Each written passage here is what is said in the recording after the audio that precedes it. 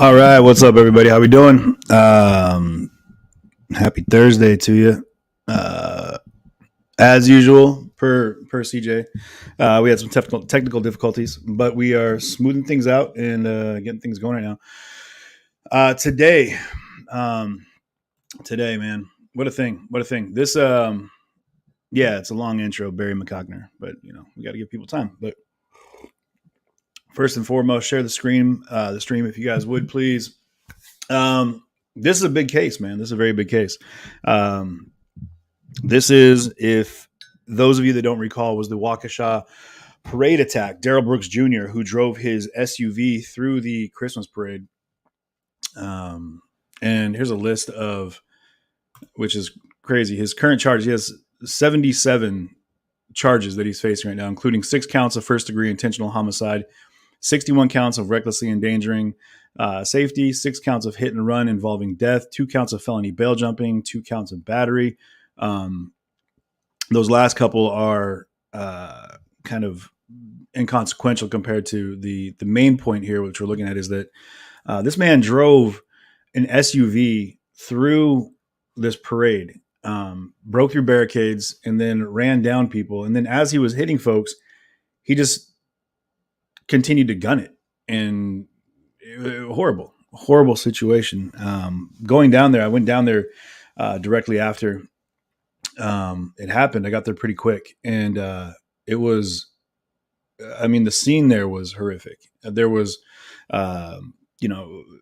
lawn chairs strewn everywhere. There was, I was watching them take bodies out in bags, and the hardest part, man, what hit me really hard was there was children's shoes strewn about the street, just everywhere, and there was blood everywhere, and then come to find out, amongst the dead were, here's a list of, if you look in the description, there's a list of the actual victims that this man killed in what will be, post this case, considered a mass murder situation. I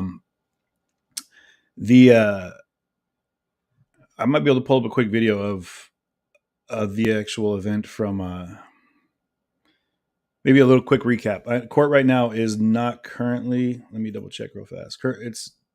It's in. So what's happening today? Just so you guys know, they're seating the jury. So this is day 4 technically of the trial. They've sat the jury.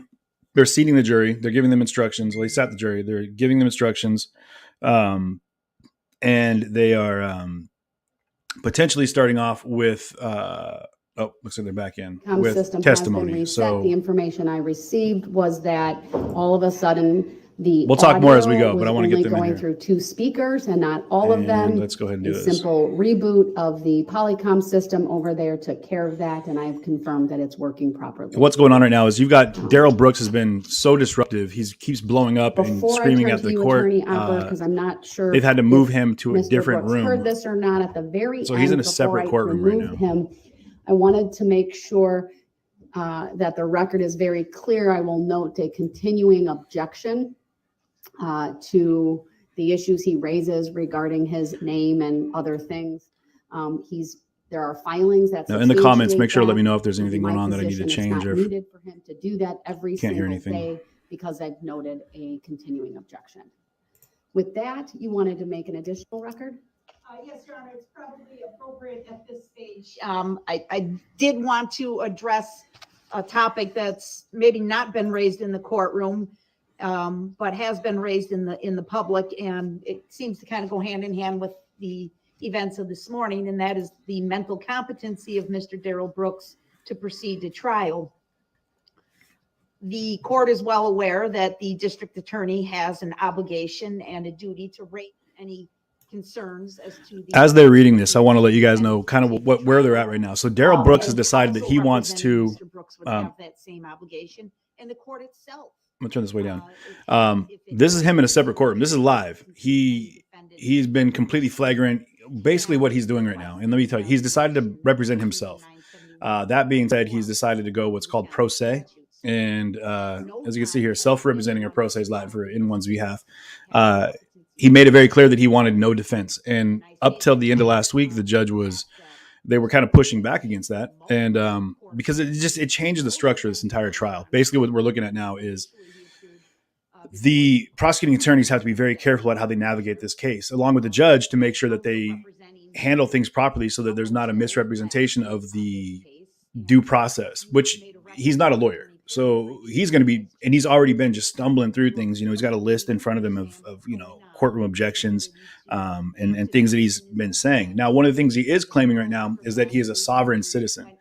And for those that don't know what that is, I'm going to throw the meaning up here. It's a member of a political movement or just any person who opposes taxation, questions the legitimacy of government, and believe that they are not subject to the law or the courts. So he's making it clear that he, is competent for trial. He said that he originally was going for an insanity plea. They've thrown that out. They've deemed him competent. He dropped that, actually. He decided that he's going to go ahead and now defend himself and move forward with the case. And while doing so, he's now sitting in the front seat of being removed from the courtroom. So he's just nonstop disruptive as can be. And it's just been this ongoing thing between a battle between him and the judge thus far. So, it's that Mr. Brooks is 100% competent to proceed to trial, that his mental capacity is not reduced in any fashion. Anybody that thinks otherwise, so they're saying that he's 100% competent with this case. I would reference the court to today's filing, which Mr. Brooks provided. It is extremely well written. His handwriting is immaculate. It's perfect. The punctuation, the grammar is 100% accurate. There's the fact that he's feeling he can defend himself should tell everybody enough of the fact that maybe it was this morning, not insane. He's competent enough to intelligibly handle this. Continued with the same objections that he has been making repeatedly in this case. So he clearly understands the issues. He understands the defense that he wants to pursue. He undertook the effort to have this form notarized by a jail employee. He had issues about saying that he had COVID and he was waiting to get tested for COVID. Absolutely no concerns on the part of the state of Wisconsin that Mr. Brooks has any deficiency in his competency. We are 100% convinced that these actions of Mr. Brooks are deliberate and intentional, and they have escalated. And the court has seen this since August 25th or so. As the motions were decided by the court, most of them to his detriment. His behavior became more and more difficult in the courtroom. It started out less aggressive with him sleeping and asking to be able to leave the courtroom. Then we had a toothache. Then we had a situation where he didn't want to come to court, was refusing to come to court. The record will be clear, Your Honor, that each time the Sheriff's Department has done an absolutely fantastic job dealing with Mr. Brooks fairly, professionally, respectfully at all times. We concur 100% with the record you just made as to what happened after the recess at about 8:42 this morning as to Mr. Brooks' conduct. These are deliberate actions on his part as we get closer and closer and closer to actually presenting this case to a jury, that he is attempting to derail these proceedings and avoid the inevitable. And I want to make that record. I tell this court as an officer of the court, we have zero concerns as to the mental competency of Darrell Brooks to proceed. And we have had many, many dealings with him on the record and off the record that I base that on. I also wanted to add one other comment as to the court's record as to the need to proceed with this trial. We concur 100%. We would also note it's not just a matter of resources. It's the need to proceed to justice. It's the need to get justice for the crime victims who have patiently attended every one of these hearings. They have a constitutional right to trial. They have a constitutional right to a speedy disposition of this case. And that doesn't mean hasty. That doesn't mean reckless. It means efficient administration of justice. And this court has provided that to the crime victims. And we think that's another reason that Mr. Brooks' antics, which is all they are, clearly speak for themselves. This is not his inability to understand what's going on by any stretch. Thank you, Attorney Opper, and I do appreciate you raising that with the court. Good, because I share I'm allowed to my opinion. I hope that they observations that you just noted what he did on was the horrific record. I would adopt them in every fully as if they were my own and make them part of the findings that I've already made on the record. Obviously, I personally haven't listened to the jail phone calls that you referenced, but I do take your statements as an officer of the court. I look forward to further reviewing them, if need be, changing any conclusions that I've reached here today, and I would require you to file that exhibit so that that can be part of the record as well. I would also add to what you have just stated. This court has reviewed not one, not two, not three, but 4 evaluations related to the special plea that was withdrawn. And those are very recent evaluations where the examiners met face-to-face in the jail or in an appropriate visitation room with Mr. Brooks, either in July or August of this year. And every single one of those individuals did a mental status exam that's noted in their reports. Frankly, the behavior that we're starting to see here is no different than some of the behavior that was noted by those examiners as well. This behavior is frankly more in line with someone who's defiant, deliberate, and in line with the conclusions related to whether he suffers from a mental disease or defect that would qualify for a special plea. I've not gone into much detail, and I won't. Those documents are part of the record, but it's very clear to this court that everything that he has done as outlined by the state and as made evident on the record of these proceedings, that it is the sole intent of Mr. Brooks to make a mockery of this process. And I've stated, and I'll state it again, I'm not going to tolerate it, but there is, I believe this trial needs to continue, should continue, not only for Mr. Brooks as the accused, who also has the right to a speedy disposition. He hasn't exercised it. The victims have a right to a speedy disposition. And it's important for the justice system to go forward with this proceeding. We are at the stage where we are at with Mr. Brooks muted in another courtroom because of his defiant actions. No one else.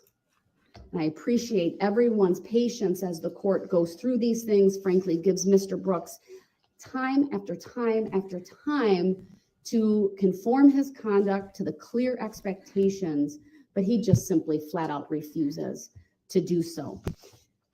So what I'd like to do is finish with. I can tell you it's not easy representing yourself. I was just dealing with approval of the in jury court for this instructions, the restraining order deal, preliminary and jury instructions. it I was will make a record that Mr. Brooks did not confusing. File anything in writing regarding a proposed jury instruction, as he was advised to do yesterday. If he wanted me to consider something, I believe we had a very clear discussion on the record about that. He was given a full copy of the draft preliminary jury instructions. He was part of that conference that we held yesterday. There was even a discussion regarding where he could find jury instructions with the legal materials that he has access to in the jail. Although he didn't take it to his cell yesterday, he has had the selected statutes that I referenced yesterday that also have the rules of evidence. And so I wanted to make that record. I don't have anything from him this morning regarding any additional jury instructions. Has the state had an opportunity to now review the preliminary jury instructions with all the changes that were made yesterday? We have, Any objection to those? no. All right. Mr. Brooks, I'm going to unmute and ask you if you have any objection to the jury instructions that were provided to you yesterday. I'm specifically looking for a yes or no answer, and I'll address further if need be based upon that yes or no. And this is where he just The can't seem to handle microphone it. is unmuted.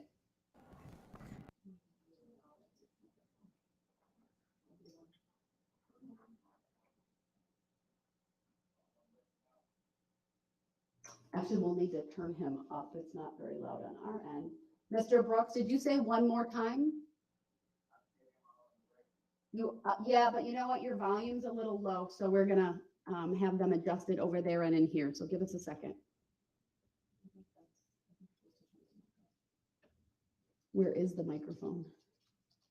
It looks like it's in front of the monitor.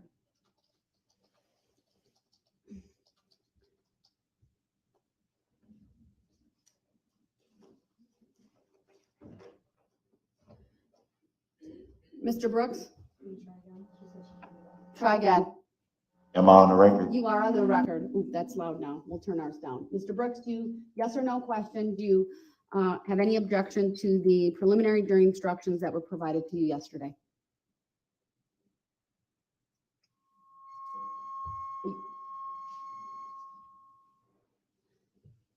Go ahead, answer, please.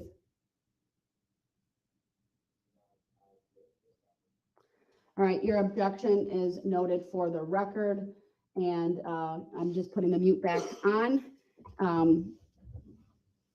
He provided that objection without any legal basis. I muted him just so I could ask this question. I'll be right with you, Captain. Mr. Brooks, do you have a legal basis to object to those preliminary jury instructions? I'm unmuting you.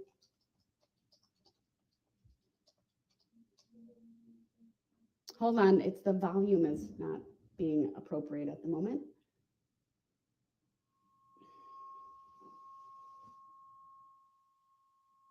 There it is. Try it again, sir. I apologize for the technical issue. I keep thinking it's on my end, the humming, but apparently it's the technical, courtroom. we're gonna have to figure that out. It's not appropriate. So share the stream if you guys would, Working. please. I do appreciate. I definitely feel like that this is you're an able to important hear case for me people to because watch, I need especially for them people that to need answer. closure. So I just wanna make They that want to record. see I'll this take, take place and see how this I'm gonna goes, go to the just to make sure they can put something I'll just behind them. mute while we're doing that, But just so I can people like this, figure out what the audio issue is, and then we'll go from there. okay, I'm gonna play with the my my situation over here real quick. So bear with me for a moment here, y'all. The what I'm trying to accomplish here is a lot of technical jump through, but all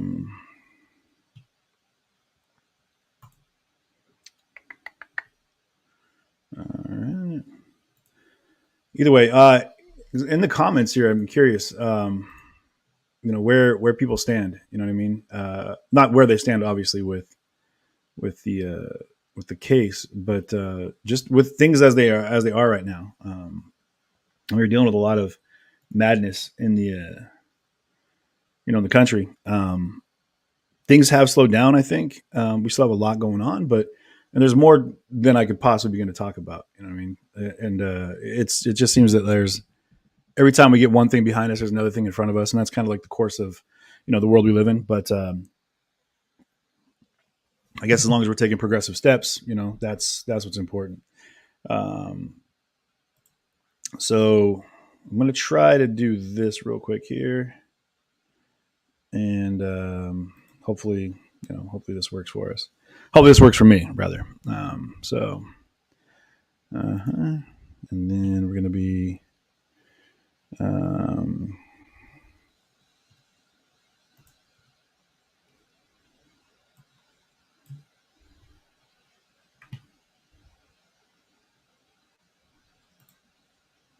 nope.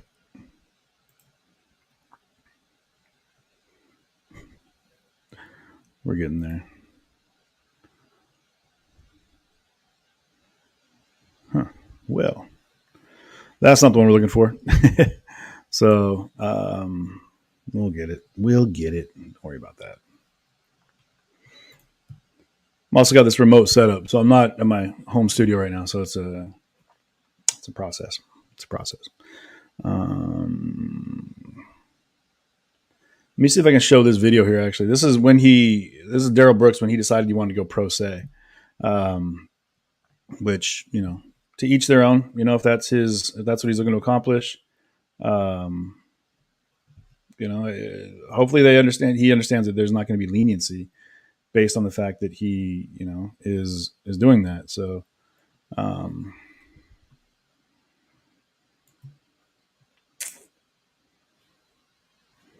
there's got to be a way to do this. Here we go.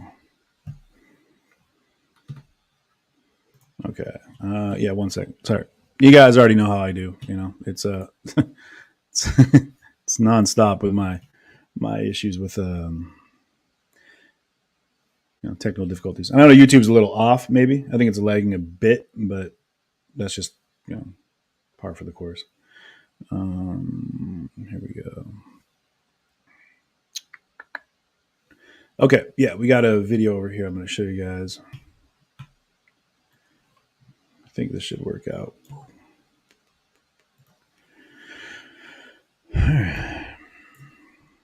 Talk amongst yourselves.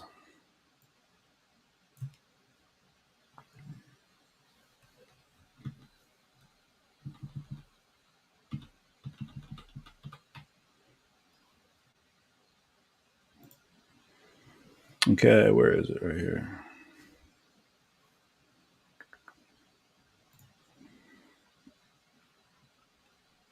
All right, this is the one I was talking about. What's happening here? I get if some of you fall off in the interim here, and the scheduling was all odd too. So I'm not sure what was going on with that one. So my apologies for that as well. So this was, and hopefully we don't have to deal with any. All right.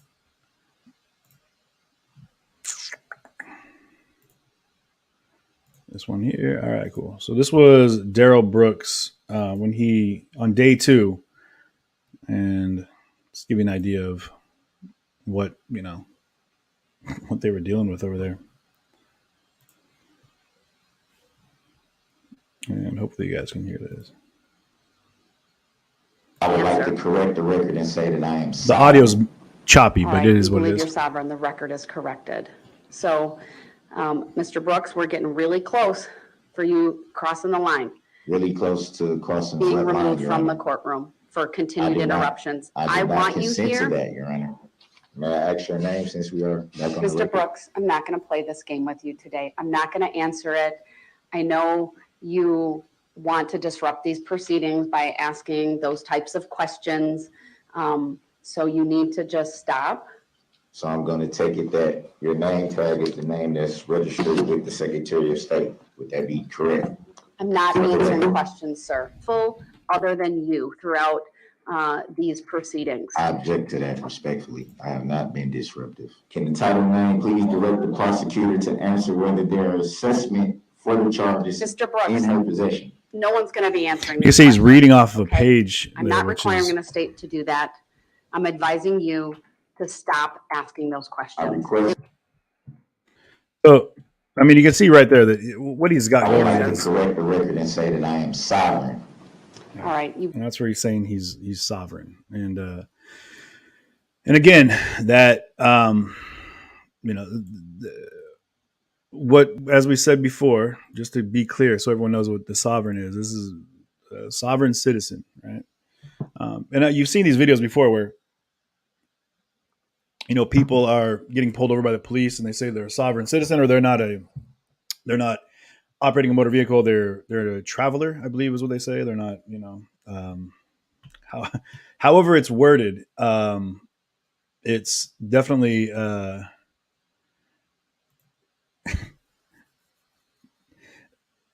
and granted, I'll be corrected, I'm sure, but please do. You know, the sovereign nation, much like the, let's say, like the Native American, sovereignty. So in that, you've got a group of people that operate under their own sets of laws and jurisdiction. As someone who operates, I'm not sure how you become a sovereign citizen. Like if you just uh, declare that you're sovereign. This reminds me of that scene with Michael back in from The Office when he declares bankruptcy. I don't know if you guys remember this one where he just yells, I declare bankruptcy," and they said you have to declare it, and so he yelled it, and that was his declaration of bankruptcy, which was hilarious. Yeah, so it's definitely been a, man, what a thing, what a thing. So I've got to get this set up over here on my end so that I can make sure I get you guys back in when court starts back up. I want to make sure I do that as well. So we're gonna make sure to jump in here real quick.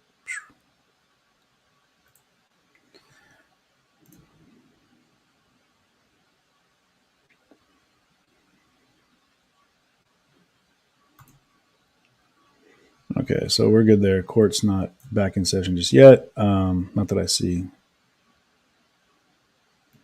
But these kinds of questions are things that he's been doing, from the jump. And let's. Okay.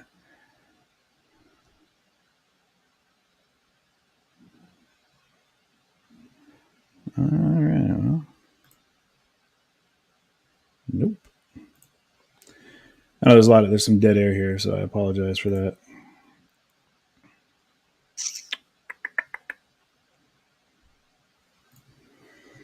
I'm trying to get this all kind of like came together last minute. It wasn't really working out, and I was just going to have to bypass it and go and do try to cover it as best I could. But this is so it's been a this was all kind of just happened. And if you could see what I've got going here for the setup just to make it happen was an act of God, basically, that it came together. But nonetheless, we did. So court is not back in session yet, so we're good there. We have there are some other videos of, maybe I can pull that up for you guys real quick. And this will kind of give you a recap of what happened at the Waukesha Parade attack.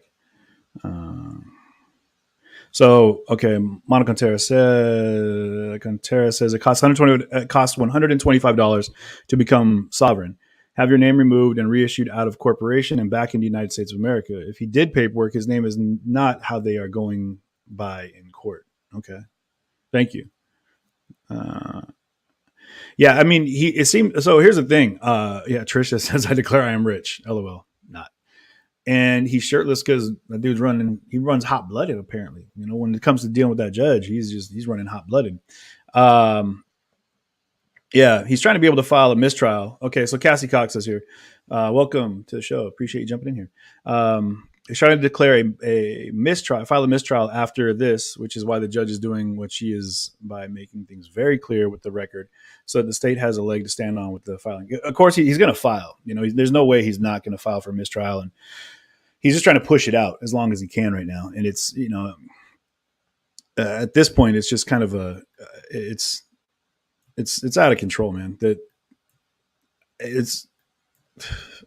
guess when your life is hanging in the balance, which it is. And you got to do what you can, apparently, and this is his desperation mode. So let's let me pull this up real quick for us here and see if this is going to work.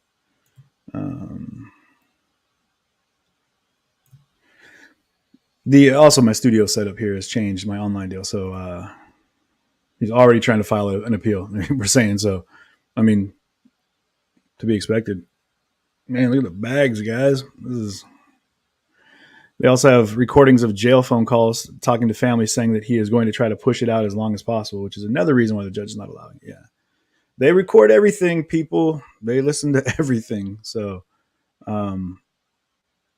yeah, that's where I think people are confused about. Some people, I don't think they understand that it's just the window or the entire screen. Okay, we're going to go with this window. See how this one works. Okay. Yeah.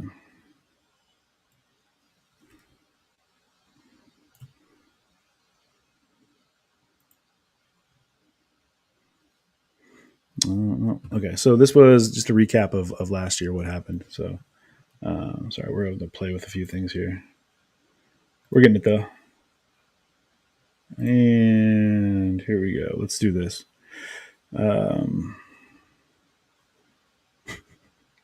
For those that bear with me, you're saintly because you already know that it's a process. So here we go. We're going to do this one. Share the audio. We're going to need that. Yes. Share that. Okay, cool. We got that. And we'll go full screen right here. We got that. And here we go.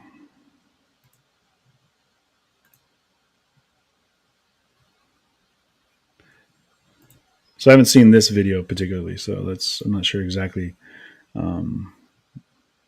For 60 years, the people in Waukesha, Wisconsin have been celebrating the beginning of the holiday season with an annual Christmas parade. Winding through the main street of downtown, this parade features marching bands, floats, and of course a special appearance from the big guy himself, Santa. It's a small town tradition shared by the young and old. But last year, that parade was transformed from an innocent family tradition to the scene of a mass murder. Little 8-year-old Jackson Sparks was the youngest murder victim, and 81-year-old Wilhelm Hospel was the oldest. 4 others lost their lives that day, and more than 60 others were injured. How did this wonderful community event turn into such a violent scene? Prosecutors say it is this felon who is responsible.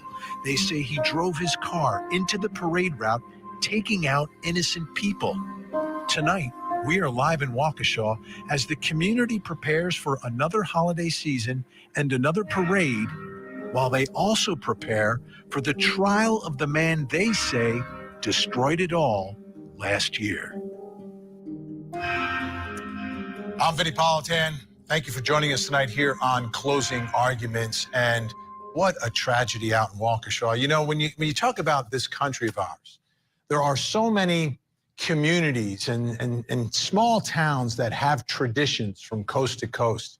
You know, times of the year where the community comes together and engages in whatever that holiday is, whatever that event is. And it's a big part of what this nation is about. It's about your neighbors. It's about generation to generation sharing of traditions. And we have so many of them in small towns throughout this country. You know, the town I grew up in New Jersey, West Orange, New Jersey, the one day of the year that everyone got together, regardless of whether or not you're Irish, was St. Patrick's Day. Because the West Orange, New Jersey St. Patrick's Day parade was a tradition in our town. And everyone gathered and... Okay, we're going to stop that. So I just wanted to, more of a dramatic intro than I think than we needed, but give an idea of what we're talking about there. I really want to just focus on Darrell Brooks right now. Like this, the man on trial. I really want to put the attention on what's this trial, what's happening currently, and where we're at with things. The one of the things we got to keep in mind is I think the judge is back in here. Sorry, guys.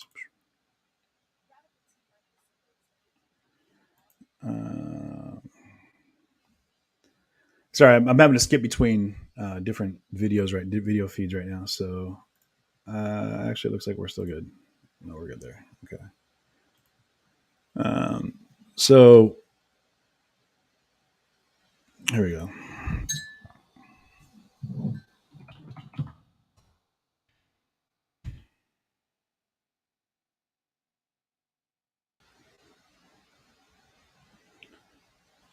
So these are just a couple of the. We're just going to pull them off, just these videos here. I would have had them all downloaded and whatnot, but like I said, I wasn't really sure what we were going to be, what the scoop was today. So let's do this.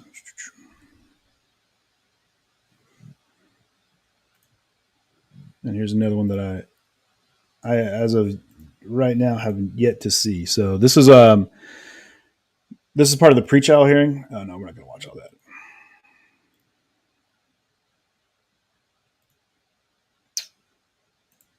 Okay, so this is the judge, man. This judge has thus far been, I think, pretty amazing with her handling of this particular case. They've said that this is here, and hopefully I'll be able to find this one because it was pretty wild when it popped off, which was the when they finally granted him pro se to defend himself, but the prosecution or the defense attorneys just got up and walked out immediately, grabbed their stuff and skipped. They're like, we're done. We're out of here.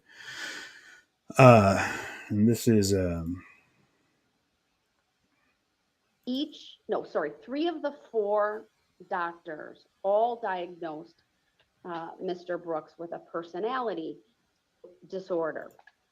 I'm going to quote at length from one of the reports because I think it's important as I make a determination today that Mr. Brooks is competent to represent himself and waive his right to an attorney.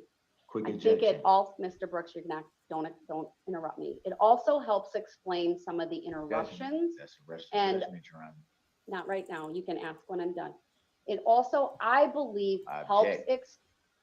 Mr. Brooks, let me get through this. It's really important that I make a record and honor your request I understand that. to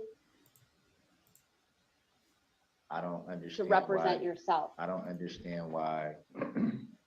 Mr. Brooks, I'm going to explain the something- relevance. You want your So headset? just I stop don't talking. understand. okay. Mr. So Brooks, she's I can hear the deputies over there. she's back on I now. know So they can hear me. That's been confirmed. There is the headset available to use should you wish to use it. If you can't hear, I would ask that you put them on. all right, we're back in here now. I'm able to hear. He said to the deputy, put him down. I don't want Thank them. you, Cassie. All right, I'm going to mute once again so I continue with my record. He did not answer the question, what is the legal basis for the objection? I asked that question 3 times based upon that non-response. His objection is noted for the record, and I will approve the preliminary jury instructions that are on file with the court. Obviously, they'll be uploaded once I read them, but all parties have been given copies of those.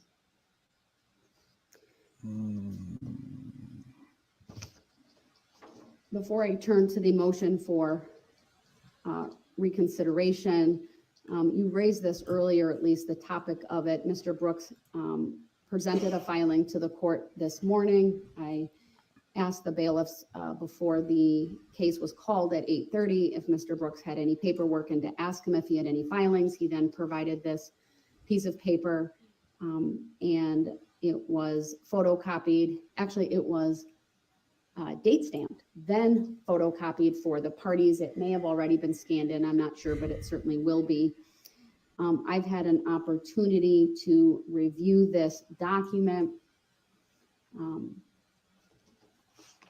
Based upon my review, I don't believe any response is even required. It's his affidavit. He's providing certain disclosures, but there's nothing about that that requests any relief from the court. Certainly no legal statutes or constitutional provisions are referenced. To me, it just looks like an objection that he's filing, and that will be, of course, noted for the record. Attorney Opper, anything you would want to add to the record on this, any position you are taking? No, I also viewed this as, because he labeled it objection by affidavit, I think my interpretation is he was trying to make a record for appeal that he objects to the court's previous ruling. I don't think the court needs to do with this document at this time. All right, thank you. Then we'll move on to the motion for reconsideration. And again, I'm keeping Mr. Brooks muted so that I can get through this process orderly, efficiently. When necessary, I will unmute him if the court has questions.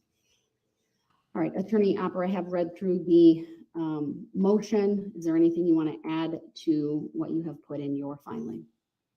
Only one other observation, Your Honor, that since I filed at the event of the last couple of days, I think further support my request, not that the defendant's behavior in the courtroom has anything to do with the broadcasting of victims and witnesses, but I think the stress that is going to be placed upon them potentially by Mr. Brooks' behavior will be additional challenge to them as they testify. And so not having their faces displayed, I think, would help ease some of that tension for those individuals. Mr. Brooks, my first question to you is, do you have a position on the state's request in their motion for reconsideration? I'm looking for a yes or no answer. If you, I'll unmute and provide that to me. Go I ahead. didn't hear what they said. I just put the headphones on, so I didn't even hear what she said.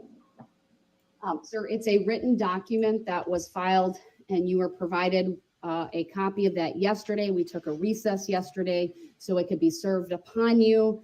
If you haven't read it, that's your choice. What I'm asking you is, do you have any position on their request for this court to reconsider the denial of the denial of the state's request to prohibit the photography and video recording of victims and witnesses, and specifically their faces while they testify? A ruling was already, we already talked about that. You already ruled that the victims and witnesses will be shown.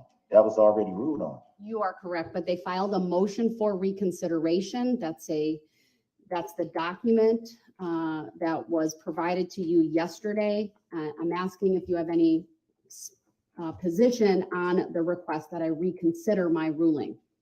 Yeah, it was everything's supposed to be public. This is a public trial. I don't understand why there would be even the need to reconsider what you already ruled on at this point, as far as to that particular issue. I take your It's a public trial. It's a public trial. Anybody can essentially watch the trial. And like I said, as far as with the technology that we're in now, if they have to be sworn in by name, that in itself makes them easy to, if somebody wanted to pull them up or find them or find out who was testifying at any given time testimony is given, it'd be pretty easy for them to be found and to be seen. So, I mean, that's just the age we're in anyway, as far as with social media and Google and all these different things. We got all this technology basically at our fingertips. So I don't understand how it needs to be changed at this point when it was already ruled that this is a public trial. There's going to be a lot of things that are going to be shown. Why not keep everything public the way that it's intended to be? And because Mandela Barnes already ruled on it, made that on a record.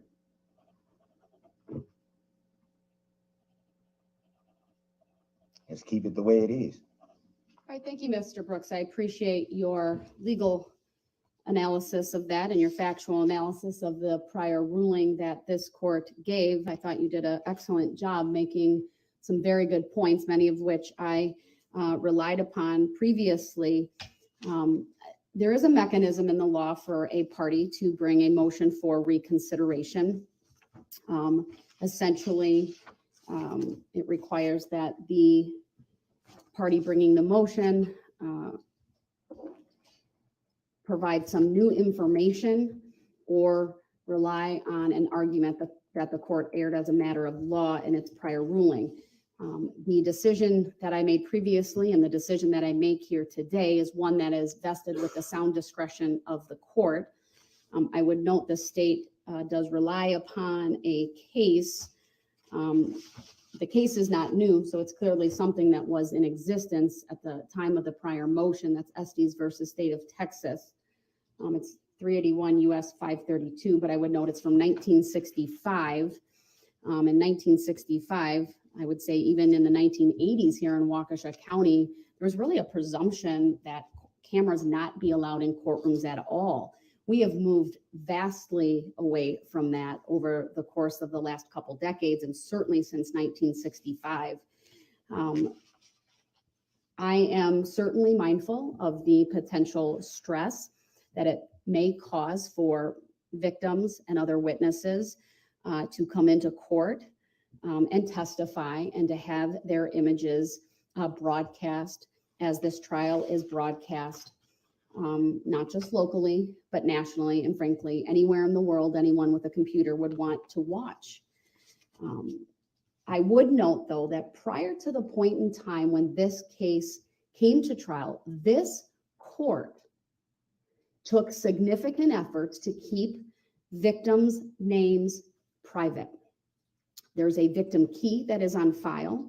This court signed an order and even required Mr. Brooks to not disclose that information. That was one of the conditions set when bond was initially set. Now, that was by a court commissioner, of course, but that's still a ruling that this court adopts. In addition,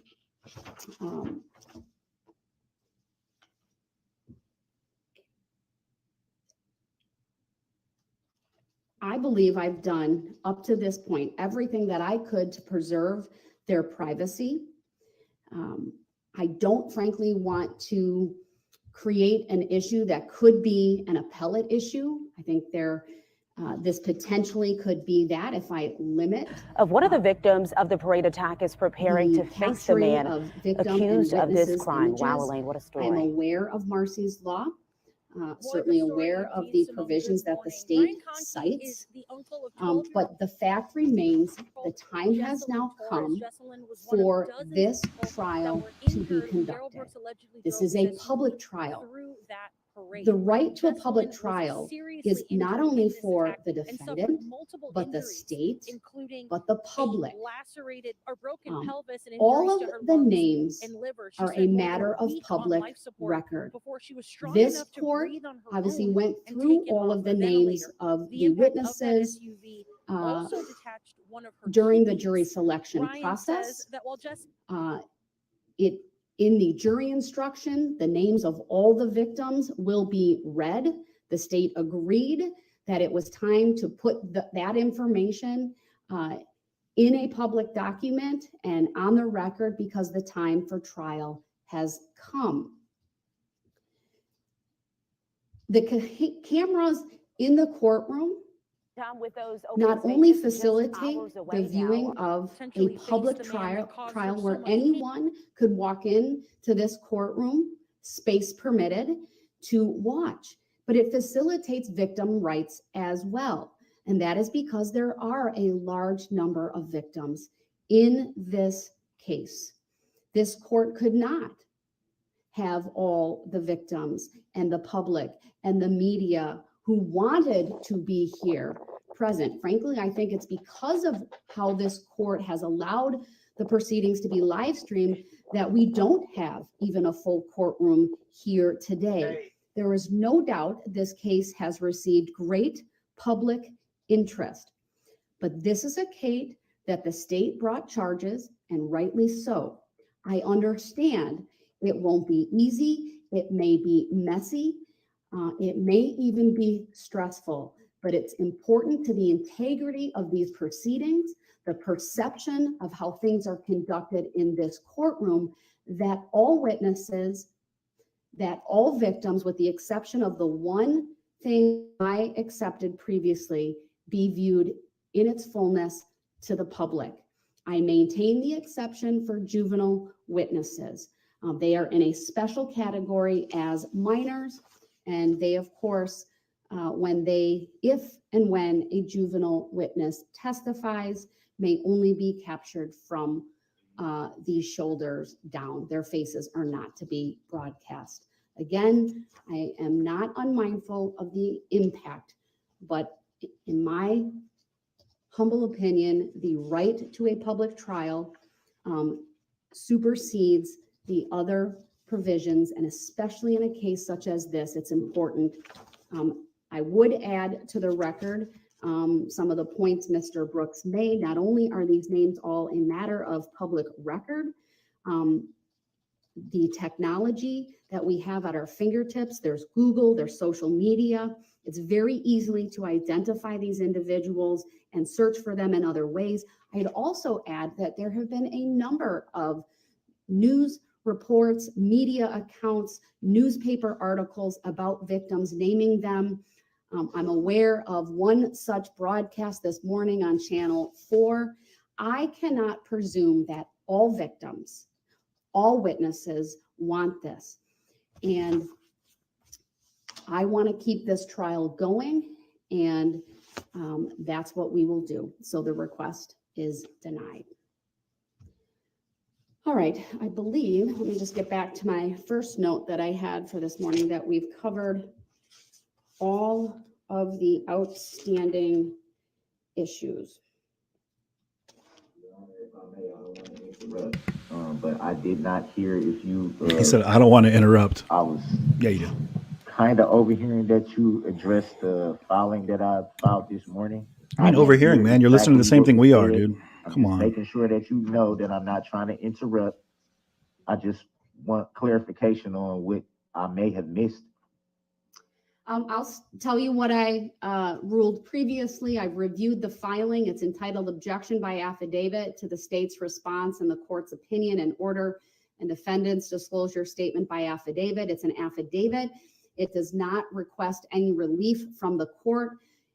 I have interpreted what you have filed as an objection to be noted on the record. It has been accepted, it has been filed, and that your objection is noted. The court need not take any specific action as it relates to it. I further indicated that, again, no relief was requested, but also there's no statutory or constitutional or law that you cite to that I could even interpret as a request for relief. So that's how I'm going to address that filing, sir. It's noted for the record. Can I say one thing about that? Quickly, sir. I need to keep going. I was filing that paperwork. I would say pursuant to the federal rules of criminal procedure under Rule 12.4 about the disclosure statement. All right, I'll note so that for the record, sir, but it was not in your filing. So that's a judicial determination, Your Honor? I believe I had one other thing. Oh, I did want to put on the record, and that is when we were testing the audio, I did advise the sheriff's department to let Mr. Brooks know, to ask him on my behalf if he wanted to come back into this courtroom. My understanding is he declined. No, that is not accurate, Your Honor. Mr. Brooks? The reason. Mr. Brooks? I would just want it. Hold on, I'm going to mute you for a second unless you stop and listen to me. I just heard what you said, but I'm not asking for a response, sir. Mr. Brooks? It's not. Okay, you're interrupting. Hold on. And he just doesn't stop, Interrupting man. me, sir. I wasn't looking for a response. I'm happy to ask you the question myself on the record for you to answer it. I will give you the opportunity to come back into this courtroom. You have demonstrated that you can make cogent, coherent, articulate arguments on the record. You just did that. You've been respectful for the time being. I will ask you, sir, do you want to come back into this courtroom? You've been unmuted to answer that question. Not until I can receive medical treatment for the bruise that I have on my arm and the cut. You just said a while ago on the record that you cannot see blood. That's because I wiped it on my pants and you can still see the blood in the cut and a big bruise right here on my arm. I was told that the nurse would be coming in to see me. And then I was told, no, she's going to come at the next Anybody in recess, the which we just took it. I know any it was mothers, technical fathers, difficulties human why beings, you or called the anybody in the medical recess, profession that's but that was in the more chat, than enough time for me to at least how do you be treat a seen, bruise? at least get the cut cleaned out and get it bandaged. He was offered At least at disinfectant. minimum that, and for somebody to look at this bruise. That was my position on why I was not yet ready to come. A bruise could be a symptom of something else, though. I feel like this needs to be addressed.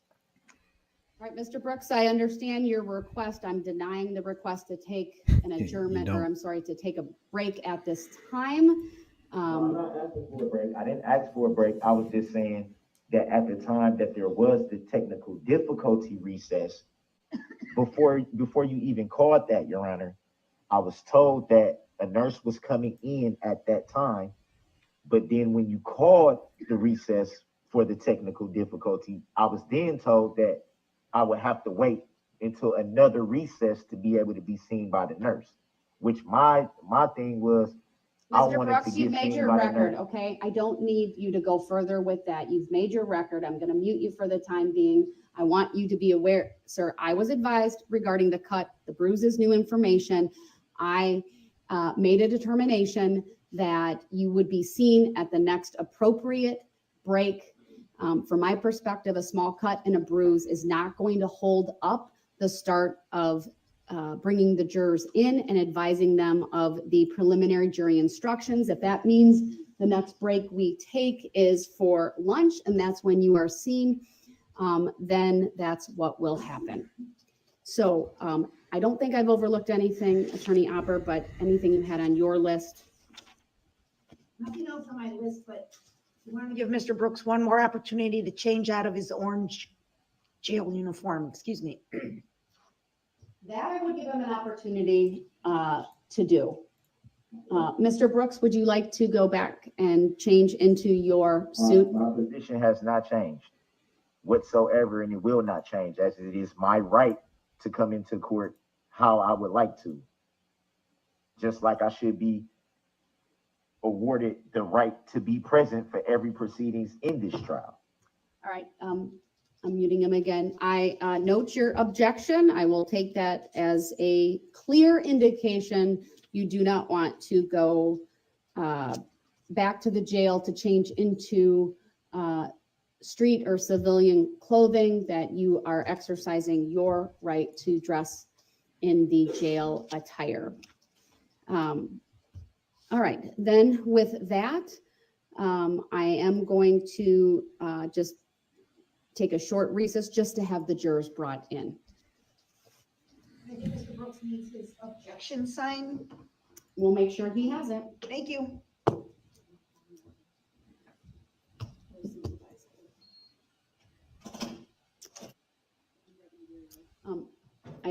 Let me actually go back on the record for a second. Mr. Brooks, when the jury comes in, I am going to read through the preliminary jury instructions. Since those have been approved by the court, if you happen to raise your sign, I'll note it for the record, but I'm not going to ask you for any. They've given him a special argument on sign that because we've already they've had have that him muted so opportunity much to that he do has to so. hold up a sign that says It will take me objection. some time to read I'll show through you guys the that. instructions. I don't know if that will take us to the lunch hour or not. The state should be potentially prepared to go through its opening. Mr. Brooks, if we do get to that point where the state is giving its opening and you have an objection, you need to write down the objection in addition to raising your hand, and I will rule on the objections after the closing statement. So you must write down the basis for the objection and what you're objecting to, in addition to holding up your sign. That's the procedure that we will follow. All right, now we're on a short break until the jury comes in.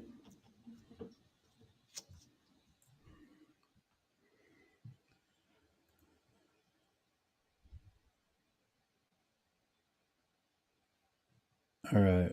I've got a couple. See, this is his objection sign that he's got that he holds up, which is wild to me that he's been putting time out in this. I mean, in essence, since the beginning, he's been putting time out. And I'm just pulling up the definition right quick for. So he's being tried for, we're looking at a mass murder. By definition, this is something I want to put in here real quick. And again, yeah, he's muted because his outbursts are just out of control.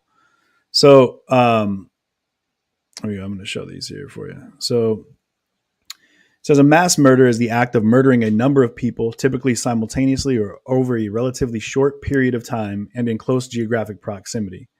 The FBI defines mass murder as murdering 4 or more people during an event with no cooling off period between murders. And a mass murder typically occurs in a single location where 1 or more people kill several other people. So by definition, when found guilty, Darrell Brooks here will be a mass murderer. And that's the man we're looking at right now. This is the man that drove through a crowd of people at a Christmas parade, dancing grannies, a student marching band. There was the video, if you guys, and I'm going to pull it up now. There's some that are, we got to be careful because some of them it's pretty graphic. I had one taken down. We went through and actually blurred out a bunch of things, but even that, the video was still removed. Because it is horrific. I mean, everything that's happened here with this in this case is just horrible, absolutely horrible. Where are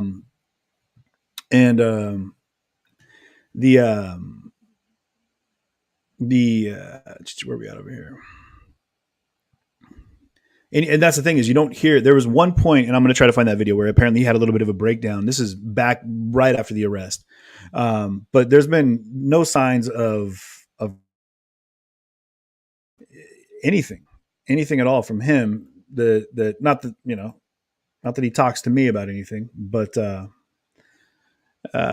would indicate that the man has any kind of feelings of guilt or remorse for murdering killing 6 people. And it's and that's the thing, but that's why he's the suspect. Barry, you're right. And nobody can agree with what happened. I mean, I don't think there's anybody on the planet that would sit back and be like, well, there are people, man. There's some weird people out there. There's some weird people. I'm watching this, got sucked into watching this Dahmer series on Netflix, and they're showing like people that are writing him letters in jail that are like, I'm your biggest fan, you're invincible, and that are in there just, full on celebrating this person, and, this guy here is, I can't imagine a situation where anybody would feel that this guy could be celebrated for anything. I mean, there was some, there was some talk about it being the beginning of the revolution or something crazy along those lines. Now, mind you, it came right on the wings of the, if you remember, we were going through the Rittenhouse trial in Kenosha, which I was at. And then this happened, and, we were dealing with one traumatic event, you know what I mean? And the hard part, I think the really difficult part in the community out here where I'm at right now in Wisconsin and in this area is, and surrounding states. Oh, I thought they were going to mute him for a minute. We could hear what he had to say. Is that there's been, gentlemen of the jury, and everyone may be seated, traumas and tragedies, but the judge is back. They're going to bring the jury in. Now we're going to go through jury instructions. Post jury instructions, we might get to a point where we get to go into opening testimonies. Read through the preliminary instructions. Sit tight. That'll be interesting. Share the stream, y'all, because this is definitely going to be a. They're not something you need to memorize. Ultimately, I mean, you've got case, your suspect is in a separate courtroom with handwritten signs that have to be used for him to object and basically interject because he's been so incredibly disruptive and better understand your functions as a juror and how trying to slow the process of this court case. Your duty is to decide the case based only these on are the evidence these are presented the at trial and the law given to you by the court. instructions to the jury. Anything you may see or hear outside the courtroom is not evidence. All people deserve fair treatment in our justice system, regardless of their race, national origin, religion, age, ability, gender identity, sexual seems to know a lot about the orientation, court education, laws. income level. The thing or about any other jail personal is you get a characteristic. whole lot of People make courtroom assumptions and form counsel. opinions from their own You personal get jail backgrounds counsel and from experiences. convict counsel, Generally, whatever you we want are to call aware it. of these things, but you should consider the You get a lot of people in possibility there that'll that help you have you biases of which you may through not your be case aware, which can when you're affect sitting in how you that cell. He's been in there evaluate for a year information and almost. make decisions. So he's going to You get a must lot of carefully people evaluate the evidence and resist that are going to be any giving him urge the to reach a verdict coaching. that is You know, influenced by any bias for or against any party, witness, or attorney. Personal yeah, opinions, crazy. preferences, or biases have no place in the courtroom. And Tamara, thank you. Yeah, Where our definitely. goal is If you guys want to treat help all out with the parties stream, equally and to arrive at remember a just and I'm proper viewer verdict funded, based on and this the is something that I evidence. try to do as much as possible, guys. But I'm Do having not to work a begin lot, your and I'm having to do a deliberations lot of and the things discussion to of the case until live all life. the evidence Live is life. So, presented and I have stars instructed help you on the law. Facebook, Do super not discuss chats, this case among yourselves or with anyone bits else on Twitch. until your final Also, deliberations in you the guys, jury the room. there's This order Cash is App, not PayPal, Venmo, limited but to become a face-to-face subscriber. conversations. We can get some It also forward extends planning to on this, all forms and of we'll have electronic a chance to communications. Do not see where use we can any go with it as long electronic as we're devices, projected. But you such can as become a mobile subscriber, and I think phone that or link is in computer, the text or description here. instant So messaging or social networking sites to send or receive yeah, so I appreciate any you guys for information supporting me, about this and case or your like I said, I know it's experience as a kind of juror. come and go, but We will I'm stop going to try or to spend more recess time from time here to time during than the away. trial. So You love may you guys, seriously. be Thanks for being here with me excused from today the on this one. I courtroom appreciate when it. it is necessary for me to hear legal arguments from the parties. Walt, good to see you If too, you my come friend. in contact with the parties, lawyers, or witnesses, do not speak with them. For their part, the parties, lawyers, and witnesses will not contact or speak with the jurors. Do not listen to any conversation about this case. Do not research any information that you personally think might be helpful to you in understanding the issues presented. Do not investigate this case on your own. Yeah, I am on visit the YouTube, scene, Twitch, either in person Twitter. or by any electronic Byron, man, means. good looking out. Thank Do you so not much for read that any super chat, newspaper man. I reports appreciate you. or listen to any With the news super reports sticker, on you're a rock star, radio, bro. television, Thank you very much. over the internet, or any other electronic application or tool about this trial. But yeah, Do we're not consult dictionaries, Twitter, computers, Facebook, electronic Twitch, and YouTube, applications, and of course social here on media, Facebook. the internet, or other reference materials for additional information. Do not seek information regarding the public records of any party or witness in this case. Any information you obtain outside the courtroom could be misleading, inaccurate, or incomplete. Relying on this information is unfair because the parties would not have the opportunity to refute, explain, or correct it. Do not communicate with anyone about this trial or your experience as a juror while you are serving on this jury. Do not use a computer. I'm really hoping he cell does say phone, that he or gets other brazen with the electronic judge. device, Barry, including personal wearable it would electronics, really. applications, or tools with Let me communication do this real quick, capabilities to because share this any is kind of, information you know, about this case. For example, do not communicate.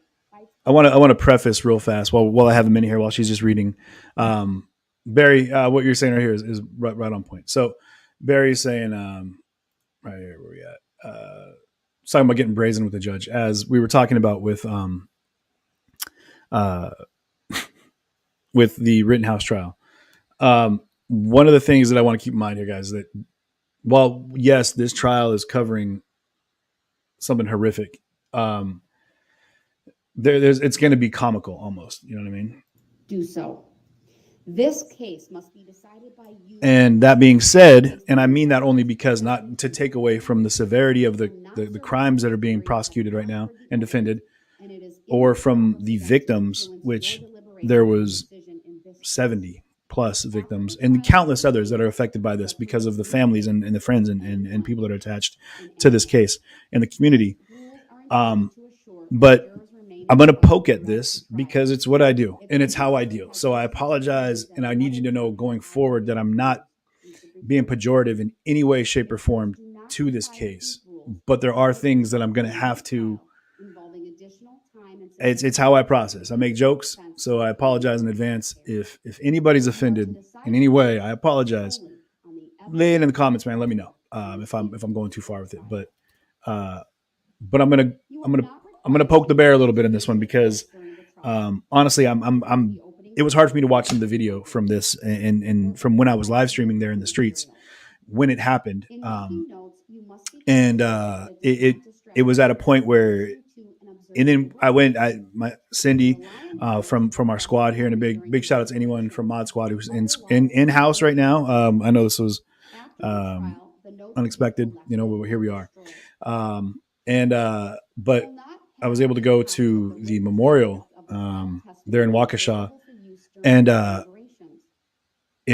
man, I had a breakdown, man. That was heavy. That was just seeing the huge amount of support from the community, but then the severity of it, and the full weight of the people, the family and children, and I mean, yeah, I had a full on. I just broke down. I mean, I think about it as where I kind of hung up a little bit of the stream for a little bit. I went beside the building. They had a stage there. I just had to sit down beside the building and just like bawl it out, man. It hit me, and it was hard to go back to camera because what you're watching was just pain, man, and that's so much of what we see in the world right now is just we're emphasizing. I'm really wanting to focus so much of more of my attention on things of positivity, things of change, things of growth, where we can go now to mend and heal, where we've spent as a nation and as a world, we'll say, but as a nation focusing locally instead of globally, since 2020, since I've been since I've had skin in the game in the stream here, dehumanizing and separating and fighting and infighting and doing what we can to like radically divert our attention from healing and from growth. It's in tearing people down and making sure that we have this is me, this is you, you're over there, I'm over here. Like we're not on the same page scenario. And the divide that we've created has been terrible. But and what I'm hoping, I'm not sure about the connection on YouTube. What I'm hoping that we can accomplish is to in some way, shape, or form build something and do better, find a fix, find common ground that we can stand on. And I feel sadly that this is something, this attack, this terrible situation is something that we can collectively, right, left, conservative, liberal, pro, anti, it doesn't matter what your standards are on that. This is where people in a community, like I said, came together at a memorial.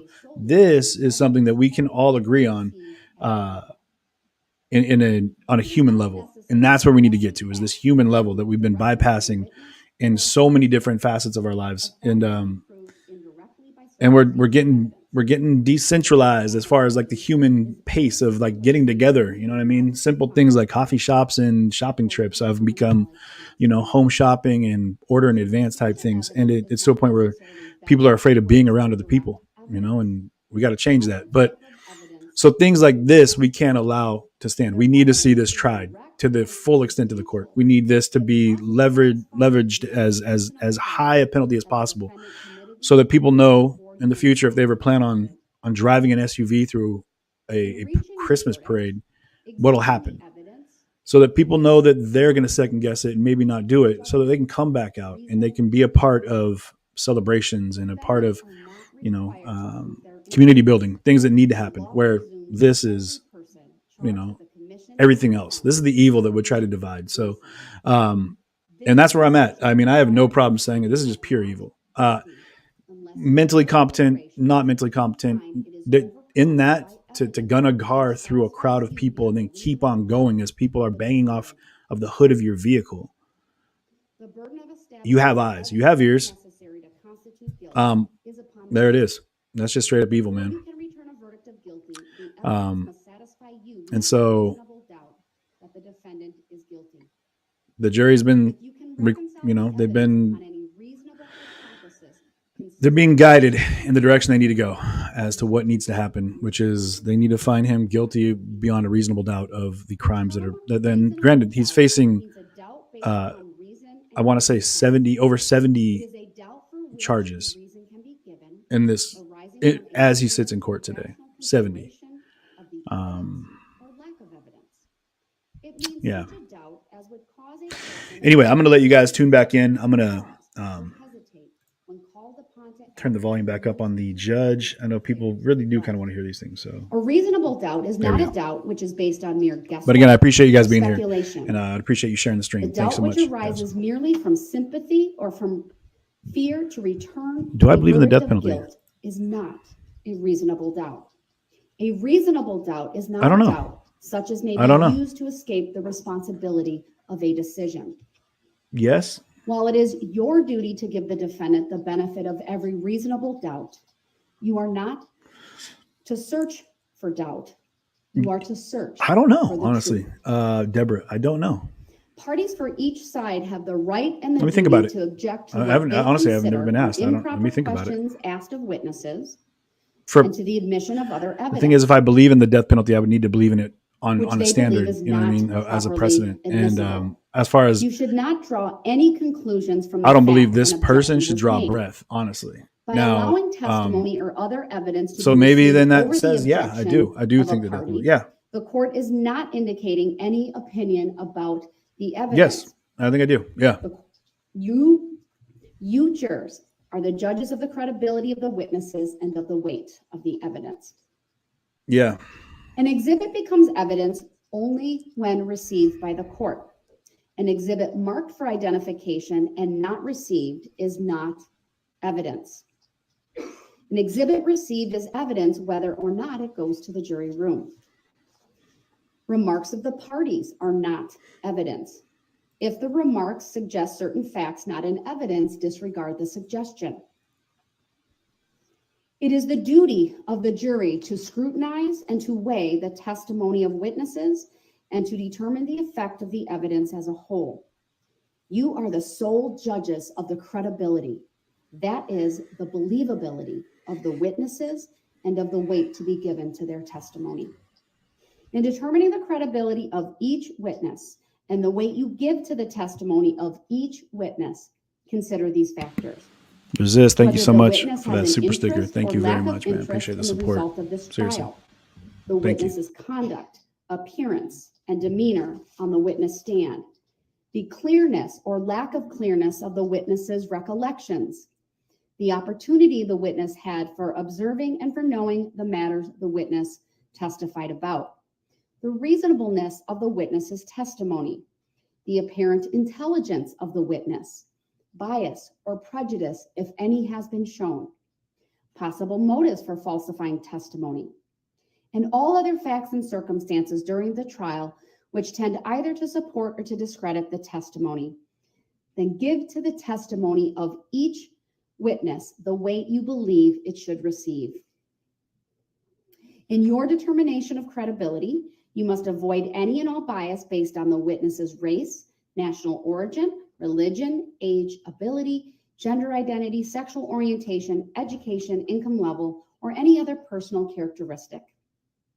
There's no magic way for you to evaluate the testimony. Instead, you should use your common sense and experience. In everyday life, you determine for yourselves the reliability of things people say to you. You should do the same thing here.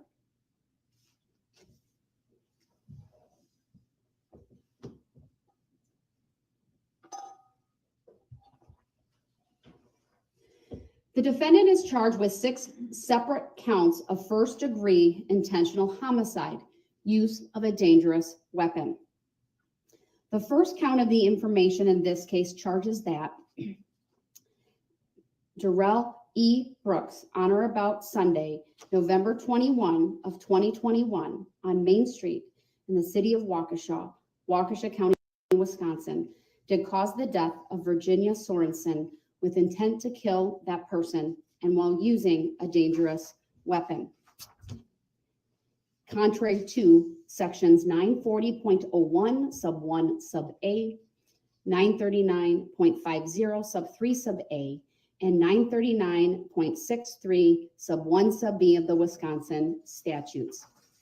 The second count of the information in this case charges that Darrell E. Brooks, on or about Sunday, November 21 of 2021, on Main Street in the city of Waukesha, Waukesha County, Wisconsin, did cause the death of Leanna Owen with intent to kill that person and while using a dangerous weapon, contrary to sections 940.01 sub 1 sub A, 939.50 sub 3 sub A, and 939.63 sub 1 sub B of the Wisconsin statutes. The third count of the information in this case charges that Darrell E. Brooks, on or about Sunday, November 21 of 2021, on Main Street in the city of Waukesha, Waukesha County, Wisconsin, did cause the death of Tamara Durand with intent to kill that person and while using a dangerous weapon, contrary to sections 940.01 sub 1 sub A, 939.50 sub 3 sub A, and 939.63 sub 1 sub B of the Wisconsin statutes. The fourth count of the information in this case charges that Darrell E. Brooks, on or about Sunday, November 21 of 2021, on Main Street in the city of Waukesha, Waukesha County, Wisconsin, did cause the death of Jane Kulich with intent to kill that person and while using a dangerous weapon, contrary to sections 940.01 sub 1 sub A, 939.50 sub 3 sub A, and 939.63 sub 1 sub B of the Wisconsin statutes. The fifth count of the information in this case charges that Darrell E. Brooks, on or about Sunday, November 21 of 2021, on Main Street in the city of Waukesha, Waukesha County, Wisconsin, did cause the death of Wilhelm Hospel with intent to kill that person and while using a dangerous weapon, contrary to sections 940.01 sub 1 sub A, 939.50 sub 3 sub A, and 939.63 sub 1 sub B of the Wisconsin statutes. The sixth count of the information in this case charges that Darrell E. Brooks, on or about Sunday, November 21 of 2021, on Main Street in the city of Waukesha, Waukesha County, Wisconsin, did cause the death of Jackson Sparks with intent to kill that person and while using a dangerous weapon, contrary to section 940.01 sub 1 sub A, 939.50 sub 3 sub A, and 939.63 sub 1 sub B of the Wisconsin statutes.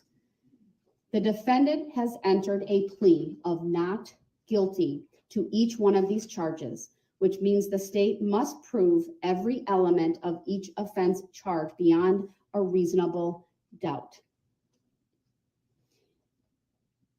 First degree intentional homicide, as defined in section 940.01 of the Criminal Code of Wisconsin, is committed by one who causes the death of another human being with the intent to kill that person or another.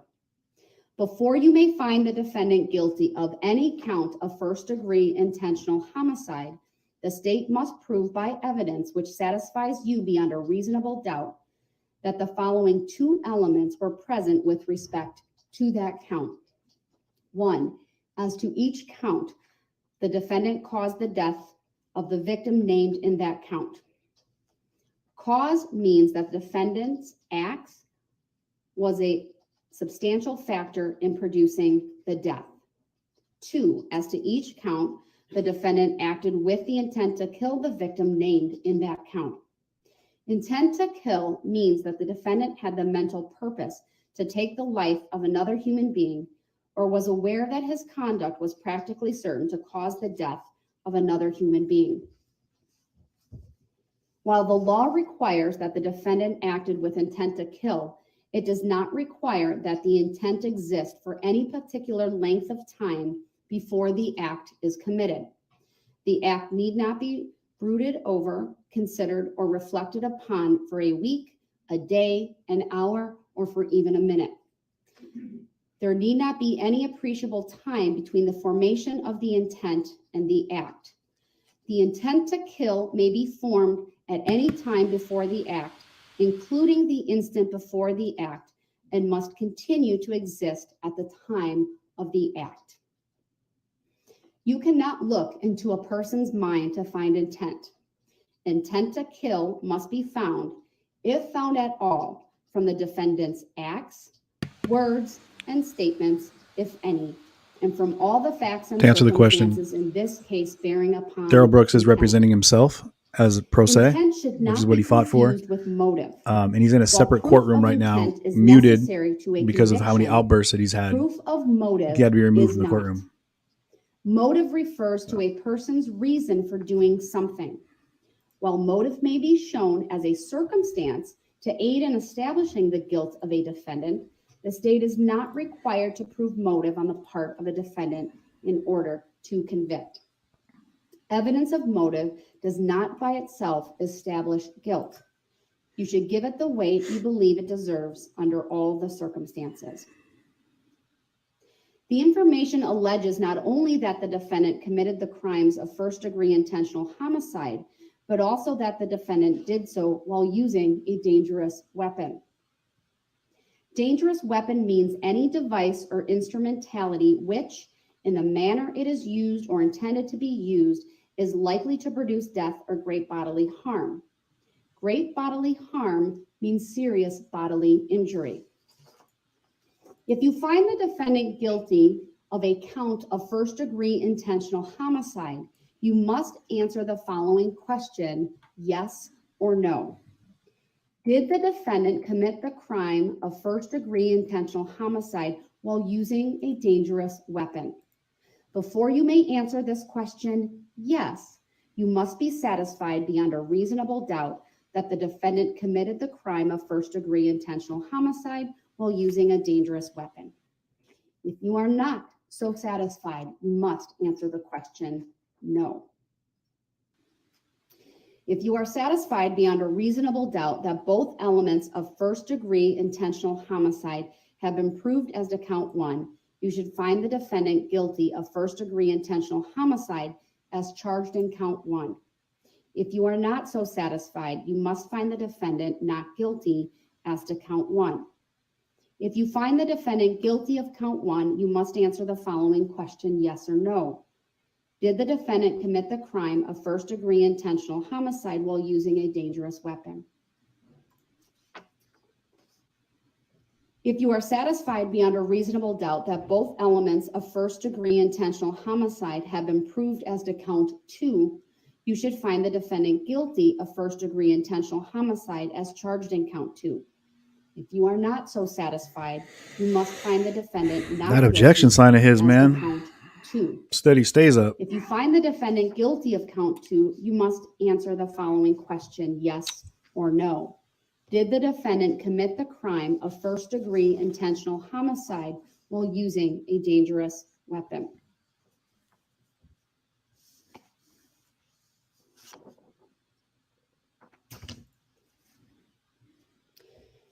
If you are satisfied beyond a reasonable doubt that both elements of first-degree intentional homicide have been proved as to count three, you should find the defendant guilty of first-degree intentional homicide as charged in count three.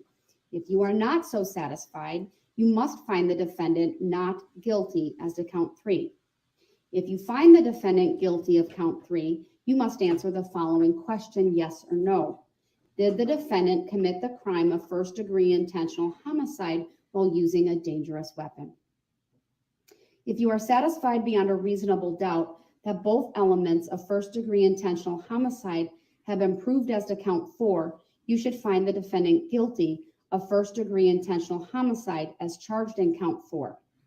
If you are not so satisfied, you must find the defendant not guilty as to count four. If you find the defendant guilty of count four, you must answer the following question, yes or no. Did the defendant commit the crime of first-degree intentional homicide while using a dangerous weapon? If you are satisfied beyond a reasonable doubt that both elements I of couldn't imagine being on that intentional jury. homicide Like have been proved that's a as to low. count These five, communities aren't you should big, find you the guys. I defendant mean, that's something you guilty got to of keep in mind here. Is first-degree that intentional homicide the as charged in count five. let me see. If you are not so satisfied, you must find the defendant not guilty as to count five. If you find the defendant guilty of count five, you must answer the following question, yes or no.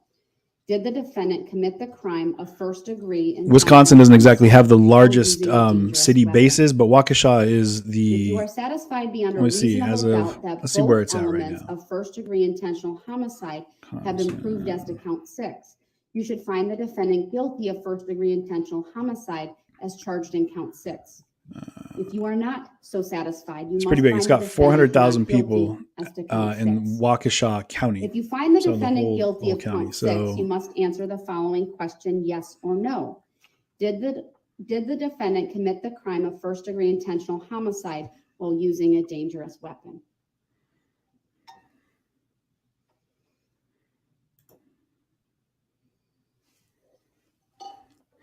And to be deemed a dangerous weapon, that's something we got to look at real quick here. Let me see. The defendant is charged with 61 separate counts of first degree recklessly endangering safety, use of a dangerous weapon.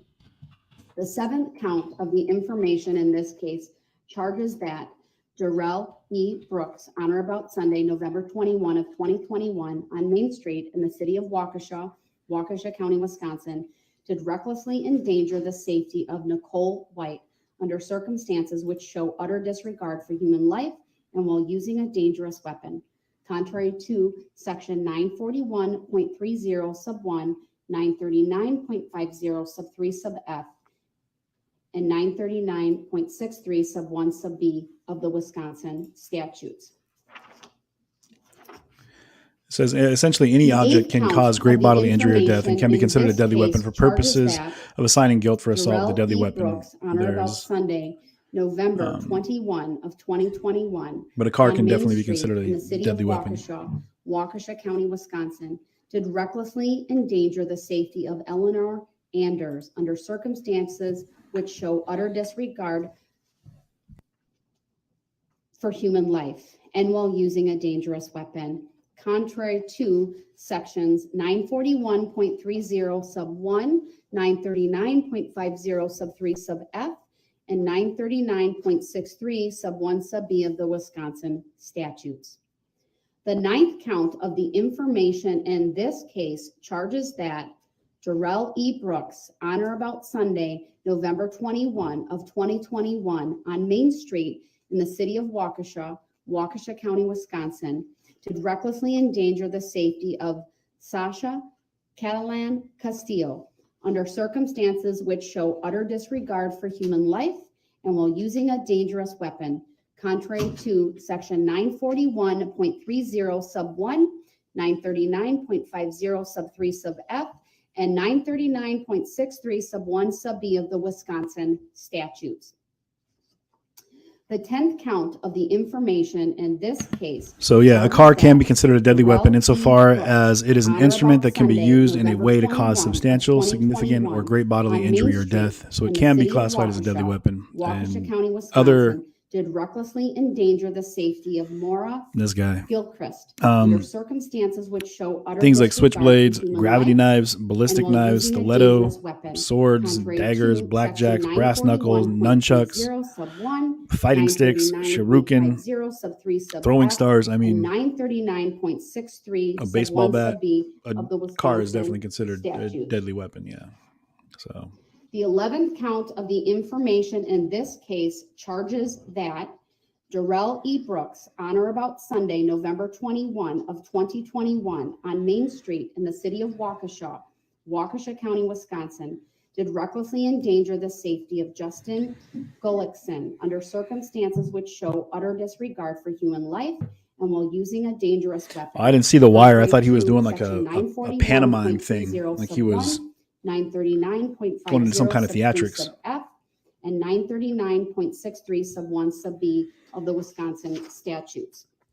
The 12th count of the information in this case charges that Darrell E. Brooks, on or about Sunday, November 21 of 2021, on Main Street in the city of Waukesha, Waukesha County, Wisconsin, did recklessly endanger the safety of Harry Guilfoyle under circumstances which show utter disregard for human life and while using a dangerous weapon, contrary to section 941.30 sub 1, 939.50 sub 3 sub f, and 939.63 sub 1 sub B of the Wisconsin statutes.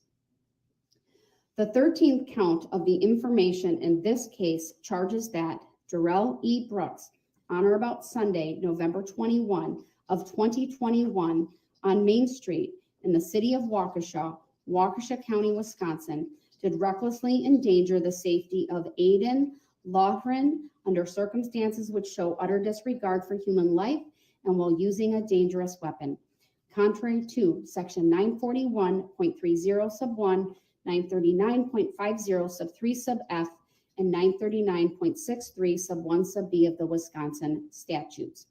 The 14th count of the information in this case charges that Darrell E. Brooks, on or about Sunday, November 21 of 2021, on Main Street in the city of Waukesha, Waukesha County, Wisconsin, did recklessly endanger the safety of Theo Maza under circumstances which show utter disregard for human life and while using a dangerous weapon, contrary to Sections 941.30 sub 1, 939.50 sub 3 sub F, and 939.63 sub 1 sub B of the Wisconsin statutes.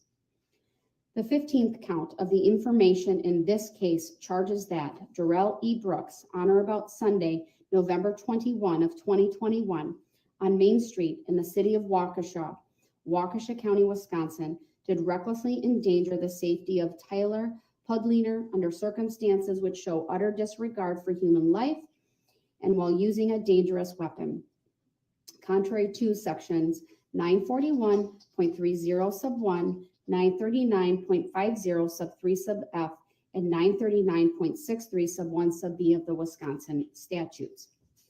The 16th count of the information in this case charges that Darrell E. Brooks, on or about Sunday, November 21 of 2021, on Main Street in the city of Waukesha, Waukesha County, Wisconsin, did recklessly endanger the safety of Connor Tank under circumstances which show utter disregard for human life and while using a dangerous weapon, contrary to Sections 941.30 sub 1, 939.50 sub 3 sub F, and 939.63 sub 1 sub B of the Wisconsin statutes. The 17th count of the information in this case charges that Darrell E. Brooks, on or about Sunday, November 21 of 2021, on Main Street in the city of Waukesha, Waukesha County, Wisconsin, did recklessly endanger the safety of Eric Teagues under circumstances which show utter disregard for human life and while using a dangerous weapon, contrary to Section 941.3. There's a lot of charges that are that are coming up. Sub 3 sub F. I couldn't tell you how many she's gone through already, but sub 1 sub B of the Wisconsin statutes. The 18th count of the information in this case charges that Darrell E. Brooks, on or about Sunday, November 21 of 2021, on Main Street in the city of Waukesha, Waukesha County, Wisconsin, did recklessly endanger the safety of Adelia Maffioli under circumstances which show utter disregard for human life and while using a dangerous weapon, contrary to Section 941.30 sub 1, 939.50 sub 3 sub F, and 939.63 sub 1 sub B of the Wisconsin statutes. The 19th count of the information in this case charges that Darrell E. Brooks, on or about Sunday, November 21 of 2021, on Main Street in the city of Waukesha, Waukesha County, Wisconsin, did recklessly endanger the safety of Kelly Graybow under circumstances which show utter disregard for life and while using a dangerous weapon, contrary to Sections 941.30 sub 1, 939.50 sub 3 sub F, and 939.63 sub 1 sub B of the Wisconsin statutes. The 20th count of the information in this case charges that Darrell E. Brooks, on or about Sunday, November 21 of 2021, yeah, we just got to muscle through this part, on y'all. Main Street in the city of Waukesha, Waukesha County, Wisconsin, did recklessly endanger the safety of Josh Craner under circumstances which show utter disregard for human life and while using a dangerous weapon, contrary to Sections 941.30 sub 1, 939.50 sub 3. So while she's reading these, I mean, I don't want people to, fall out of here because it's a lot of, you can tell they're going to cut back to him, and we already know he's going to do his, his theatrics is what he's doing right now. He's just big into his theatrical, like, grandiose gestures. You know what I mean? Yeah, and that's it. Like, he's just trying to get out of hearing his charges. He doesn't want to hear. I mean, look at oh man, this guy just. Whew. I hope he has a rough time in jail. I hope that he gets the business, as they call it, because this guy, how do you just sit back and just so defiantly say, like, I'm in the, not saying that he's saying he's in the right, but the fact that this guy is so incredibly defiant and just completely disregarding the fact that, with zero remorse. I mean, every one of these is, and I know they have to read it to avoid mistrial. Like, he has to know what he's facing. But the fact that he's just, on a personal level, man, it just, Darrell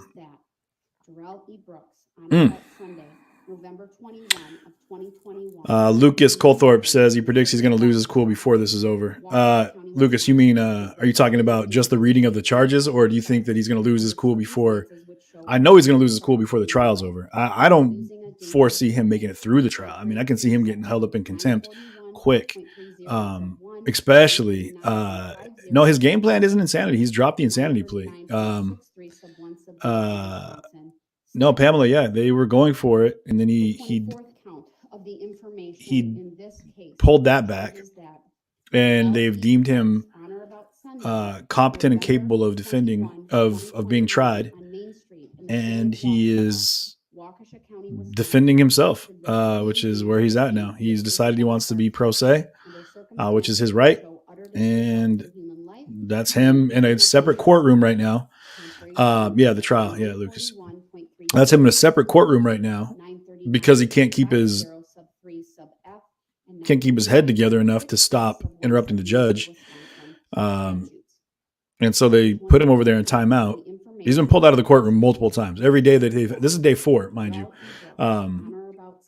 The first couple of days were pretrial, jury selection, and now this is the first day that we're having a jury in the courtroom. So they've sat the jury, was settled yesterday, all established now, and that was a whole thing as well. But now, he's they might move into opening testimony, which I'm very curious to hear when he has the go ahead to speak, what his testimony is going to be. So definitely share the stream, you guys. Let's I'm sure there's a lot of people that want to hear that as well. So yeah, put it out there. Waukesha County, Wisconsin. Yeah.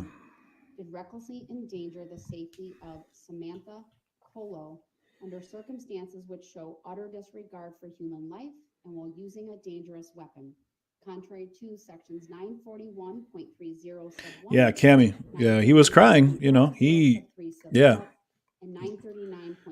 I guess he's been in jail for a year, and has changed his flow a little bit. But yeah, he was emotional, as anyone would be. He just got. I mean, I'll show you the arrest video here in a minute. But actually, yeah, I can't imagine they're going to allow him to speak at all when the defendants are, or the victims are speaking. Not the defendants. Sorry, when the defendants are speaking and giving their testimony. Man, does the hearing schedule for today? Tom, I'm not sure. I don't know if they have a set. Usually they cut off, 5 o'clock, whatever, but I don't think they're going to be going. They're doing a lunch break here at probably pretty quick. So we'll see. Yeah, Cindy, you're right. He's showing a lot of defiance, and no jury is going to look at him. Everybody's got a parent, a grandparent. Many of us have children, all of which were taken away when this man drove a car through a Christmas parade. And man, yeah, they might, we'll see. The judge has got the go ahead on what she wants to do here. So if it gets too theatrical, she might just pull it back and tell him like, hey, we're cutting it at lunch. We'll come back in tomorrow. If she can't get through everything, if he keeps disrupting everything, but they're gonna do this, the reading of the charges, and then yeah. Yeah, and then after that we'd go into opening testimonies. Yeah, his mom has been advocating for him to not be tried. She feels that he needs to be tried under the insanity plea. She doesn't feel like he's competent to defend himself. And she's been really active in writing letters to the courts about it. Like someone said here about him not eating properly, about getting the right food. But yeah, Callie B. Lou, reading the charges, and if time before lunch, they will start opening statements. I doubt they'll probably cut for lunch early because he refused until the medical. Yeah, I don't. Who knows? He's got a mom that cares. Obviously, what happened that made him this way? Who knows? He was asking for medical attention for a bruise earlier. He said, "I got this bruise right here. I still need to see some medical assistance to help me with my bruise," and he had a cut on his finger apparently. Yeah.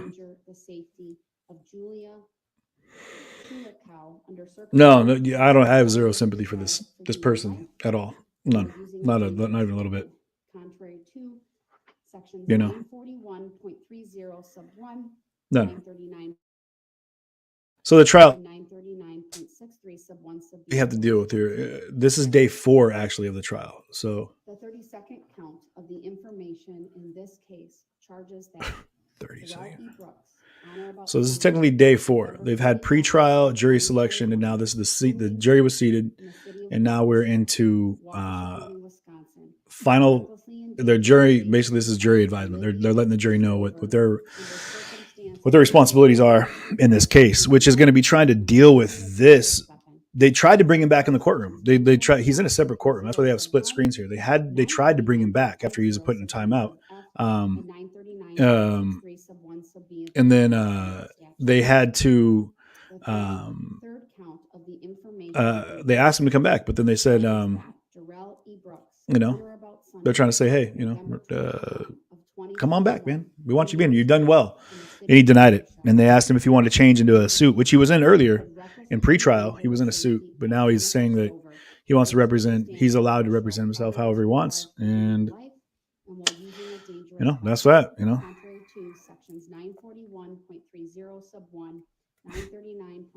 Either way, there is a. Let me see if this is the one. No.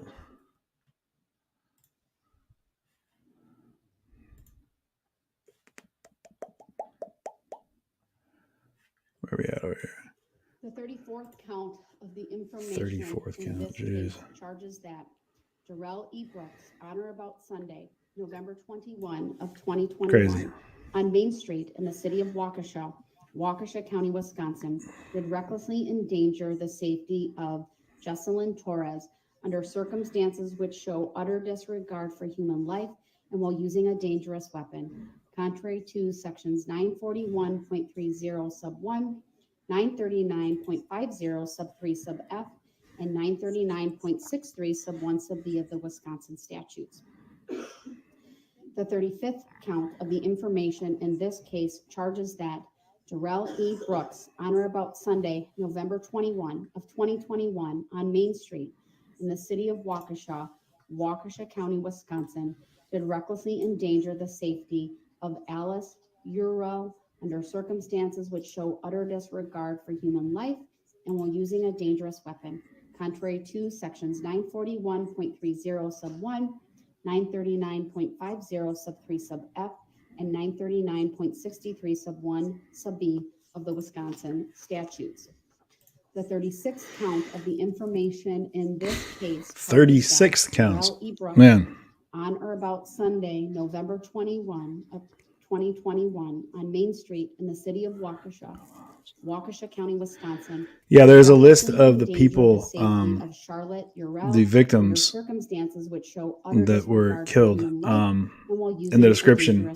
Teresa, thank you for pointing that out. Yeah. Sections 941.30 sub 1. I would put it up, but I can't. I don't have enough. The victims of this, I don't have enough. I can't. The studio that I work with, I don't have enough room.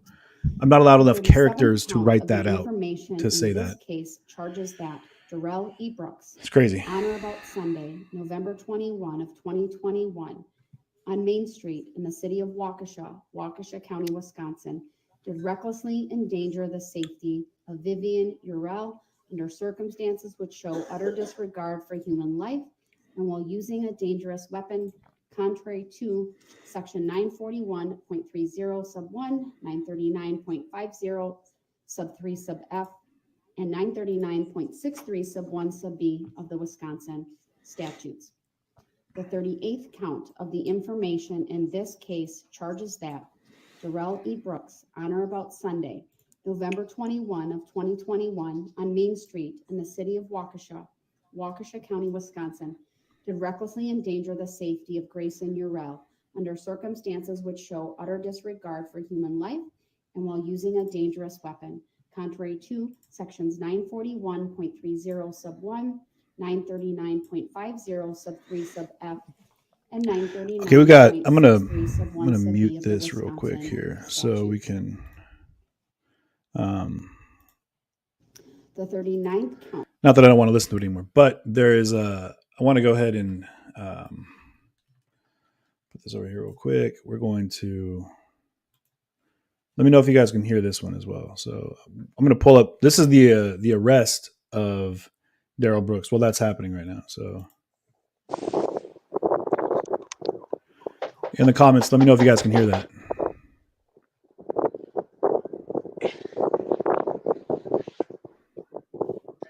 Hey, can I? My ID. My ID.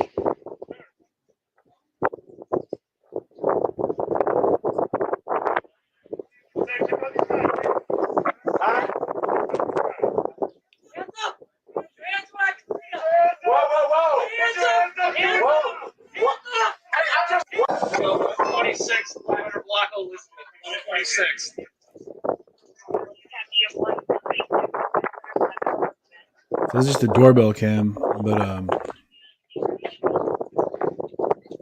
Hey, do you know this guy? Absolutely not. Okay.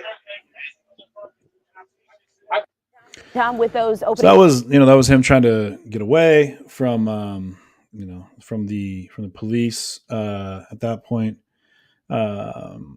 This is mind you, he had hit his girlfriend with a vehicle as well. So this is another one where. Do you think he should have been released at that time? This is mother speaking.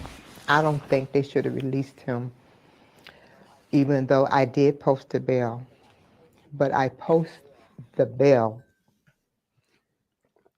because Erica Patterson, his girlfriend, I asked her personally, I called her personally, and I asked her, did he deliberately run over you? This is his girlfriend. I told her what the police told me. That he was out on bail for running her over. Do that. She told me no. Well, that was not deliberate. He accidentally ran her over, apparently. So, which is what his mom is talking about. So, one of the charges that he was in there for is, he ran over his girlfriend. She posted bail. He got out, and now he's on trial for running over countless other people. Well, counted. There's 70 counts of assault with this vehicle, which ended in death. And either way, that's so this is actually this is kind of a nod towards what we're talking about. Some of the victims as they prepare for. Tom, with those opening statements just hours away now, our Elaine Rojas Castillo shares how the trial the to go in the family direction of them of speaking. one of the victims of the parade attack is preparing to face the man accused of this crime. Wow, Elaine, what a story. What a story indeed, Simone. Good morning. Ryan Conkey is the uncle of 12-year-old Jesselyn Torres. Jesselyn was one of dozens of people that were injured when Darrell Brooks allegedly drove his SUV through that parade. Jesselyn was seriously injured in this attack and suffered multiple injuries, including a lacerated or broken pelvis and injuries to her lungs and liver. She spent more than a week on life support before she was strong enough to breathe on her own and taken off a ventilator. The impact of that SUV also detached one of her kidneys. Ryan says that while Jesselyn is doing much better, the idea of having to potentially face the man that caused her so much pain is frustrating. It's definitely a concern. It's a major concern for not just my family, but for any of the witnesses that are also victims, that, somebody who committed such a heinous crime gets to question them. Personally, I understand the process.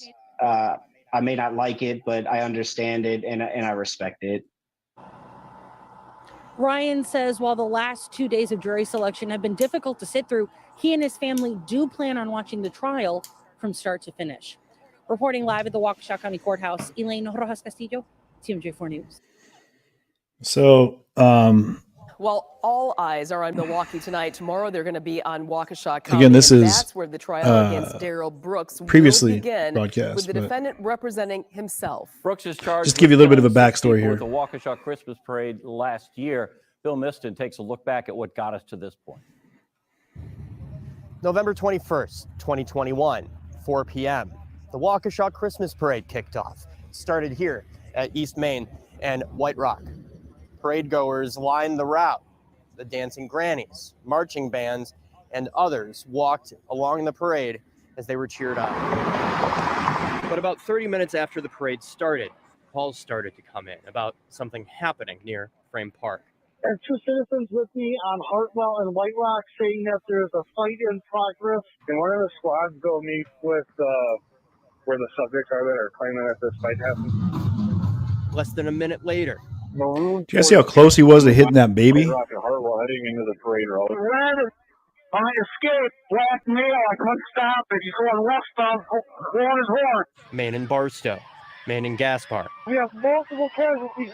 Main and Gaspar, we need multiple 1052s.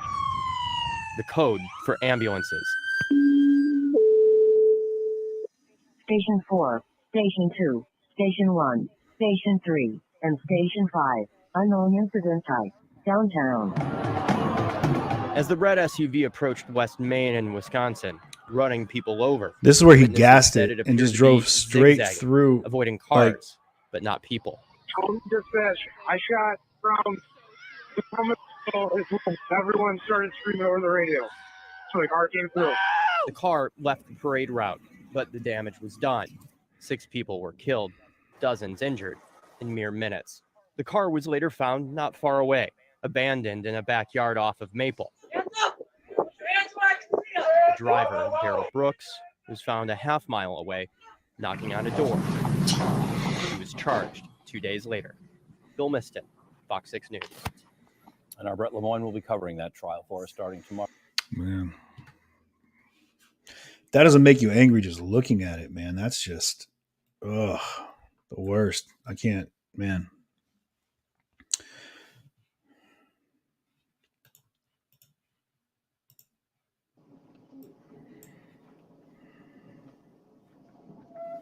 All right, we're back in. Sorry.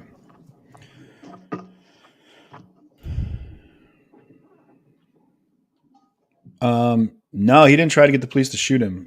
I saw someone ask that.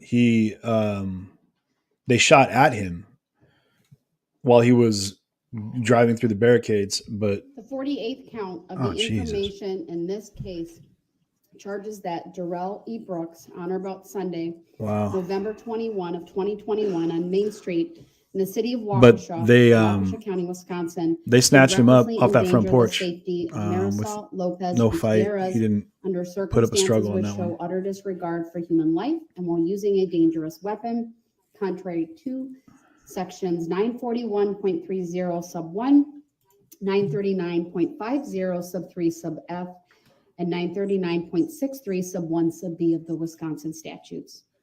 The 49th count of the information in this case charges that Darrell E. Brooks, on or about Sunday, November 21 of 2021, on Main Street in the city of Waukesha, Waukesha County, Wisconsin, did recklessly endanger the safety of Adair Lopez Rebolar under circumstances which show utter disregard for human life and while using a dangerous weapon, contrary to sections 941.30 sub 1, 939.50 sub 3 sub F, and 939.63 sub 1 sub B of the Wisconsin statutes. The 50th count of the information in this case charges that on or about Sunday. I'm gonna mute that. I'm gonna pull this one over here. This is what they're dealing with in the courtroom right now. This is the kind of things that they're dealing with the Darrell Brooks right now. This is yesterday, the day before, in court. So this was previously. The live stream is on. I don't care about no live stream. Just like y'all don't care. Look at 3 sheriffs. All this political, this is show. Y'all getting told what to do. Mr. Y'all Brooks. getting paid what to Mr. do. Brooks, look at me for a minute. Mr. Brooks. Mr. Brooks, You look sit at here, act like you know me. People like you don't, y'all Mr. you don't Brooks. know nothing about where I come from. Mr. Brooks. You push me, dog. Don't push back then. Mr. Brooks. Don't push back. Push me again. You wanna Mr. push Brooks, me? we have to continue with this hearing. Wanna talk to the judge or not? No, I'm worried about, man, don't put your hand on me, dude. Nobody put their hands on you. Man, yeah, they better not put their hand on me. Okay, Mr. Brooks, you need to look at me for a minute, okay? Why? Listen to all this political stuff y'all got going on? Mr. Brooks, I'm more concerned about. Don't touch me, dog. They see it. All right, we're gonna take a break and we're gonna come back after lunch. I'm not gonna do this with him right now. He needs to be here. He's not cooperating. I'm gonna give you the warning, Mr. I will give you the warning that if you continue to interrupt when we go back on the record, you will forfeit your right to be in the courtroom today. I can't have these interruptions. I want you here. It's been a long day and a half. Put your hands off me. We'll come back at 12:30. Just tell us to get it off me.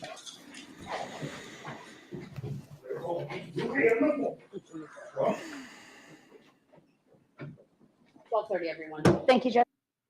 So that's the kind of just a breakdown of some of the things that have been happening with Darrell Brooks that they've been dealing with. This is the kind of outburst that he's been, it's just been nonstop with the judge. I'm curious about this one right here. The man who allegedly plowed his car. This was someone was saying that he showed some remorse at one point. Has wept in And I'm court curious as to he see faced the victims' what that looks like families for the here. first time. Yeah, The that death judge toll is from the massacre has now risen saintly, to bro. 6, with the young boy passing away in hospital. 8 years old, full of energy, laughter and life. Jackson Sparks today succumbed to his injuries. His 12-year-old brother Tucker is recovering from a skull fracture.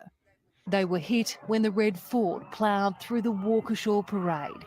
The man behind the wheel, Darrell Brooks, is facing 5 counts of intentional homicide. We do expect 6 a counts 6 count now for because first-degree intentional homicide to be issued. Detectives not only tried to stop this, but rendered an opinion that this was an intentional act. The 39-year-old wept in court as prosecutors read out his long, disturbing criminal history. Charges and convictions including battery, domestic abuse, drug and firearm possession, resisting law enforcement, and, just weeks ago, using his vehicle as a weapon to mow someone down.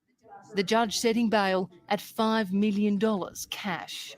They had a GoFundMe up for like 30 seconds trying to get the $5 million to bail him out of jail. I've not seen anything like this in my very long career. Families of victims and survivors are furious Darrell Brooks slipped through the cracks of the justice system. I just feel like throwing up. Judy Daniels' granddaughter was at the parade and saw her friends struck down. That maniac took my granddaughter's purity. He took everything from her, and that crushes my heart. And after fleeing the Main Street massacre, Brooks knocked on a stranger's door. I called an Uber, and I'm supposed to be waiting for it over here, but I don't know when it's coming. Can you call it for me, please? The homeowner let him in briefly, then became suspicious. He's pounding on the door saying, "Let me back in. I left my ID." Moments later, the police see him and get him in cuffs. He faces 5, now likely 6 life sentences, and the injured are still fighting. 5 children remain in a critical condition. At the end of the parade route, this makeshift memorial is growing with teddy bears and messages for the injured and 5 crosses for the adult victims. And they'll soon be adding another one in memory of Jackson Sparks. In Waukesha, Wisconsin, Amelia Adams, 9 News. Yeah, that was hard, man. I was down there for, like I said, for the memorial, and I went with Cindy actually, and it was just, man, can't. It's terrible. Let me see where we're at here. She's still reading. So the court right now is still. Brooks, on or about Sunday, November 20th. They have to read through the 77 charges that are being filed against him right now. Did recklessly endanger the safety of Maria, which is crazy. Under circumstances which show utter disregard for human life and while using a dangerous weapon. Contrary to sections 941.30 sub 1, 939.50. Yeah, that's terrible. I mean, I talked to family members. I talked to sub B of the Wisconsin statutes. I talked to friends. I was talking to people that were there at the event, the parade. And like I said earlier, man, 2021 on Main Street in the city of Waukesha County, Wisconsin, did recklessly endanger the safety. Yeah, it was tough. It was hard. It was hard to be there. I can't imagine what it's like for these, for the people that were affected, for the victims, and for the families. And I mean, having to relive this, having to go through this again. And then looking at this guy, like, oh my God, man, just looking at this, fuck, man, just want a Spartan style, just straight to the sternum, you know? Charges that Darrell E. Brooks, on or about Sunday, November 21 of 2021, on Main Street in the city of Waukesha County, Wisconsin, did recklessly endanger the safety. You can only hold the tough guy pose for so long, dude. Circumstances which show utter disregard for human life and while using a dangerous weapon. Contrary to sections 941.30 sub 1, 939.50 sub 3 sub F, and 939.63 sub 1 sub B of the Wisconsin statutes. The 62nd count of the information in this case charges that Darrell E. Brooks, on or about Sunday, November 21 of 2021, on Main Street in the city of Waukesha County, Wisconsin, did recklessly endanger the safety of Deborah Ramirez under circumstances which show utter disregard for human life and while using a dangerous weapon. Contrary to sections 941.30 sub 1, 939.50. Yeah, what happened to a stupid sign now, right? Like where is his 63 sub 1 sub B of the Wisconsin statutes. The 63rd count of the information in this case charges that Darrell E. Brooks. You know, this guy's one of those guys. You know, he's in jail, and people don't know. They don't know what he did because they don't maybe have access to his paperwork or whatever. But they hear him say, "I'm on trial for 6 murders." And he has that look, that pseudo like wannabe Mike Tyson like stare down, you know, like he's looking at Evander Holyfield or, you know, Buster Douglas, which he is not. But I hope that, you know, they come at him like a heavyweight and just remind this little person how small he is and what a major impact he had in people's lives. I mean, Contrary to section But 941. and he's in there and he's playing the I'm tough. Look at that. He's playing that role right there. Sub 1 sub B of the Wisconsin statutes. The 65th. Man, I would hope that this case charges that Darrell the Kenosha County holding November 21 of 2021 looks at him a little bit differently than he sees himself, and Wisconsin did recklessly endanger the safety of maybe reminds him of who he really is. I'm just saying. I'm not saying what I think that should be, but I'm saying that it should be. Sections 941.30 sub 1, 939.50 sub 3 sub F, and 939.63 sub 1 sub B of the Wisconsin statutes. The 66th count of the information. We're getting close, guys. There's only like 11 more counts, I think, of of stuff to go through here. While that's happening, Wisconsin did recklessly endanger man, this guy is just kidnap under circumstances which show utter disregard for human life and while using a dangerous weapon. Contrary to sections 9. Yeah, I'm pulling up as much as I can with that. 939.50 sub 3 sub F and 939.63 sub 1 sub B of the Wisconsin statutes. The 67th count of the information in this case charges that Darrell E. Brooks, on or about Sunday, November 21 of 2021, on Main Street in the city of Waukesha, Waukesha County, Wisconsin, did recklessly endanger the safety of Owen Ricciotti under circumstances which show utter disregard for human life and while using a dangerous weapon, contrary to sections 941.30 sub 1, 939.50 sub 3 sub F, and 939.63 sub 1 sub B of the Wisconsin statutes.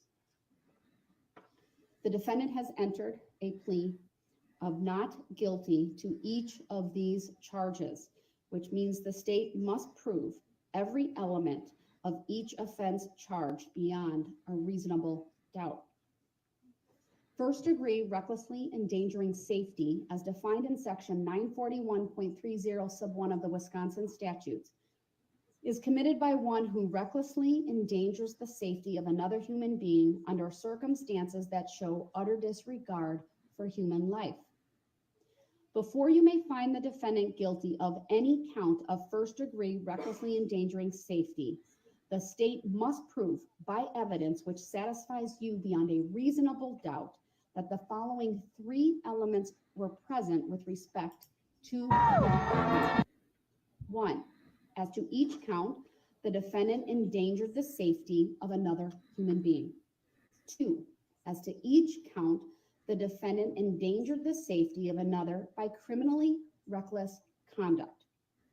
Criminally reckless conduct means the conduct created a risk of death or great bodily harm to another person, and the risk of death or great bodily harm was unreasonable and substantial, and the defendant was aware that his conduct created the unreasonable and substantial risk of death or great bodily harm. Great bodily harm means injury which creates a substantial risk of death or which causes serious permanent disfigurement or which causes a permanent or protracted loss of impairment of the function of any bodily member or organ.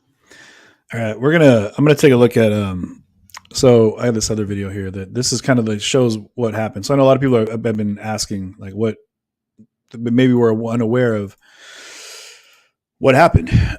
So we're gonna, while they're still reading the charges, the lengthy list of charges to this person, we're gonna take a look, and mind you guys, it's emotional to see, and I'm sure it's tough for a lot of people that are locally that are affected by this. But we're gonna take a look at this real quick, and this is kind of like how things went. I think it's a little bit of a timeline from the night of the parade attack. It was a Christmas parade, the theme comfort and joy. A community sharing in seasonal celebration. In a second, you'll see his red SUV come flying through here. That community would be sharing in loss, seeking to save lives as a car ran straight into the parade. That was it streaking by there. As children danced to the music, the red SUV raced past those watching from the edge of the street. This little girl, man, just like Ahead, 2 the feet road from was her. full of those taking Man. part in the march itself. It's crazy. This is just crazy to me. The vehicle continued through them with dreadful consequence.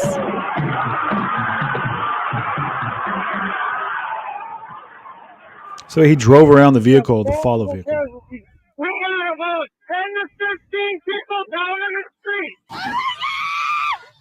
Oh my God! At least 5 people were killed and 6. more than 40 injured, amongst them many children. The next thing I heard were screams and turned my head and saw the car come and plow into the band that was just past my balcony at that point. It hit at least 2 people right away, rolled over both of them, and then continued down the road. As the car sped on, police opened fire. I saw people right away run to the people that were hit and start doing CPR, and I saw people on the ground. There's blood. It was really bad. This is the man now in custody, Darrell Brooks, seen here in a rap video in front of the red SUV. Darrell Brooks is known to police and already faces a charge of deliberately running a woman down with his car. The suspect prior to the incident was involved in domestic disturbance, which was just minutes prior. And the suspect left that scene just prior to our arrival to that domestic disturbance. He now faces 5 charges of intentional homicide. Further charges relating to the injury of 48 adults and children will follow. Emma Murphy, News at 10 in the United States. So that's just a recap of things that, how it looked last year from the standpoint of some of the immediate like videos thereafter. But it's these are videos that came out directly after the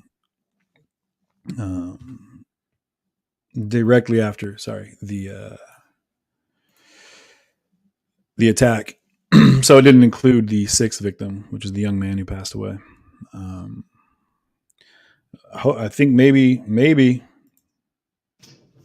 or they're on the last stack, maybe. They've been reading charges, just so you guys know. They've been reading charges to Darrell Brooks here, all 77 of them, for what he's standing trial.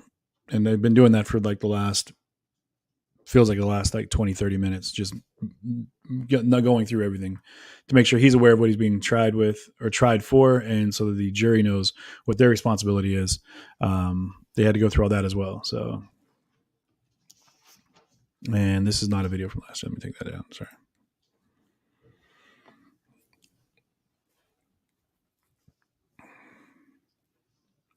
Appreciate you guys sharing the stream as well as the super chats on YouTube, the stars on Facebook. Appreciate you guys helping make it happen. I know it's not every day that I'm able to stream like I'd like to, but it's I'm kind of subject to the laws of nature as we all are. So having to work and get around is it costs money. So I had to work to get around. So this is where we're at, man. Yeah, there's people.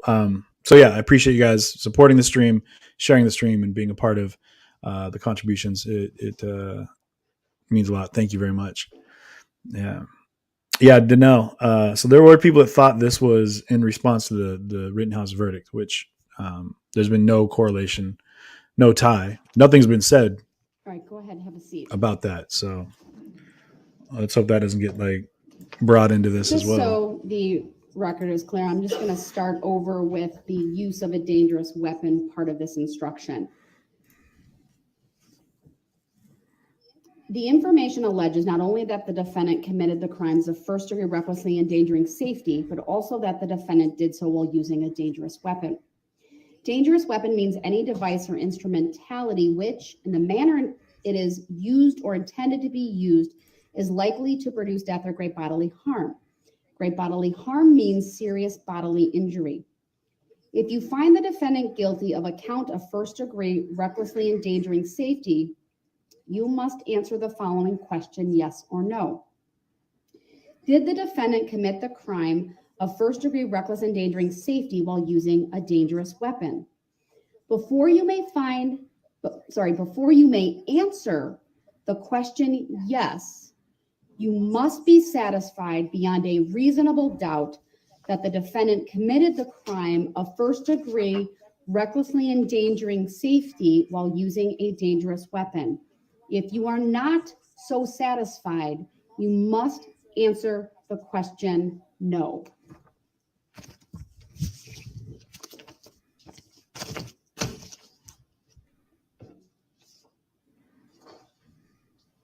If you are satisfied beyond a reasonable doubt that all three elements of first degree recklessly endangering safety have been proved as to count 7, you should find the defendant guilty of first degree recklessly endangering safety as charged in count 7. If you are not so satisfied, you must find the defendant not guilty as to count 7. If you find the defendant guilty of count 7, you must answer the following question, yes or no. Did the defendant commit the crime of first degree recklessly endangering safety while using a dangerous weapon? If you are satisfied beyond a reasonable doubt that all three elements of first degree recklessly endangering safety have been proved as to count 8, you should find the defendant guilty of first degree recklessly endangering safety as charged in count 8. If you are not so satisfied, you must find the defendant not guilty as to count 8. If you find the defendant guilty of count 8, you must answer the following question, yes or no. Did the defendant commit the crime of first degree recklessly endangering safety while using a dangerous weapon? If you are satisfied beyond a reasonable doubt that all three elements of first degree recklessly endangering safety have been proved as to count 9, you should find the defendant guilty of first degree recklessly endangering safety as charged in count 9. If you are not so satisfied, you must find the defendant not guilty as to count 9. If you find the defendant guilty of count 9, you must answer the following question, yes or no.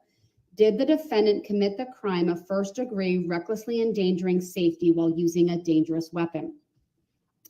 If you are satisfied beyond a reasonable doubt that all three elements of first degree recklessly endangering safety have been proved as to count 10, you should find the defendant guilty of first degree recklessly endangering safety as charged in count 10.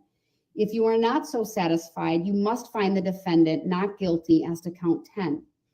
If you find the defendant guilty of count 10, you must answer the following question, yes or no. Did the defendant commit the crime of first degree recklessly endangering safety while using a dangerous weapon? If you are satisfied beyond a reasonable doubt that all three elements of first degree recklessly endangering safety have been proved as to count 11, you should find the defendant guilty of first degree recklessly endangering safety as charged in count 11. If you are not so satisfied, you must find that the defendant not guilty as to count 11. If you find the defendant guilty of count 11, you must answer the following question, yes or no. Did the defendant commit the crime of first degree recklessly endangering safety while using a dangerous weapon? If you are satisfied beyond a reasonable doubt that all three elements of first degree recklessly endangering safety have been proved as to count 12, you should find the defendant guilty of first degree recklessly endangering safety as charged in count 12. If you are not so satisfied, you must find the defendant not guilty as to count 12. If you find the defendant guilty of count 12, you must answer the following question, yes or no. Did the defendant commit the crime of first degree recklessly endangering safety while using a dangerous weapon? If you are satisfied beyond a reasonable doubt that all three elements of first degree recklessly endangering safety have been proved as to count 13, you should find the defendant guilty of first degree recklessly endangering safety as charged in count 13. If you are not so satisfied, you must find the defendant not guilty as to count 13. If you find the defendant guilty of count 13, you must answer the following question, yes or no. Did the defendant commit the crime of first degree recklessly endangering safety while using a dangerous weapon? If you are satisfied beyond a reasonable doubt that all three elements of first degree recklessly endangering safety have been proved as to count 14, you should find the defendant guilty of first degree recklessly endangering safety as charged in count 14. If you are not so satisfied, you must find the defendant not guilty as to count 14. If you find the defendant guilty of count 14, you must answer the following question, yes or no. Did the defendant commit the crime of first degree recklessly endangering safety while using a dangerous weapon? If you are satisfied beyond a reasonable doubt that all three elements of first degree recklessly endangering safety have been proved as to count 15, you should find the defendant guilty of first degree recklessly endangering safety as charged in count 15. If you are not so satisfied, you must find the defendant not guilty as to count 15. If you find the defendant guilty of count 15, you must answer the following question, yes or no. Did the defendant commit the crime of first degree reckless endangering safety while using a dangerous weapon?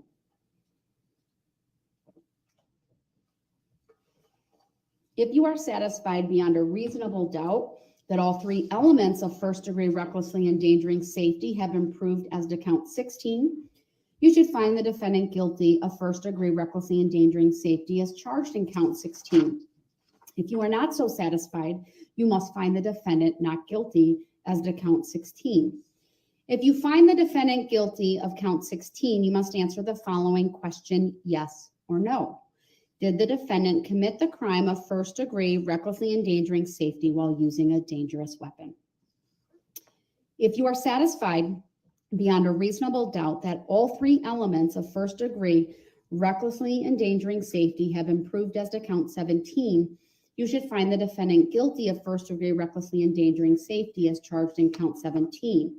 If you are not so satisfied, you must find the defendant not guilty as to count 17. If you find the defendant guilty of count 17, you must answer the following question, yes or no. Did the defendant commit the crime of first degree recklessly endangering safety while using a dangerous weapon? If you are satisfied beyond a reasonable doubt that all three elements of first degree recklessly endangering safety have been proved as to count 18, you should find the defendant guilty of first degree recklessly endangering safety as charged in count 18. If you are not so satisfied, you must find the defendant not guilty as to count 18. If you find the defendant guilty of count 18, you must answer the following question, yes or no. Did the defendant commit the crime of first degree recklessly endangering safety while using a dangerous weapon? If you are satisfied beyond a reasonable doubt that all three elements of first degree recklessly endangering safety have been proved as to count 19, you should find the defendant guilty of first degree recklessly endangering safety as charged in count 19. If you are not so satisfied, you must find the defendant not guilty as to count 19. If you find the defendant guilty of count 19, you must answer the following question, yes or no. Did the defendant commit the crime of first degree recklessly endangering safety while using a dangerous weapon? If you are satisfied beyond a reasonable doubt that all three elements of first degree recklessly endangering safety have been proved as to count 20, you should find the defendant guilty of first degree recklessly endangering safety as charged in count 20. If you are not so satisfied, you must find the defendant not guilty as to count 20. If you find the defendant guilty of count 20, you must answer the following question, yes or no. Did the defendant commit the crime of first degree recklessly endangering safety while using a dangerous weapon? If you are satisfied beyond a reasonable doubt that all three elements of first degree recklessly endangering safety have been proved guilty of first degree recklessly endangering safety as charged in count 21. If you are not so satisfied, you must find the defendant not guilty as to count 21. If you find the defendant guilty of count 21, you must answer the following question, yes or no. Did the defendant commit the crime of first degree reckless endangering safety while using a dangerous weapon? If you are satisfied beyond a reasonable doubt that all three elements of first degree recklessly endangering safety have been proved as to count 22, you should find the defendant guilty of first degree recklessly endangering safety as charged in count 22. If you are not so satisfied, you must find the defendant not guilty as to count 22. If you find the defendant guilty of count 22, you must answer the following question, yes or no. Did the defendant commit the crime of first degree recklessly endangering safety while using a dangerous weapon? If you are satisfied beyond a reasonable doubt that all three elements of first degree recklessly endangering safety have been proved as to count 23, you should find the defendant guilty of first degree recklessly endangering safety as charged in count 23. If you are not so satisfied, you must find the defendant not. If you find the defendant guilty of count 23, you must answer the following question, yes or no. Did the defendant commit the crime of first degree recklessly endangering safety while using a dangerous weapon? If you are satisfied beyond a reasonable doubt that all three elements of first degree recklessly endangering safety have been proved as to count 24, you should find the defendant guilty of first degree recklessly endangering safety as charged in count 24. If you are not so satisfied, you must find the defendant not guilty as to count 24. If you find the defendant guilty of count 24, you must answer the following question, yes or no. Did the defendant commit the crime of first degree recklessly endangering safety while using a dangerous weapon?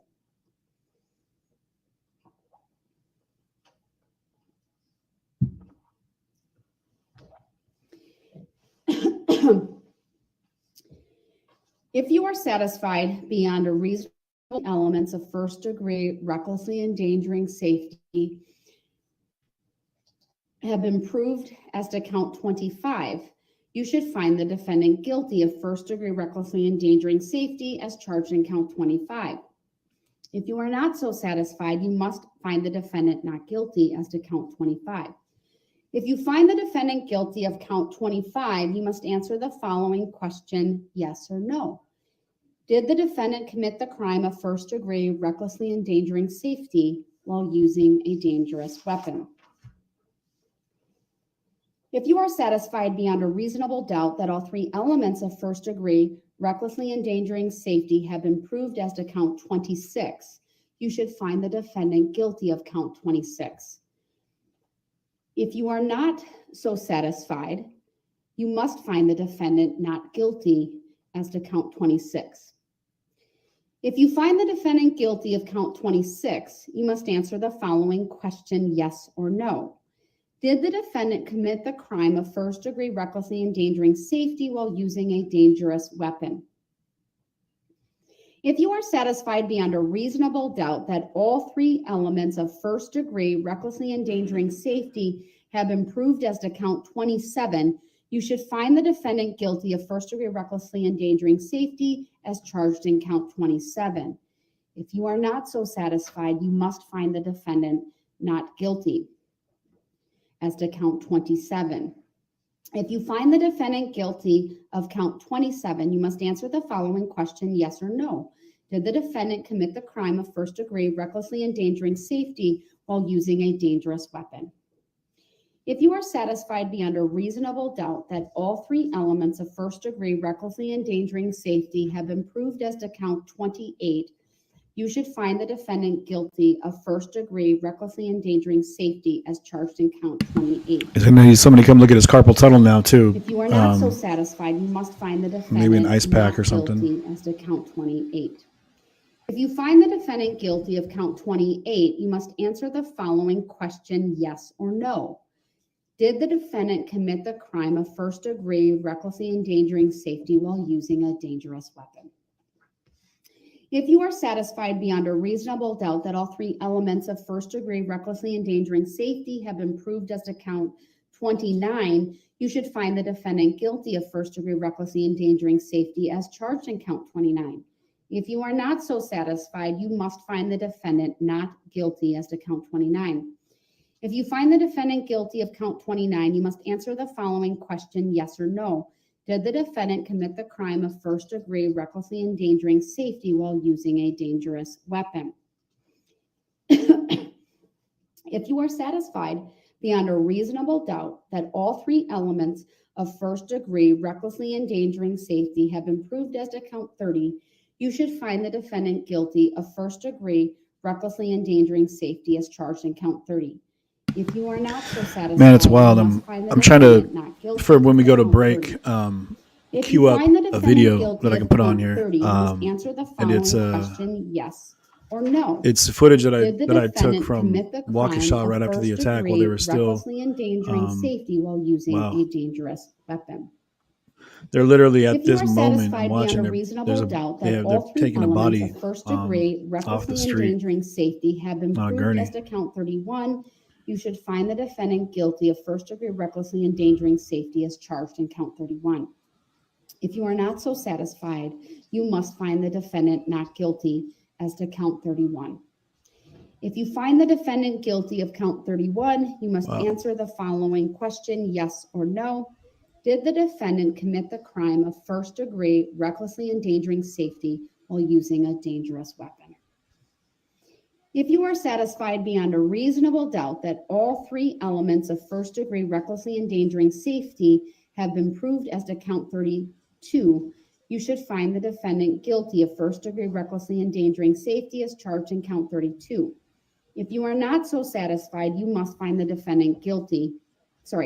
If you are not so satisfied, you must find the defendant not guilty as to count 32. If you find the defendant guilty of count 32, you must answer the following question, yes or no. Did the defendant commit the crime of first degree reckless endangering safety while using a dangerous I was trying to get to the press conferences as well. They had a couple of them that night. They were giving updates. If you are satisfied beyond a what was reasonable happening. doubt that all three elements of first degree recklessly endangering safety have been proved as to count 33, you should find the defendant guilty of first degree recklessly endangering safety as charged in count 33. If you are not so satisfied, you must find the defendant not guilty as to count 33. If you find the defendant guilty of count 33, you must answer the following question, yes or no. Did the defendant commit the crime of first degree recklessly endangering safety while using a dangerous weapon? If you are satisfied beyond a reasonable doubt that all three elements of first degree recklessly endangering safety have been proved as to count 34, you should find the defendant guilty of first degree recklessly endangering safety as charged in count 34. If you are not so satisfied, you must find the defendant not guilty as to count 34. If you find the defendant guilty of count 34, you must answer the following question, yes or no. Did the defendant commit the crime of first degree recklessly endangering safety while using a dangerous weapon? If you are satisfied beyond a reasonable doubt that all three elements of first degree recklessly endangering safety have been proved as to count 35, you should find the defendant guilty of first degree recklessly endangering safety as charged in count 35. If you are not so satisfied, you must find the defendant not guilty as to count 35. If you find the defendant guilty of count 35, you must answer the following question, yes or no. Did the defendant commit the crime of first degree recklessly endangering safety while using a dangerous weapon? If you are satisfied beyond a reasonable... I'm going to pull in this this clip. I'm not sure where we're at. This is when I just got down to the to Waukesha. I'm not exactly sure where this was at, but what part of the evening we were at this point. But I know it was freezing cold, and I was trying to figure out how to get to. I think I'm going to keep going. Yeah. So you see, there's plenty of reds and blues. This whole area, I'm not sure if this is like a city park area, but this whole area is at City Hall. 7:30 news conference at City Hall. We got. Okay, let's do this. So we'll make sure to be on the scene for that news conference at City Hall here in about 30 minutes. You guys stay tuned for a live coverage of that.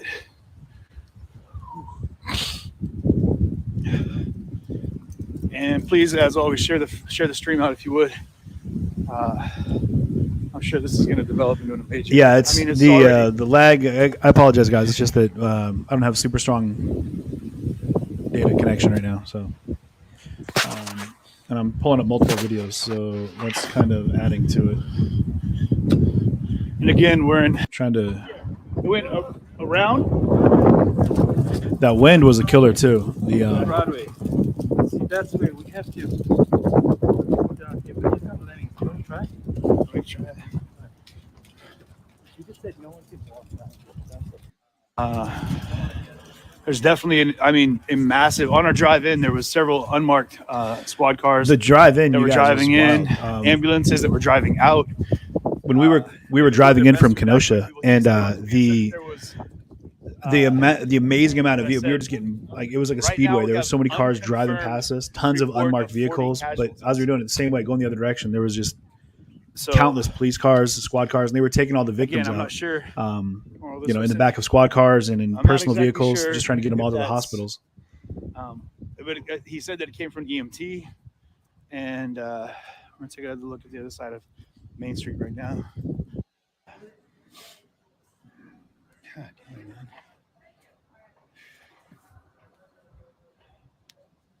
I'd be curious to find out what the temperature was that night. It was Just going to have to keep going back behind the barricade. okay, crazy. Super, super cold. But yeah, I apologize for the choppy video, guys. It's just that I've got multiple feeds running at the same time, and I don't have the They're doing the strongest. press conference at the fire department. Is that correct? What was that? Do you know if they're doing the press conference at the fire department? City Hall. City Hall. Okay. Yeah. Thank you. It was at the fire department, actually. And that's in about 20 minutes. Between now and then, we're gonna Trying to see if we can get to a point where. So Main Street continues that direction. Big shout out to Steph and Cindy and everyone else for rolling through that night. This right here, let me see it. It says, okay, there's the press conference update.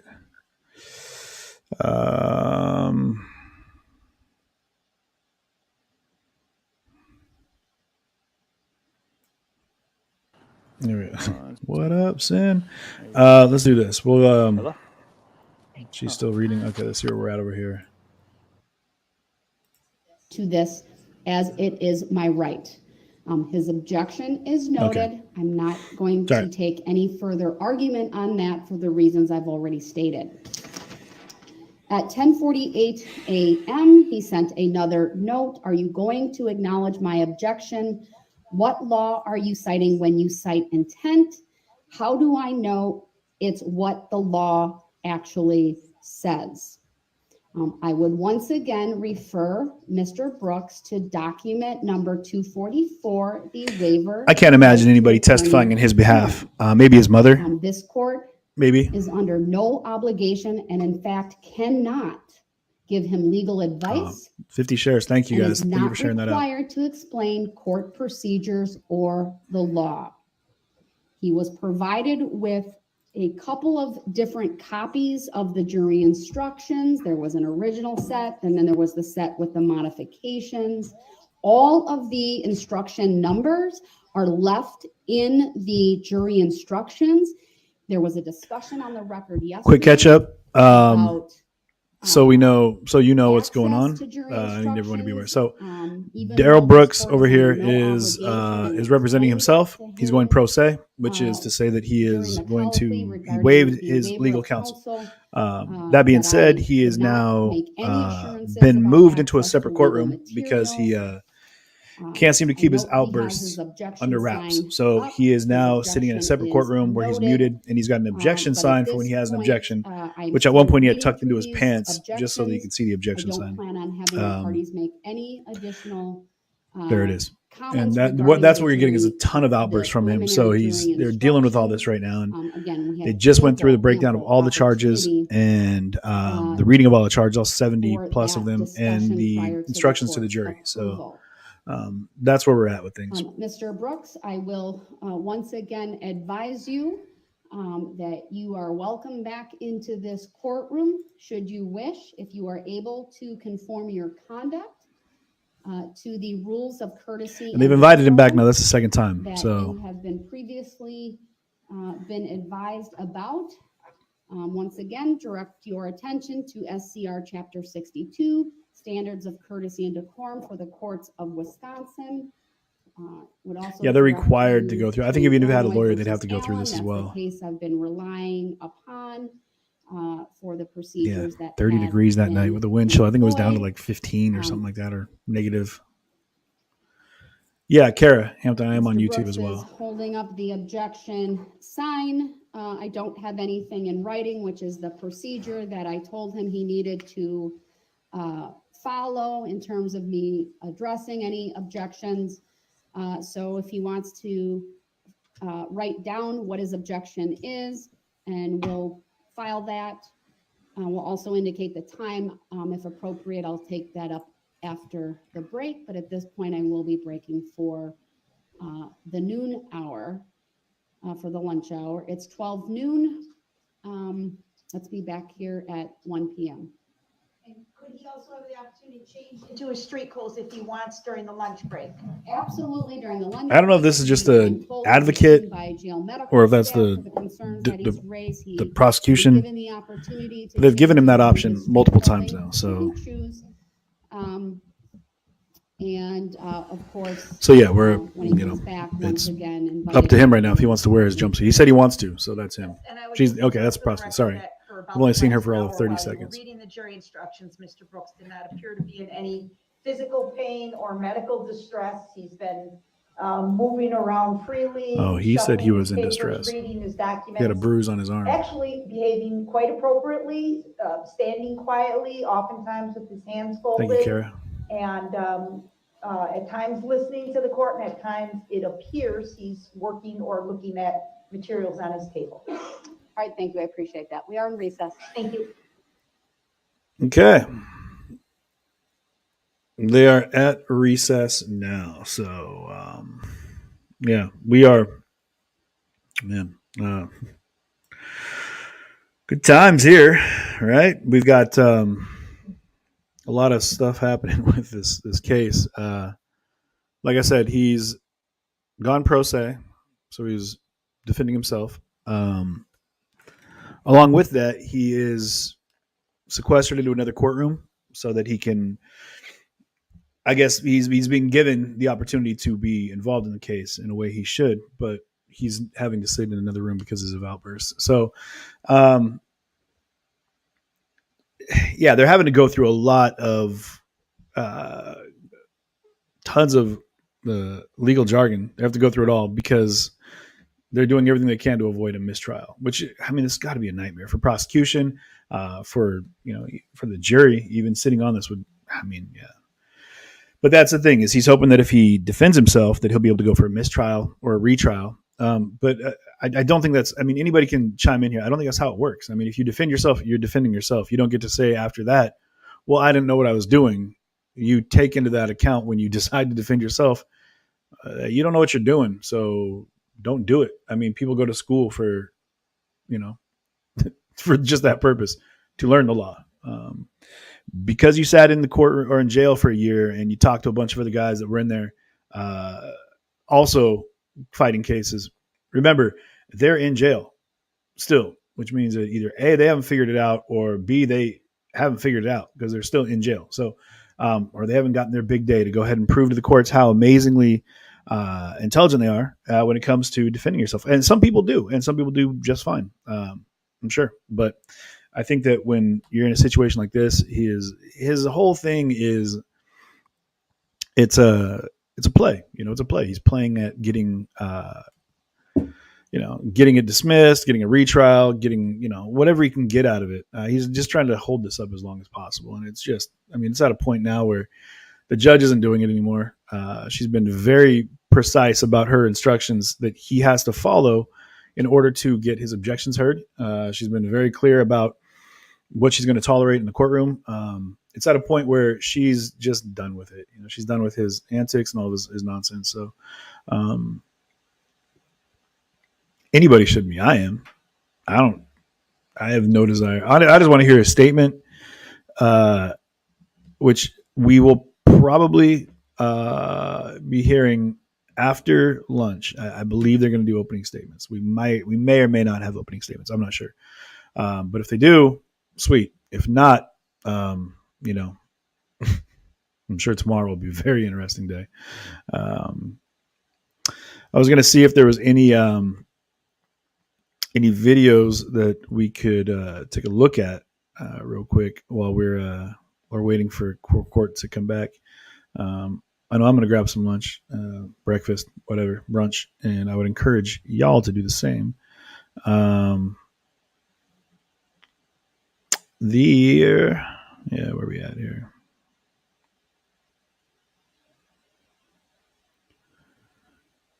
All right, so we're gonna grab this while we're here. Anyway, chiming in. Anybody on the back end here? Any questions anyone has for me as of right now? Not that I have a ton of answers, but I might be able to. He died. So George Gordon was the only pro se lawyer that I ever knew of that knew his stuff. Took cases to the Supreme Court and won.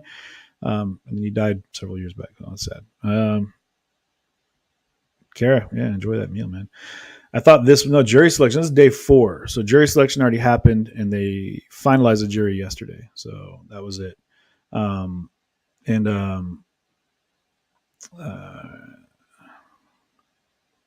So Danelle says, Trevor Sommers just did it. He was fairly intelligent, but I believe he did it to be able to re-victimize his victim. Didn't work for him though. Still guilty. Life in prison. Yeah, that's the thing too, is he's facing 6 counts of first degree intentional homicide. Each one would carry a life sentence. So he's facing right now 6 counts of life, 61 counts of recklessly endangering safety, 6 counts of hit and run involving death, 2 counts of felony bail jumping, and 2 counts of battery. So just in this case, the bail jumping and I don't think the battery and bail jumping, I don't believe are part of the parade attack, but I know the intentional homicide and the reckless endangerment and hit and run that result in death. Those are all definitely, tied into this case. Man, but the just this what do we got here?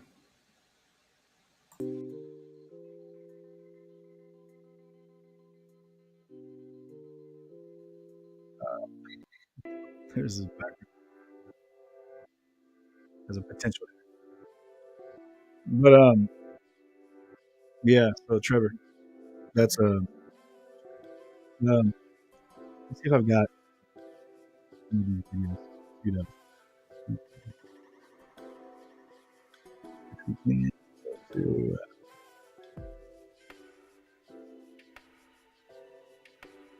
of the things that we looked at were, might even just leave one of these on to play for about an hour and then come back we'll come back in an hour and we'll jump back in. Set up an update. Make sure you remind yourself that we're going to be back here in an hour doing just this. We'll see it through to the end of the day and see what the plan is for tomorrow. Trying to see if there's another. We've got, man, so many things that have been happening, man.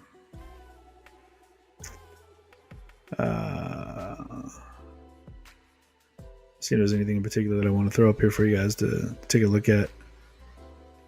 Let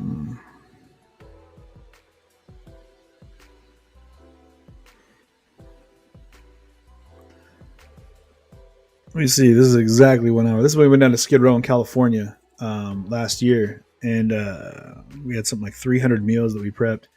We were able to hand out food. It's wild being down in that area now because I'm seeing it firsthand, and it's wild how much that has, like,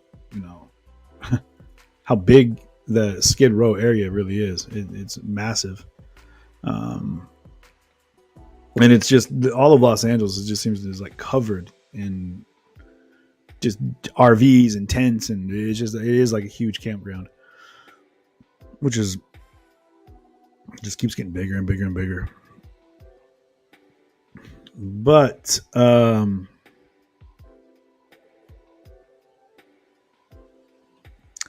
yeah, sliding back here. Sorry guys, I'm just scoping videos here, give you something to look at, listen to if you want, whilst we're eating lunch.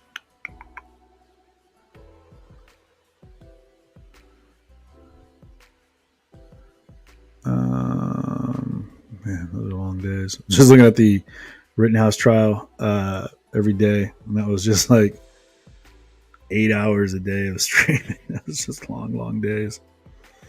All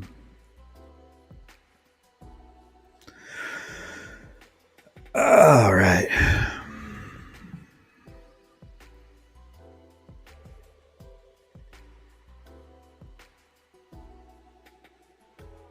Now it's just you guys staring at me while I try to figure this out.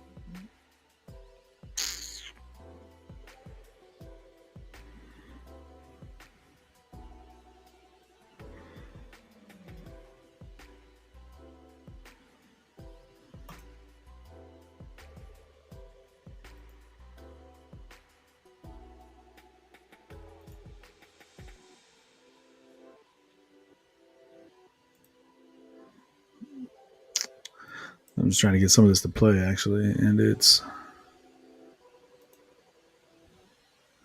causing me some issues.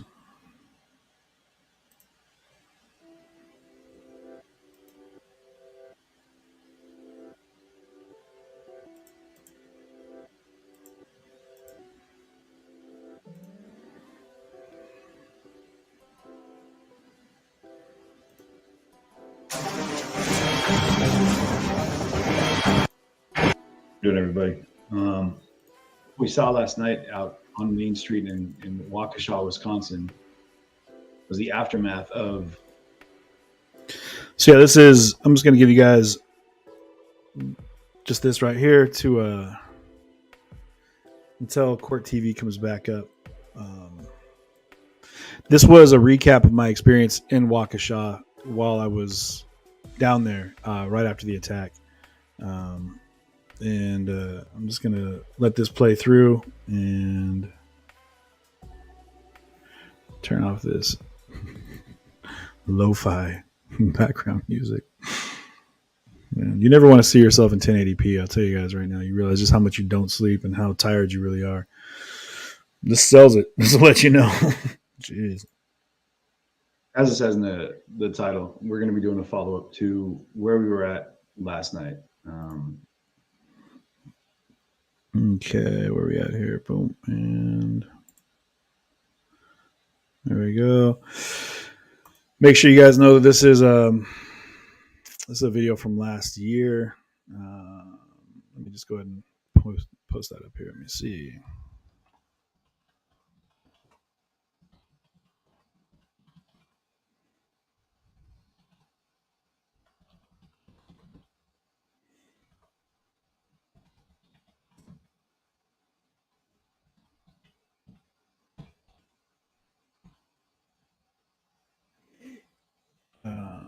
All right, so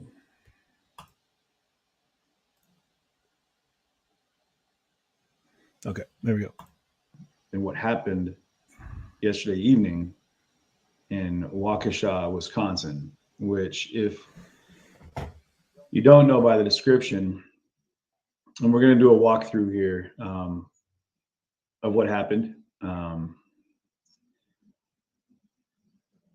No matter what your opinions might be, I need to keep it clear that there were 5 people murdered last night, over 40 injured, of which over a dozen were children. And right now there are still multiple children in critical condition here in Wisconsin. And I'm looking at the picture of this guy and it just makes me furious. Even after what we saw last night out on Main Street in Waukesha, Wisconsin, was the aftermath of this horrific attack on a holiday parade, which, and the name of this parade, just so you guys know, the name of the parade was called Comfort and Joy. It was a Christmas celebration, an annual Christmas celebration that was canceled last year because of COVID. So people finally felt safe to come out. They felt like they could come over to their homes, gather together, celebrate the holiday season in hopes that they could go ahead and move past all the things that have been happening for the last couple of years, of which the tragedies that have brought me here, the horrific events that took place last summer, of which now have compounded in this moment to put Wisconsin in a place where it just breaks my heart, because these places of outside these walls, beautiful. Kenosha is a beautiful place. Waukesha is a beautiful place. Old world construction. Like I said, it's a gorgeous place. And then you have these marred historical moments now that'll go down in history. And I hope that people remember this. This is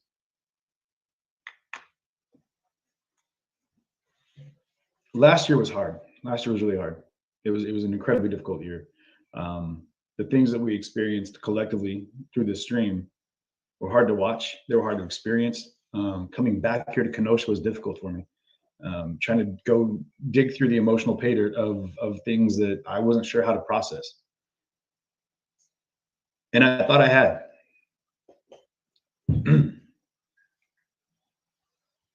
And then you see something like this, something like what happened last night, and we're going to look at it. And it was incredibly difficult to experience just the aftermath of what happened here. But there's a couple things I need to touch on. I'm not going to allow myself to linger in it because I will get emotional, and I hope that all of you can process through this as well. I know it's incredibly emotional for everybody. Like I said, over a dozen children injured, of which many are still in critical condition. 5 people dead in an attack on a Christmas parade in small town Wisconsin. If you don't think it's an attack based off terror, I'm not going to say it's a terrorist attack, because that puts designation on a terrorist attack. User in that like as an attack of terror, absolutely.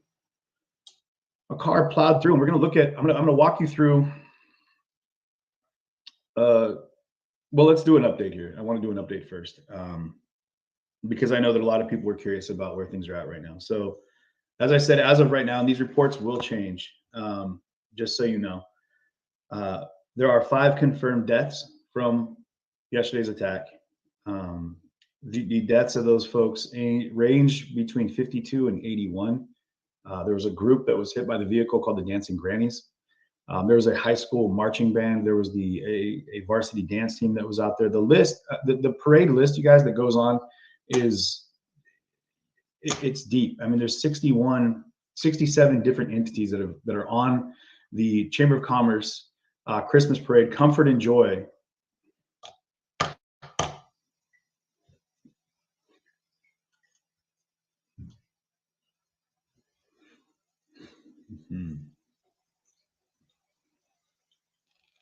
Furious, man. Like, I'm so angry right now that something like this happened.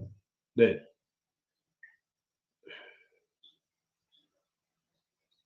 I mean, you've got, looking at this list, and you guys can look at it, we'll put a link up. Like a 4-H club, you have just, I mean, the list is not one of a political notion. It's not one driven towards protest or demonstration. It's simply one for people to gather under comfort and joy. And the Girl Scouts were there. They had, I mean,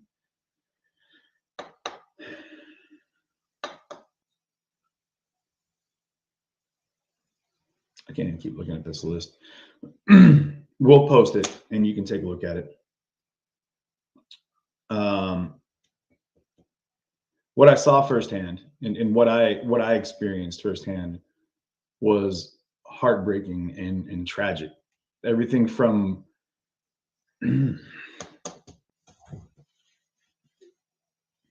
there was baby strollers strewn about everywhere. There were children's mittens, gloves, blood-soaked jackets. There's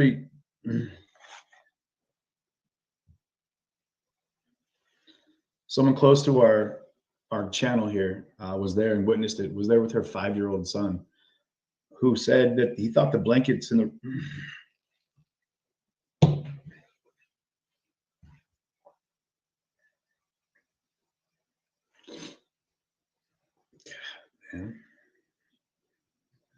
he thought the blankets in the road were gifts being left for Santa, because thank God his eyes were probably covered or he didn't see what happened in front of him.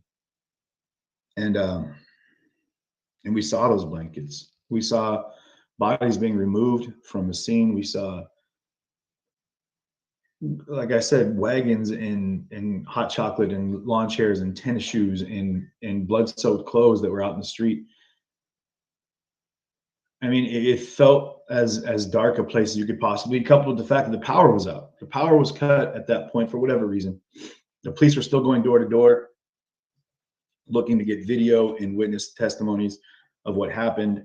But what we do know what happened, and we're going to jump through it because if I linger, like I'll be a mess, you guys, is that a gentleman by the name of Darrell Edwards Brooks, 39, and we're going to go ahead and add this to the stream. This gentleman driving a red SUV, a red Ford SUV, at 4:39 yesterday, just after 4:39, broke through a police barricade and plowed through a crowd of people in Waukesha, Wisconsin. What you see there are the remains of, this is one of the booking photos. He had just got out of jail, I believe, the day before, which I need to make a point about that as well. People are thinking that I interviewed this guy in front of the Kenosha County Courthouse. Different person altogether. Different person. This person was in jail up until Saturday. The person that I talked to is different. Is an activist leader from Milwaukee. Not the same person. I want to make that very clear because this person's name keeps coming up. I'm not going to put that out there because it's not facts. They're not facts. Different people altogether. So I just want to make that clear as we move forward here. Oh man. I want to also jump in and let you guys know that there will be a 5 o'clock vigil in Waukesha at Cutler Park in Waukesha, which is it's right downtown. It's on the dog leg that wrapped around the backside of Main Street. If you went down by West Main or Northwest Main, if I believe. And here, I'm going to show you guys actually, so you know exactly where it's at. For anyone that's looking to know where to go, I will be out there, and I encourage everyone to come out and show their support for the families and friends in the town of Waukesha that suffered this attack here. If I could share this here, I'll give you guys a where are you at? Cutler Park. Okay. So Cutler Park here is downtown, and I'm going to get you a little bit zoomed in here. So this is Cutler Park here. Main Street here is running, and I'm not sure if you guys can see what I'm seeing actually as I see it. So let's do this. Cutler Park runs on the backside of, okay, no, I'm messing it up. So either way, it's right here. This is Cutler Park. Main Street runs right down here. This is where the actual attack took place. Down Main Street this direction, and the vehicle took off this direction, fled this way after shots were fired by a police officer at the vehicle after plowing through some more barricades. Cutler Park, however, is right around the corner from that here, and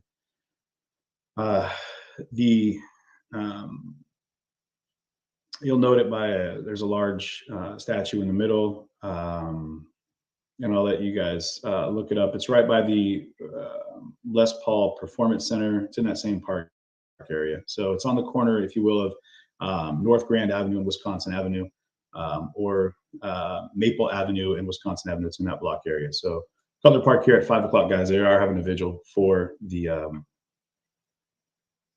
don't even know how to word it, but in tribute to the people that were attacked last night out in Waukesha. Now, if I can pause this. So to give you an idea of what happened and how it happened, as we're looking at this right now, the parade started, and I'll do a walkthrough with you actually here on this one. So the parade started at 4 p.m. on Sunday, and roughly 40 minutes to make sure you guys aren't losing what I'm saying. Okay. About 40 minutes later, in picture 2 here, which we'll pull up later a little bit in greater detail, at 4:39, a red SUV speeds down the route of the direction of the parade is heading at a high speed. And you guys, this guy wasn't going 10, 15, like he was hauling ass down through this parade. You can see as the video goes through, and we'll show you this, a police officer chasing the red SUV down the street. Number 3 there, the SUV narrowly misses hitting a little girl who's dancing beside the road. And again, we'll we'll see this in motion here in just a moment. And number 4 there, a car is filmed hitting a marching band, leaving people injured in the road. And you can see how on the picture up to the left, I know it's not the deepest, we'll get into that further as well. You can see where he lined up before charging through that crowd. Number 5, there, I believe this was the varsity dance team, if I'm not mistaken, or cheer squad from the local high school. The SUV hits a group of those girls carrying pom-poms that were performing in the street. Continued through that crowd after mounting bodies on top of the hood and laying people to rest all around. You can see number 6 down here towards the end of Main Street, where there was triage groups, people that were huddled together that were trying to help administer aid to the people here. There were so many people injured, you guys, that they didn't have enough ambulances. They had to load them into the back of squad cars, police cars. And even as I drove into town, there was ambulances and police cars just flying out of the area, going to different hospitals, trying to get people to where they needed to be. At the end there, the car breaks through a barrier and speeds away as one of the officers of the area, and I don't know which department, I'm guessing Waukesha Police Department, opened fire on the vehicle. I don't believe hitting anybody, because there was no reports of there being anybody that was actually struck by gunfire there. So the gunfire that you did hear was fired by the attacker, Darrell, or by the law enforcement. It wasn't a gun being fired out of the car.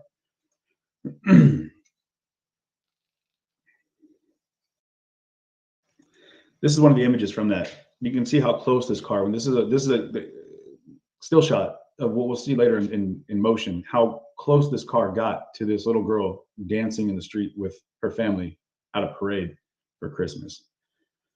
And as you can see, the car here lining up to drive through. And again, these are still frames. If you can gather the scope of how many people were there sitting on the side of the street in lawn chairs, the dancing band, the marching bands, the dancing grannies, they had the high school band there, they had Girl Scouts there, they had teams and scores of young people as this person proceeds to drive through this crowd. And I don't know if we lost a few of the slides on that one. Either way, it's fine, because we get the idea. We are going to take a quick look at that video, but I want to give some updates. So they have, as of right now, they do have the suspect in custody. If you guys were following me last night, they did do a manhunt, which I was out with until late last night.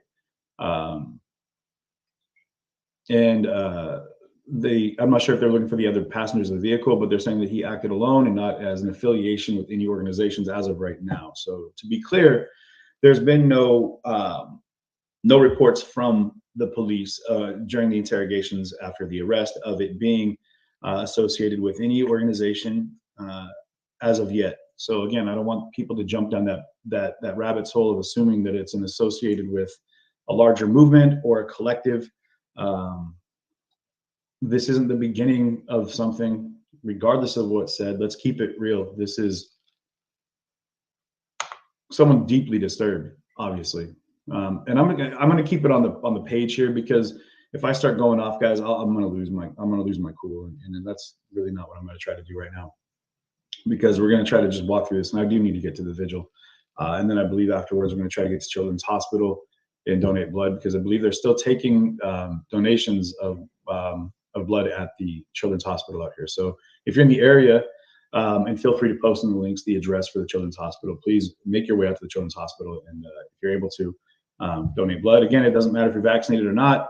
They're taking donations, so don't let that be a deterrent, regardless of your vaccination status. Darrell Edward Brooks, 39 years old, set to be charged with 5 counts as of right now. And these numbers will change because, like I said, people are still in critical condition. 5 counts of intentional homicide in connection with the Sunday evening incident involving a red Ford Escape that plowed through barricades into a crowd, causing mass bloodshed and unleashing panic on what otherwise would have been a celebration of joy and comfort. They are saying there's no evidence this is a terrorist incident.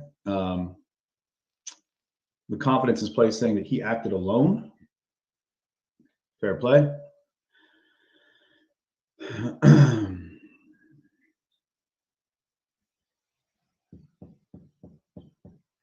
I think that amongst the dead, the sprawling disaster, like I said, left members of the Milwaukee Dancing Grannies were hit pretty hard, and at least a dozen children and their priest are among the 48 injured. 48 people injured, and as of right now, confirmed 5 deaths. Those are mothers, fathers, those are grandparents, those are, and as of right now, potentially people's children, and those are children, someone's child. A little bit of a brief dive into the history of Darrell Brooks here. Looking into it, he has a pretty extensive criminal history in Wisconsin that spans over 2 decades. Recklessly endangering the safety, domestic abuse things. Again, there's nothing in here that says that he has any ties to any kind of terrorist organization or to any other grand overarching organizations of any kind. And again, I'm not going to dig too deep. You guys can look it up if you want. Darrell Brooks Jr. is his name, or Darrell Edward Brooks, 39 of Wisconsin. If you want to look into it, please do. You know, if you want to do a deeper dive into the background there, that's fine. But what we do know is that on Monday, Brooks, they're saying should not have been released on such an inappropriately low $1,000 cash bond. In a most recent case, however, dating from November 2nd, the complainant told cops Brooks had deliberately tried to run her over with his car after an altercation. He pleaded not guilty to the charges. This was on November 2nd, and was released on a $1,000 cash bond last week, tail end of last week. I would assume that you can't. I know there's going to be a lot of backlash on the judge in this one. I can already tell that there's probably going to be a lot of focus on the criminal system out here, the justice system. There's going to be a lot of focus on whether or not that judge should have let him go, and there's going to be a lot of focus based off what we've seen from this Rittenhouse case, with the attention that's been placed on Judge Schroeder. That there's going to be issues, and I'm sure with how they feel that the court systems out here are actually operating. There's going to be a tie, I'm sure, an association between the two. I think it's safe to say, however, that this case, as it's going to go through with Darrell Edwards Brooks, whom I'm going to pray for, but I hope gets leveraged with the absolute full extent of the law. And one of the most heinous things that guys, I've seen a lot of bad, and I'll say a lot of bad shit in the course of my life. But seeing the aftermath of what this man did, this person here did, it infuriates me. And like I said in the video last night, you should all be angry. You should all be upset. I don't care what your beliefs are. I don't care what your religious standings are, what your political leanings are, be you conservative or Republican, Democrat or liberal or whatever those ties of anything are. Like this on a very human level should make you furious that something like this happened. I'm angry. I mean, I look at this guy in that stroller and I saw so many more just like it that were just smashed and tattered and left on the side of the road, that were driven over, that were driven over. Strollers were driven over by this individual at a Christmas parade. Where in life do you get to a point where that is something in any way, shape, or form that I don't get it. It blows my mind. I don't get it. I have no idea how anybody could, the demonstrative nature of a person to do this is insane. No, Linda, I don't need to, because as of right now, the questioning, as they've said that he has no affiliation, that might come out later. That might come out, but I'm not looking for that tie. People are saying that, oh, we should, we should make sure we give it time to make sure he's not associated with any of these big initialed, international organizations. And until he says that, I'm going to let it ride that he said what he said. And as of right now, He stated, apparently to the police, as they released that information, they're the only one that has that information, that he's not affiliated with any organization. So maybe that's on a bigger scale. Maybe they're saying that he's not affiliated with like ISIS or anything crazy like that, that would lead you to believe that it was a terrorist attack. But a plane used on a building, a car used on a crowd, these are all terror attacks, to be very clear. Whether or not you are a terrorist, have a terrorist organization as your backing, or that you lean that direction, a terror attack is a terror attack. And that's exactly what this was. It was an attack on a crowd of people looking to celebrate the holidays and an ability to come together out of the wake of COVID and everything else that has divided and separated people. This, without a doubt, is probably one of the most disgusting things I've seen in the last couple of years. And we've watched some terrible things. We saw people die in Kenosha. We watched riots rage through. And then the motivation behind that, the motivation comes up, guys. Like, why did those things happen? Why did they do what they did? At some point, when you get to these places, when you see these things, it just evil, man, just evil. And you hear things like it's revenge for the Rittenhouse verdict. You hear things like that, and I pray to God, and I hope you all do, that that's not what this is. That this isn't a sign of what people think is a response to the courts doing what the courts do. That attacking innocent people is the way to go about making the message be heard, because it's not. There's no message in that. Nothing at all. It's just evil. It's just evil. We do have a video that I'm going to show you here of kind of like the timeline of what I'm talking about here, just so it's not me just ranting about how furious I am looking at this guy. Like yeah, we're gonna. Let me jump into this video real quick for you guys. I want to see this dude's face no more. So let me get you dialed in here. Just mad, you know, that.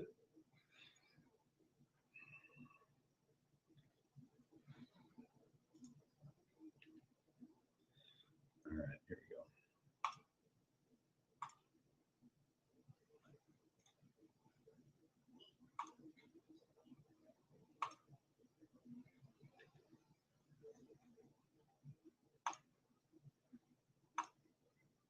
And mind you, we've taken the time to blur out any of the graphic images on this, but this will give you an idea of a motion timeline of what happened yesterday afternoon, late evening, or early evening, late afternoon.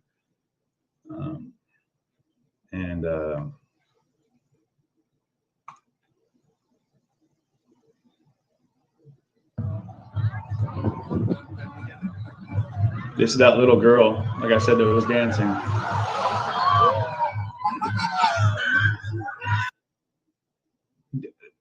And I gotta walk that back, so you can see just how close this person was to.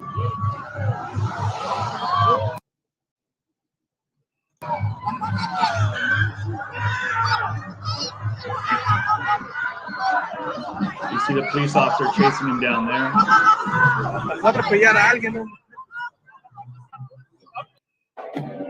You'll see the car speeding past this crowd here, and the officer, this is from another angle, chasing him down.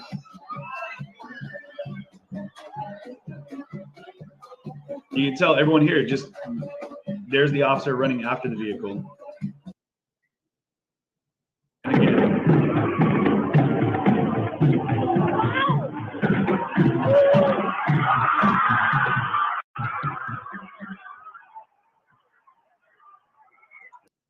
Took aim at a crowd and just plowed through a marching band.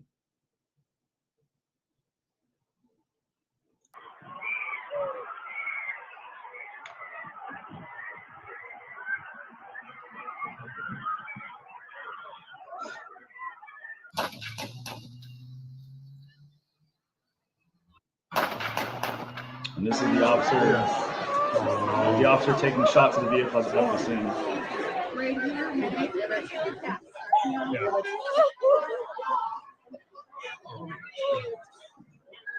This is the aftermath that I saw. Chairs on the ground, people confused. You see children like babies.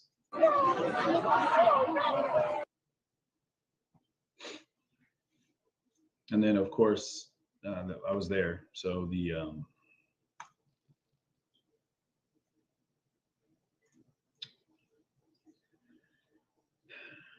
the updated information is that he's going to be charged with 5 counts of intentional homicide and are being referred to the DA's office. Darrell Brooks,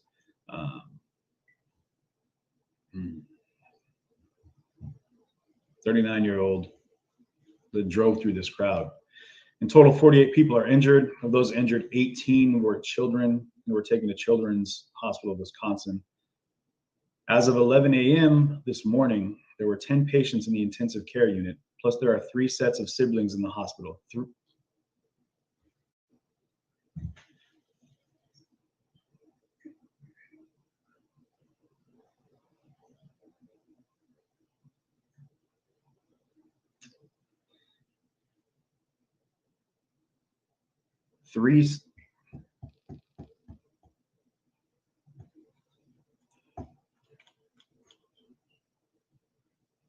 A 5-year-old thought that the blankets in the road on the bodies were gifts for Santa. I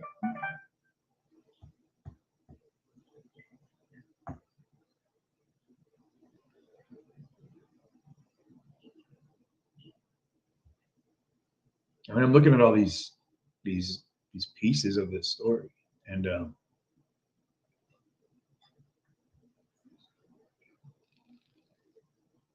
all these updates, and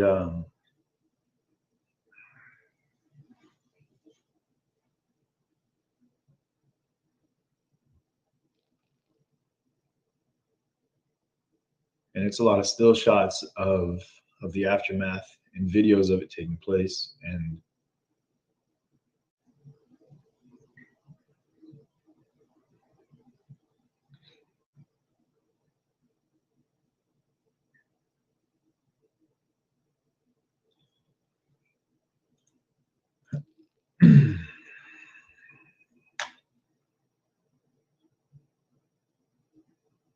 all I can say is that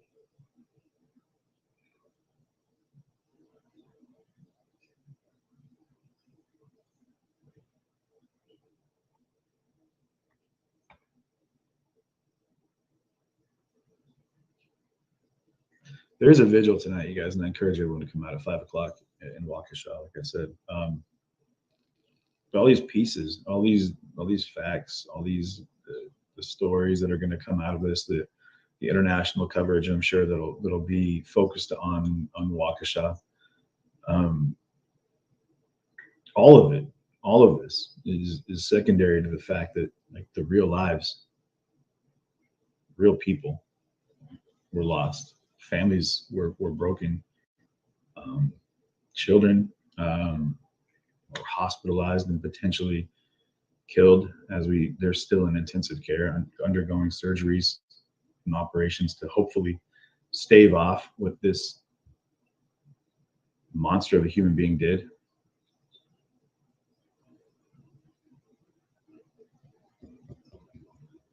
And what kills me is we collectively, as a people, as a nation, as a world, have spent so much time dehumanizing each other. We spent so much time dividing ourselves against each other and finding reasons to fight, finding reasons to hate each other and battle in the streets over things that, when it comes right down to it, aren't human. This is human. These are human situations that are happening right now. If you can't rally around this, if you're not able to lock hands and arms and hold each other over this and in comfort,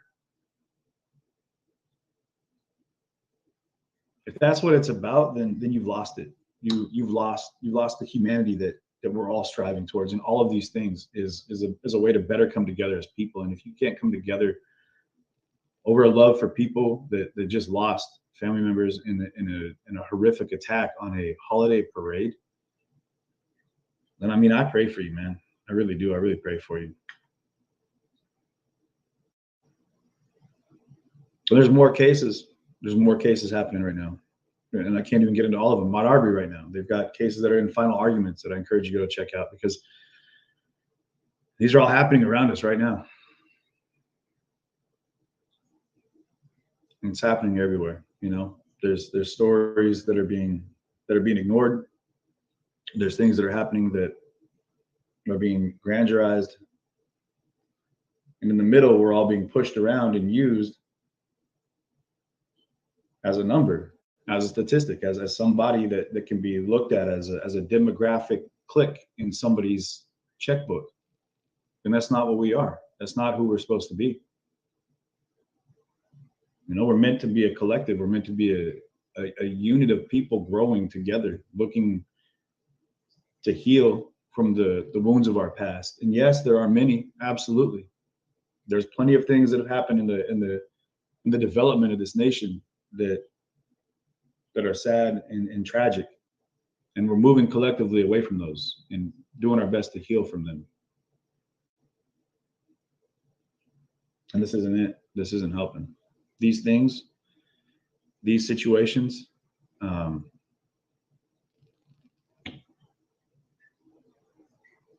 it's not it. It's not it, and we can do better.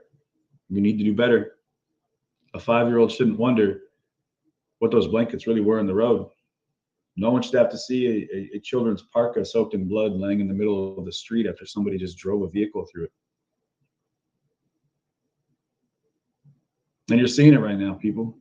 I pray to God this isn't in response to the Rittenhouse trial, because you're watching places like Portland, Seattle. People are back to it, rioting, destroying things, throwing violence out as a response to a situation that started from a violent act that beget more violence, that now is begetting more violence and more violence and violence and violence and violence. And it's a cycle that we're going to let perpetuate itself.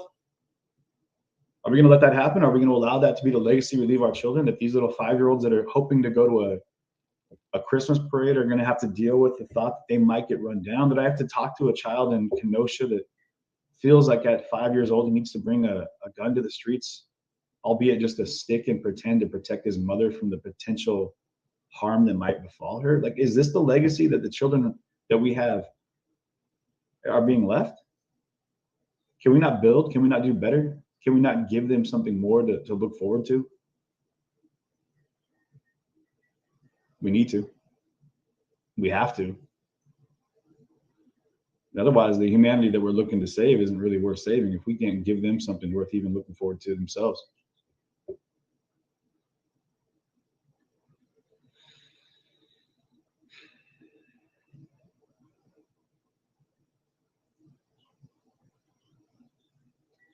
What's wild is the comments, man. And I realize that people have their own views. People have a lot of strong feelings about everything happening. But if your focus right now is on the sidebar distortion and frequency of nonsense, the he said, she said of who's who and what's what, I'm just gonna stop being an asshole, man. Seriously, stop it. Just stop. Like, shut up. Back up. Sit down for a second. Stop looking to have an ignorant comment be heard. Stop looking to have an ignorant statement be voiced. Like, just be quiet, man. Listen. Ask somebody what they're going through. I've been reaching out to people, and I had people reach out to me all day that are experiencing massive trauma from this event yesterday that took place. Reach out to them. Make a difference there. Impact there. Take your time to internalize maybe that moment that you would like to spit out some anger-filled rhetoric that's going to do nothing but fuel the world with more anger and hate. Suck it up, man. Be stronger. Like, be stronger. People around you need you to be stronger than that. Then to think that you can saturate the waters of our society with your venom is unacceptable. Suck it up, man. Seriously. Just suck it up. And in the comments, I love so many of the amazing things that come in over here. And I do my best to allow comments through, and my mod team does as well. But if you're so hell-bent on making this focus about something, in this moment, especially in the last 39 minutes of this broadcast, about something that it's not, about the ignorance that you feel is the fuel that you need to cling to, then you don't belong here, man. You really don't belong here. And I would hope that you don't belong in any public forum where you're able to share that angry diatribe of nonsense, because no one needs it. Nobody needs to hear the hostility in your world spit out at the world around you. If you need to talk to somebody, though, reach out, man. And I think that's what maybe a lot of these people are. They're calling out for help. So I'd encourage everyone around you, if you have somebody that's in this place, If they're in a place where you feel them going down that angry rabbit's hole of bitterness, like reach out to them. Don't let them slide that far. Don't let them slide far enough that they do horrific events and tragedies that'll follow. Because this is, you guys, again, if you don't recall the school shootings that were the highlight of things for a couple years there. We had Columbine and then backtracking so many things before that, and we kept saying it's the worst since. It's the worst since. It's the worst thing since. I pray to God that we don't have to say in this moment, this is the worst since, and then to have another thing that shadows this. In Waukesha last night as being the thing that supersedes that as the worst thing since Waukesha. Hurt people, man. You're right. Let's heal each other. Let's heal each other. And we can do that tonight at 5 o'clock. And again, you guys, there was a video that was released, and I'm going to talk about this for a second. There was a video that was released, and I want to talk directly to this, by a pretty large news network out of Florida. And it was about somebody else that was there at the scene. Not the suspect. Again, the person at the scene that we're talking about in the video that I'm not going to get into details on because, again, I'm not here to broadcast that. But I'll make it clear. The name CJ came up in the background. It was a different CJ. It was a CJ Morrison, who's attached to apparently the Proud Boy organization, which I have no affiliation with in any way, shape, or form. I've interviewed them, but I have zero affiliation, zero, with the Proud Boy organization. But apparently he was there last night in a truck with some other people. That being said, you hear my name in the background as something about leader of the Proud Boys and whatever video. I haven't watched the video, but I've gotten some notes about it. And to be clear, they're talking about somebody very different. And if you listen through the video, I think you might even hear the last name Morrison, but we talked about it. They even asked me about it at the time, the group that was there. And there was a joke about it almost in the moment. But to be clear, two different, very, very different people. Absolutely zero affiliation with the Proud Boy organization. To be clear right now. And if you don't believe me, it's interesting because by nature, I'm sure a proud member of the Proud Boy organization, by their name Proud Boy would be proud to say that they are a member of the Proud Boy organization, of which I am not affiliated. I'm simply an independent, I guess you would call me a journalist, an independent, curious citizen that's out here with a camera and a microphone and looking to ask as many questions and understand the world as best I can. And there you go. If you still don't know, then you're not listening, which is what we need to do more of nowadays. We need to listen more, ask more questions, stay curious. And guard our children from situations where they have to be curious about what blankets over mounds of bodies in a road are, whether or not they're presents for Santa or someone's loved one who was just mowed down in an attack on a Christmas parade in a small town in Wisconsin. We need to do better. We need to do better. I had more pictures and things queued up that I was going to show you guys. I had a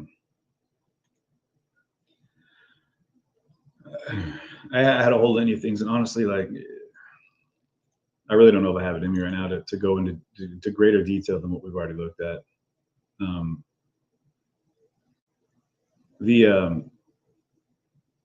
mean, there's the picture of the vehicle, and again, all these things are on Twitter. And you guys can go, if you need to get in there, get lost in there. It's easy to do. Some of the images that were left in, like, burnt into my mind are the things that I'm sure all of you are going to be left with as well. Is to say that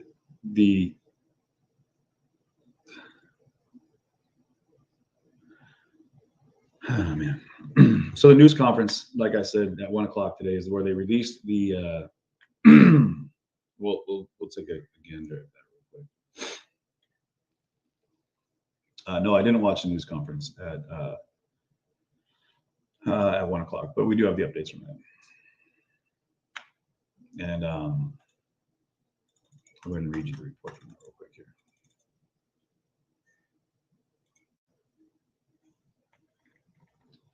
Again, there's a 5 o'clock, and I'm going to keep repeating this, vigil at the park in downtown Waukesha, Wisconsin, at 5 o'clock today, in about an hour and a half. If you can make it, I encourage you to make it. Come out. I'll be there. Say hello. We can bow our head in prayer together and appreciate that we're all there for healing and in solidarity with the families that were affected by this. They're still unknown. They had a number, you guys, they had a number that was released last night for people that were looking for their loved ones. If you lost a loved one, this is like post-earthquake type thing. Like where, if you didn't know where they were at, or if you couldn't get a hold of them, you could call this hotline, this number, and they would help direct you to where your loved one might be, whether or not they were in a hospital, if they were maybe there as an in-place shelter, because they did make an emergency broadcast that called for a shelter in place for a half-mile radius from kind of the epicenter of where the attack took place in the 5 Points in Waukesha, Wisconsin, which is where I was standing and walked up and down Main Street. And if you want to see that, you feel free to go back into the YouTube or the Facebook last night. There's a couple different segments of that where we walked down Main Street and got in on there was one of the press conferences. There's a lot of bandwidth issues that we dealt with, but we were able to get enough for you to know what's going on. And take a look at it for yourself. The aftermath of the attack. They weren't doctored pictures. They weren't just well captured. Like what you see as I'm filming is in the raw. Like that was just a small snippet, and the places between the buildings that we were able to get to the street. I wasn't able to get everywhere because there was it was an active crime scene investigation. So we had to maintain some distance. And I wanted to respect that with the police because they asked me several times to move down and move back. And I made sure to maintain a distance that would allow them time and space to do what they were there to do. But there was 50 different departments that were called in, 50 different departments that were called in, including police departments from up to 20 miles away. And they were using those same police vehicles to evacuate people. They had to evacuate people in police cruisers because they didn't have enough aid cars to load up the injured and deceased. And it hit hard at one point. I was assuming that it was all just basically photo ops that were taking place. And I saw at one point a coroner vehicle drive past. And as I looked up the street, I saw another person being taken out under a blanket on a gurney to be loaded into another van and transported to the coroner's office. Deceased on the scene. And it was terrible. It's terrible. I want to give you guys though and you can watch the videos are there, guys. They're on YouTube, they're on Facebook. You can jump in and take a look. I'm going to go ahead and read this real fast, just to give you the breakdown of the press conference, so we can give you an update. We have some names here as well. So the 5 people killed by a driver who drove through the parade, as we all know now. Anyway, Darrell Brooks, we know, 39-year-old driver.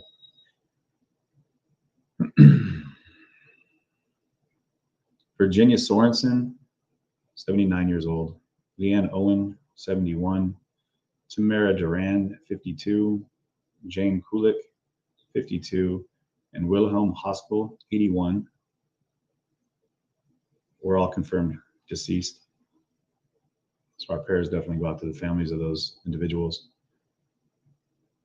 Thompson, the police chief, Daniel Thompson of the Waukesha Police Department, also confirmed the injury toll had risen from 40 to 48 at this point. He is Darrell Brooks facing, and I'll give you this just because it does, it is. It's a face I hope you see and you can appreciate. That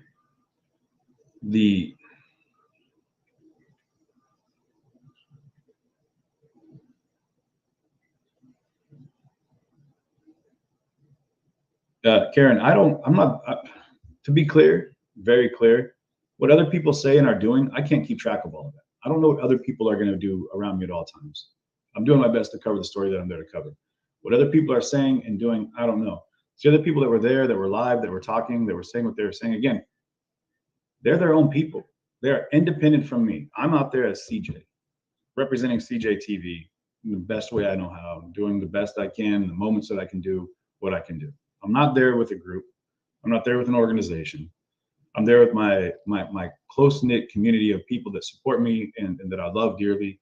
They were willing to go out in the cold with me last night and help support the efforts of capturing what happened yesterday in this horrific attack on this parade. That's who I was there with, to be very clear. To be very clear, you guys, I'm not responsible for what other people say. I'm not even responsible for the comments that come in. To be clear about that as well. That's not on me. I do my best to keep them out of here if they're going to be hate-filled or looking for violence. But they may not agree with you. I may not agree with them, but that's their opinion. And I'm allowed to not engage. I may not agree and I don't have to engage. You can just look at it. And if you don't like the comments, if you don't like what other people say, turn off the volume or swipe right or left and make the comments go away. And then it's just you looking at me while I look at you, talking about what I experience through the live stream that I do.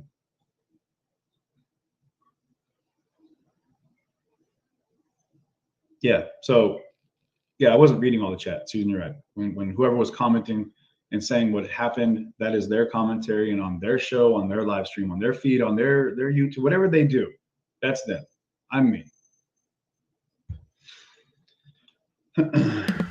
Man, that guy's got it figured out. I'll tell you that much. Things to handle, guys.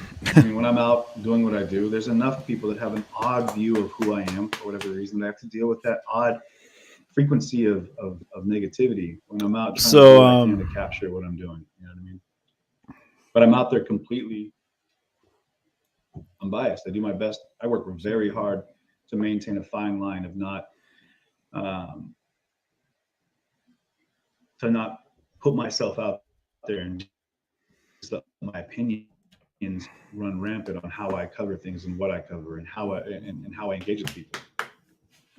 You allow people space to speak and you allow yourself the opportunity to listen, and I guarantee you when that All right, I'm going to check in with the court. We are into the you or them. They might even be changed by just 1 realizing hour that somebody's willing lunch to listen. period now. Sometimes I'm just not saying sure if we're something out back loud, yet.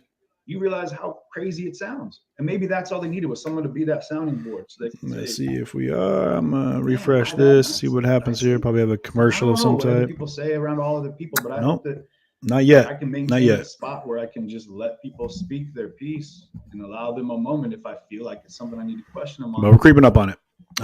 Maybe even field the question. They don't have to. It's just a question. But I can't feed into that too deep. I mean, there's a solid point here. I got to keep that in mind, guys. That comments that come in, I don't control, but I do. We you know, we at Squad try to like keep it clean. This is the gentleman. This is the person. But everyone's entitled to their opinions and their views, you know, and that's the thing about free speech and the opportunity to share your opinions. And you don't have to agree with each other. You know, it's honestly, I love it when people don't, because I'm gonna read you through this. Kind of keeps me on my toes and helps me understand, like, you know, where other points of view come from. You know, so what happened here. So, and again, this suspect, 39-year-old Darrell Brooks, he's facing 5 counts of first-degree intentional homicide.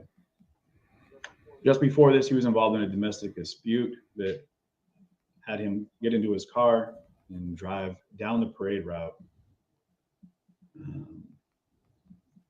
driving through the crowd, injuring 48, and as of right now, amassing a death toll of 5 people.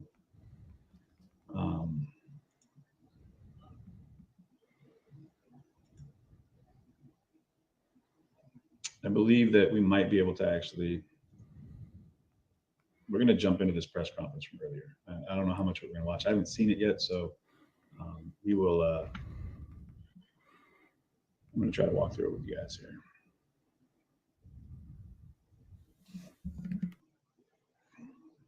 And this is the press conference that one of the couple that happened that evening.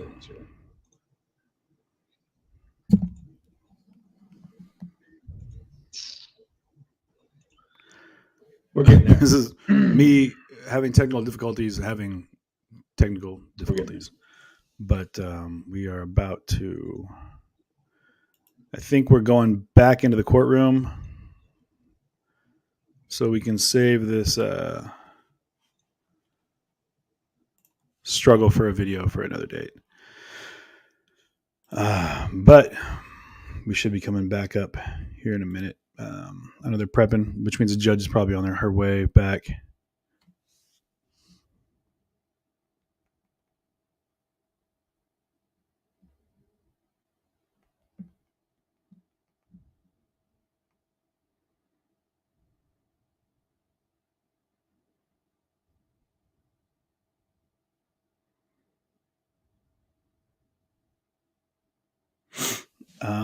Yeah. And that should be popping up here in just a few. Hopefully. Yeah.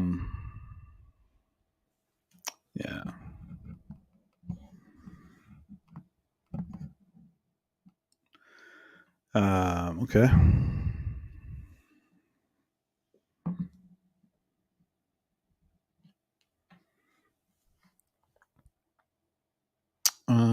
Yeah.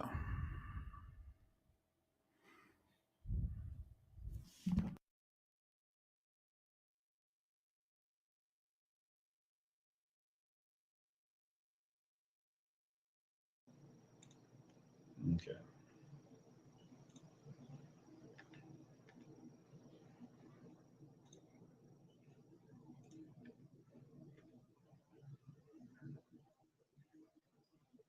Okay, here's the this is one of the press conferences. Hospel. Hey JB, how you doing, man? JD, sorry, what's up? Leanna Owens, 71-year-old female. Tamara Durand, 52-year-old female. Remind you, they're leaving out one of the deceased because there was still a young man who was in critical condition. 81-year-old male. The suspect involved in this tragic incident is identified as Darrell E. Brooks, male, 39 years of age, who is a resident of Southern Milwaukee. At this time, the Waukesha Police Department is referring 5 counts of first-degree intentional homicide with additional charges based on the investigation, but those will come in time. There are many roads in downtown area were closed as investigators worked through the crime scene. Those roads have since been opened. I'll say this, minutes after the incident occurred, I responded to the scene, and what I saw out of chaos and tragedy was heroes. First responders and the community coming together and working together on triaging victims, the fire department working in partnership with the fire department, getting these victims to the hospital. Fire department transported multiple victims. Chief Howard will talk about that. Officers picked up victims and put them in the squad and rushed them to the hospital. And citizens also picked up victims and rushed them to the hospital. There's also off-duty law enforcement, fire, and EMS. Sorry, it's a little choppy on the. That was just the video. This event at the time. Who immediately got involved and took part in saving lives. I want to thank our community partners.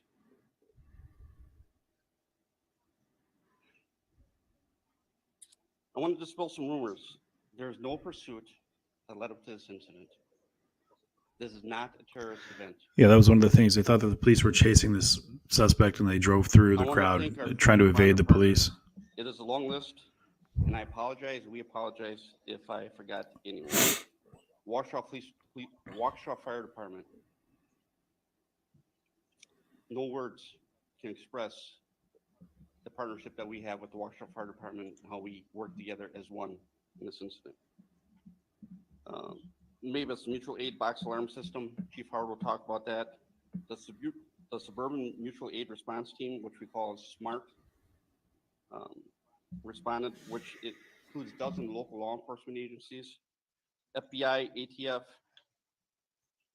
the state Division of Criminal Investigations, School District of Waukesha, the Milwaukee Police Department. There are multiple children in intensive care right now, but as of right now, there's no pediatric fatalities. After this press conference, we'll provide a link on our website for any questions regarding witness information. If there's any additional video that a citizen might have, they can look at this link, or any family members or individuals that need to recover property. The Waukesha Police Department website is the only source for information. Do not release information from any other source as it has not been vetted and could lead to false information. Thank you. Chief Howard. So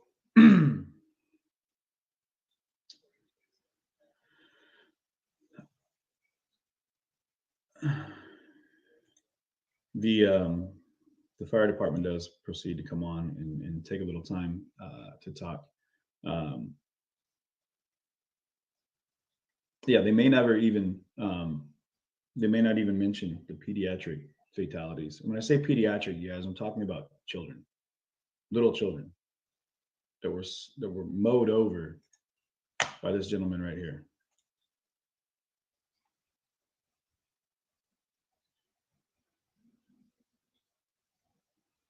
And I know people were doing deep dives into his social media. Apparently he's a rapper as well. They were talking about there's some very racially motivated things that were on his social media page. And I'm sure that at some point I've gotten, I can't even begin to tell you guys how many links that I've gotten and how many screenshots, and I mean, hundreds of them have come through.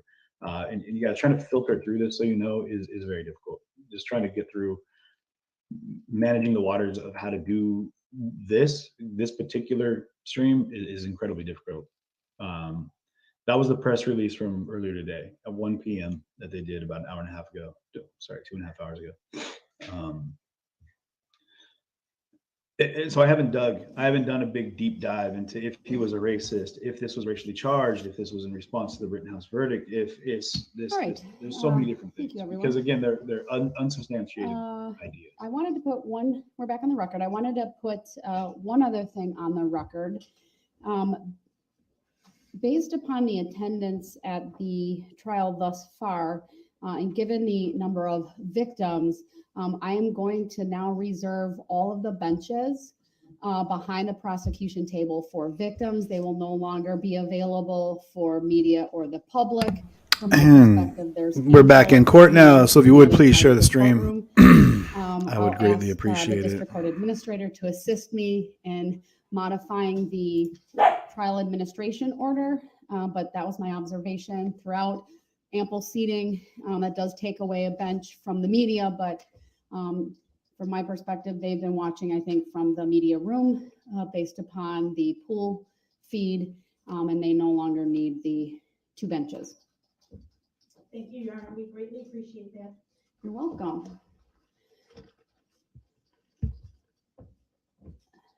All right, then I'll have the jurors brought out momentarily. I just want to get confirmation from the bailiffs who are with Mr. Brooks that they offered, based on my direction, Mr. Brooks to come back over here. I don't know what his response was. Mr. Brooks, I'll ask you and advise you, you are welcome to come back to this courtroom. You've been conducting yourself in that courtroom, at least prior to the break, in a way that seemed to me that you were writing notes, perhaps even following along with the written jury instructions. I know you filed 2 objections. Those were addressed earlier. Mr. Brooks, if you're willing to abide by the rules of courtesy and decorum, you are welcome to come back. Would you like to come back to the main courtroom? Can y'all hear me? You're on the record. Would you like to come back to the main courtroom?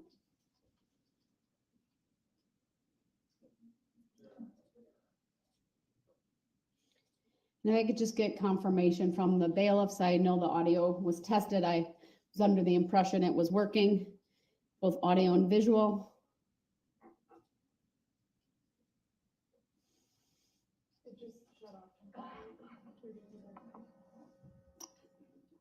Do you know if anything what I said was picked up? Okay, thank you.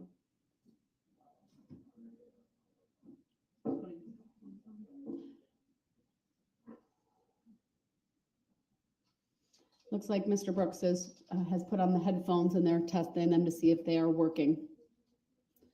I don't believe he had those on prior to the break. My notes show he had removed them at about 10:54 a.m. and when we broke for lunch, it was about 11:54. So it was about the last hour of the morning session. He was not wearing the headphones, Your Honor. Thank you.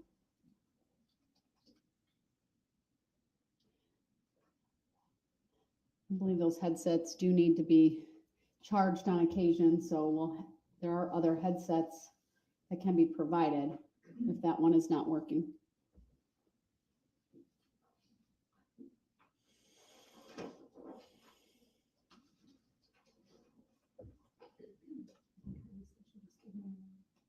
Looks like a new battery pack, charger pack for that was provided. It's not the headset, but the attachment that gets charged. So hopefully that works.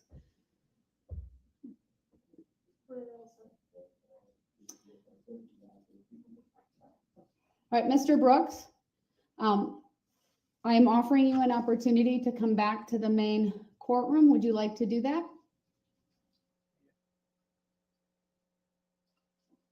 I'm not sure why we're not hearing him very loud at the moment, but can you repeat that again? I say yes. You'd like to come back? All right, we'll have you brought back then. Thank you. We'll be in recess until that is accomplished.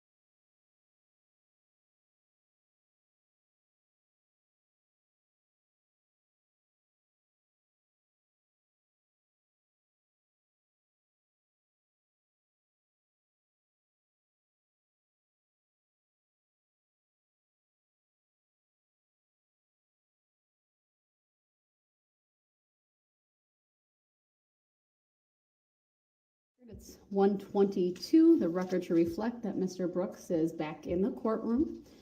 I do want to make a further record that he still remains in his jail attire.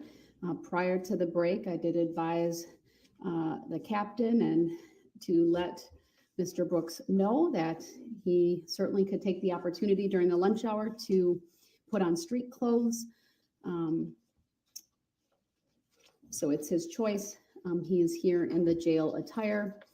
He's at the table, continues to be masked.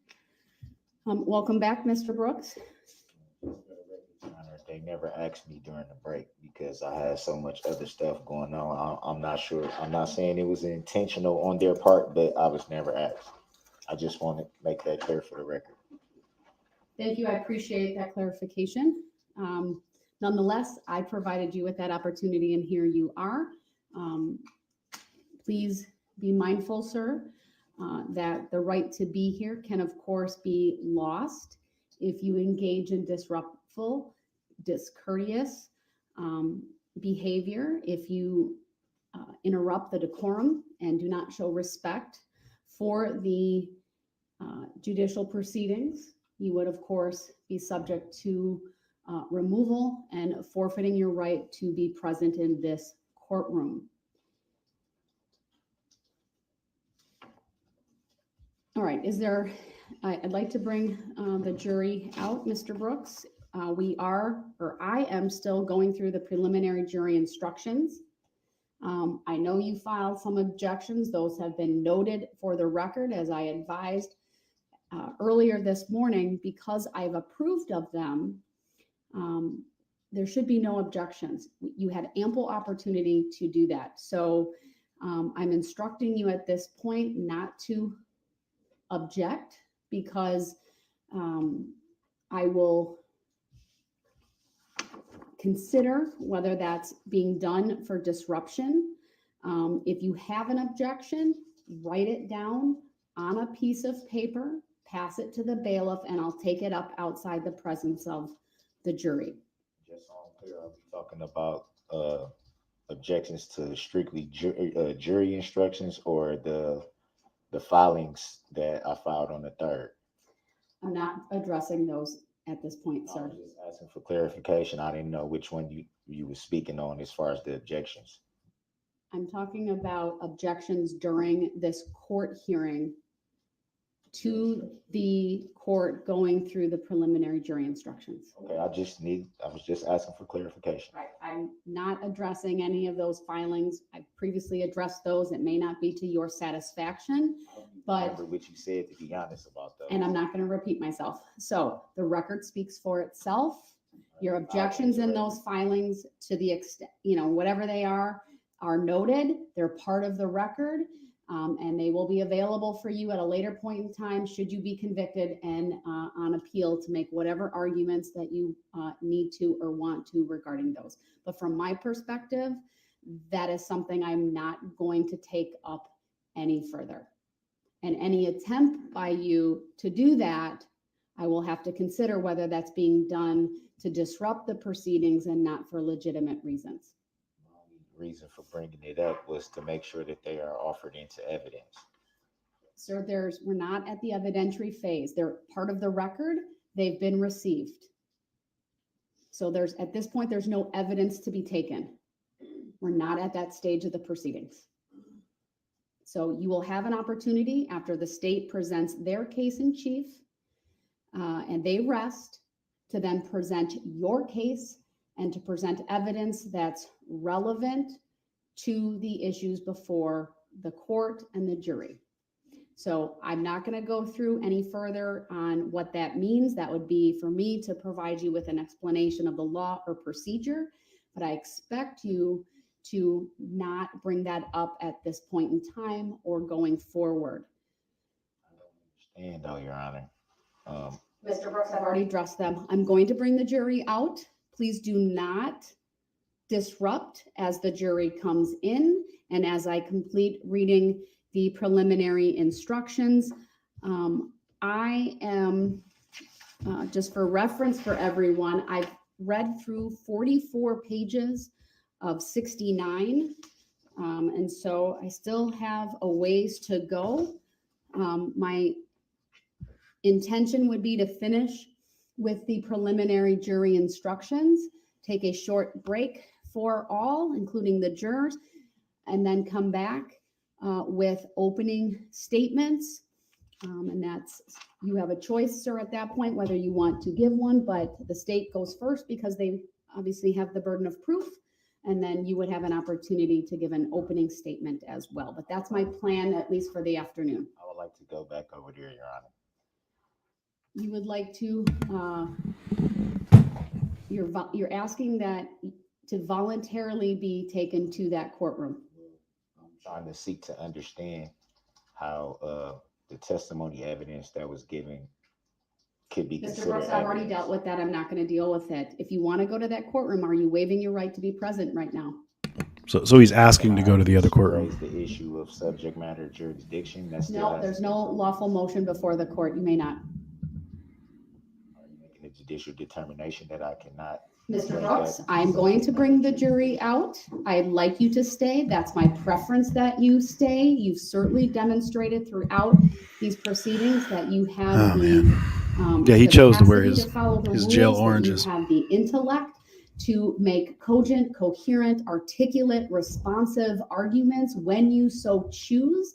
But when you start doing what you're starting to do right now, going back to filings I've already addressed. And See, this is court talking proceeding about 101 that subject he's matter like, jurisdiction, that is you a know, tactic by exactly. you that I believe is to disrupt and to delay the proceedings. That is not accurate, Your Honor.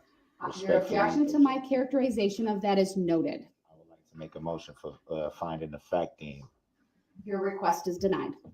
On what basis? Just making a motion doesn't make it Your happen. request is denied, sir.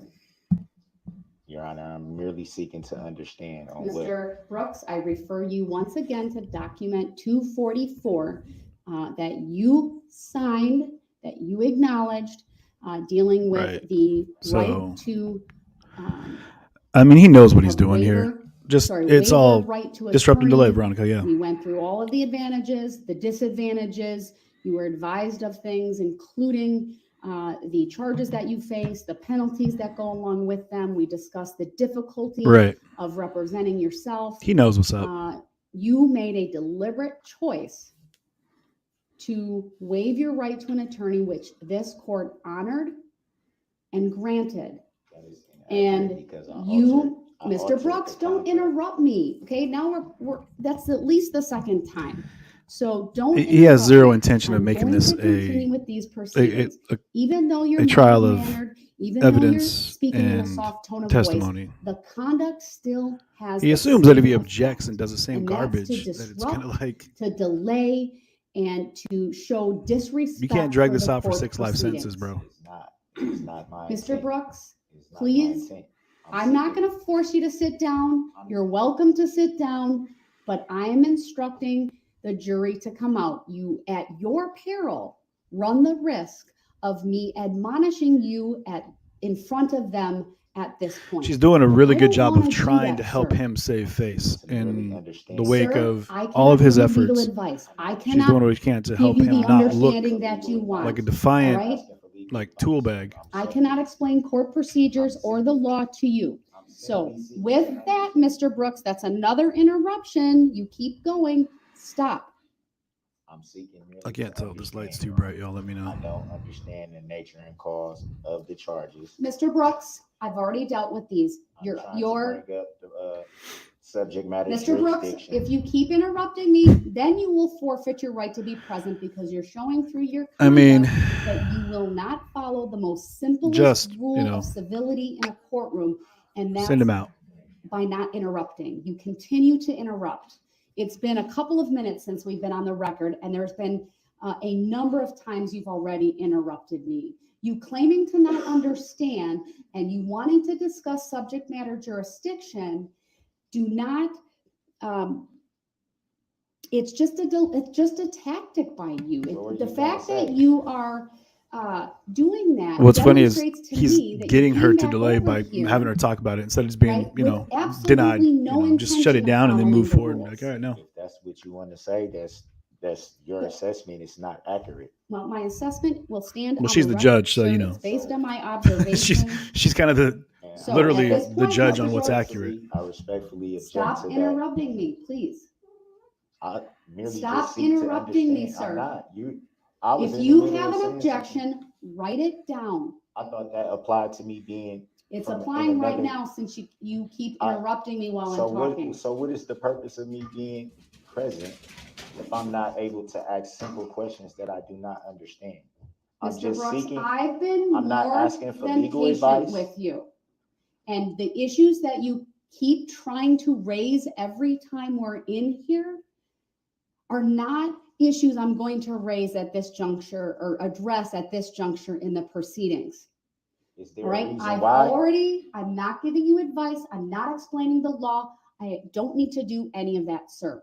All right, you filed what you needed to file. I've addressed every single filing on the record. It may not be to your satisfaction, but I And see, he's have defending addressed himself. them. Let me put this Some of your filings, sir, He's pro se. you're interrupting me yet again because you're not He's letting me self-representing. finish with my explanation. Would Some of your filings tell me do and anyone not else that he require feels a confident in his specific comprehension of the law and line case law and how to response actually by the properly court. litigate. I've addressed them in the Is what way he's that I saying. believe the law requires me to do. She doesn't have to Again, that explain may how not be this works your to him. satisfaction, It's just like talking to a lawyer. and You wouldn't that explain to a is lawyer how simply the way to that it's law. going You know what I to mean? be. You're But expected we are to know what you're doing. If you're a bad continuing lawyer, on with you're just convening of probably jury gonna do a terrible job of your instructions. case. It's important. He's They're going to come we'll just in call it a bad lawyer. and it will be Flat up out. to you whether you can demonstrate respect and courtesy, not only for these proceedings, but for the jurors that have been selected to hear this case. Madam Clerk, have the jurors brought in, please. What you're doing is judicial misconduct. You're making the judicial determination that I'm not allowed to ask questions, that I'm not allowed to question Your Honor, which is my right. I've merely brought up subject matter jurisdiction because it has merit. I've So merely he claims to be a sovereign tried citizen to as seek well. to So understand the proceedings that I do not understand. You're rushing me to judgment by constantly removing me from the court when I should be present for all proceedings and I should be able to understand. he's asking to which I be do not. removed, is what he just Once said. again, I do not understand the charges, the nature of the charges against me. I do not understand why Your Honor will not answer mere questions that would give me clarification on understanding. I'm not attempting purposely to be disruptive, disrespectful in any manner. But if I don't understand something, it benefits me to ask so that I can have clarity. The waiver that you speak of with the attorney, I gave the right the waiver back in the way that I felt that it should be altered. And you said so yourself on the record that the word understanding was taken off of that paperwork that I sent back to you. That should have let you know right there further that I did not understand the proceedings, and that was some of the issues that I'm bringing up now. It's merely just clarification, Your Honor. I don't understand what is going on. It's not to be disrespectful. It is not Mr. to Brooks, prolong the do proceedings. you It is not to. understand when I tell you not to interrupt me? No, Do you no, I do not. understand when I tell you need to follow the rules of decorum? I believe you do. Please sit down. The jury's coming in. I still would like to ask Mr. questions, Brooks? Your Honor. Stop talking. We are proceeding with the continued advisement to the jury of these preliminary jury instructions. Do not interrupt me. The record should reflect that the jurors are entering the courtroom. Your Honor, with all due respect. I Mr. Brooks, stop talking. It's not appropriate at this point in time. You'll have opportunity I disagree. later to raise other issues, but the issues that you seek to engage with this court are issues I've already addressed. You have not. You have not shown proof. Mr. that Brooks, you have the not jury shown. is in the I courtroom. understand that, You Your Honor. continue to talk despite being told to sit down and to pay respect to this court, to these jurors, to the process. It is my right to stand or to sit, Your Honor. It's my right. Mr. I'm Brooks, merely you can exercising my right. stand. You need to be quiet. Thank Your you. Honor, Your Mr. Honor. Brooks, please stop. I'm going to continue with the instructions. If you interrupt me, you will run the risk of being taken to the courtroom next door. I'm seeking to understand, Your Honor. Mr. Brooks, final warning. I'm seeking to understand, Your Honor. It must be some clarification. Mr. Brooks, I want you here. I want to Stop interrupting me. be here. You require. I don't think he wants to be there. Mr. Brooks, stop talking so I can read through the. I strongly believe that he would like to be anywhere but there, but Ladies that's and where he's at gentlemen of the because jury, I'm going he to drove through a continue with parade the jury and plowed through instructions.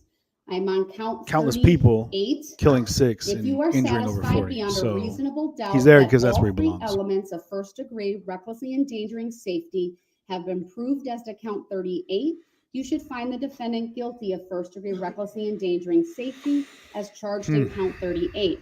If you are not so satisfied, you must find the defendant not guilty as to count 38. If you find the defendant guilty of count 38, you must answer the following Right? The final warning question, should be the yes final or warning. no. This is your final warning. Did the defendant You're finally commit warned. the crime of first degree recklessly endangering safety while using a dangerous weapon? If you are satisfied beyond a reasonable doubt that all three elements of first degree recklessly endangering safety have been proved as to count 39, you should find the defendant guilty of first degree reckless endangering safety as charged in count 39. If you are not so satisfied, you must find the defendant not guilty as to count 39. If you find the defendant guilty of count 39, you must answer the following question, yes or no. Did the defendant commit the crime of first degree recklessly endangering safety while using a dangerous weapon?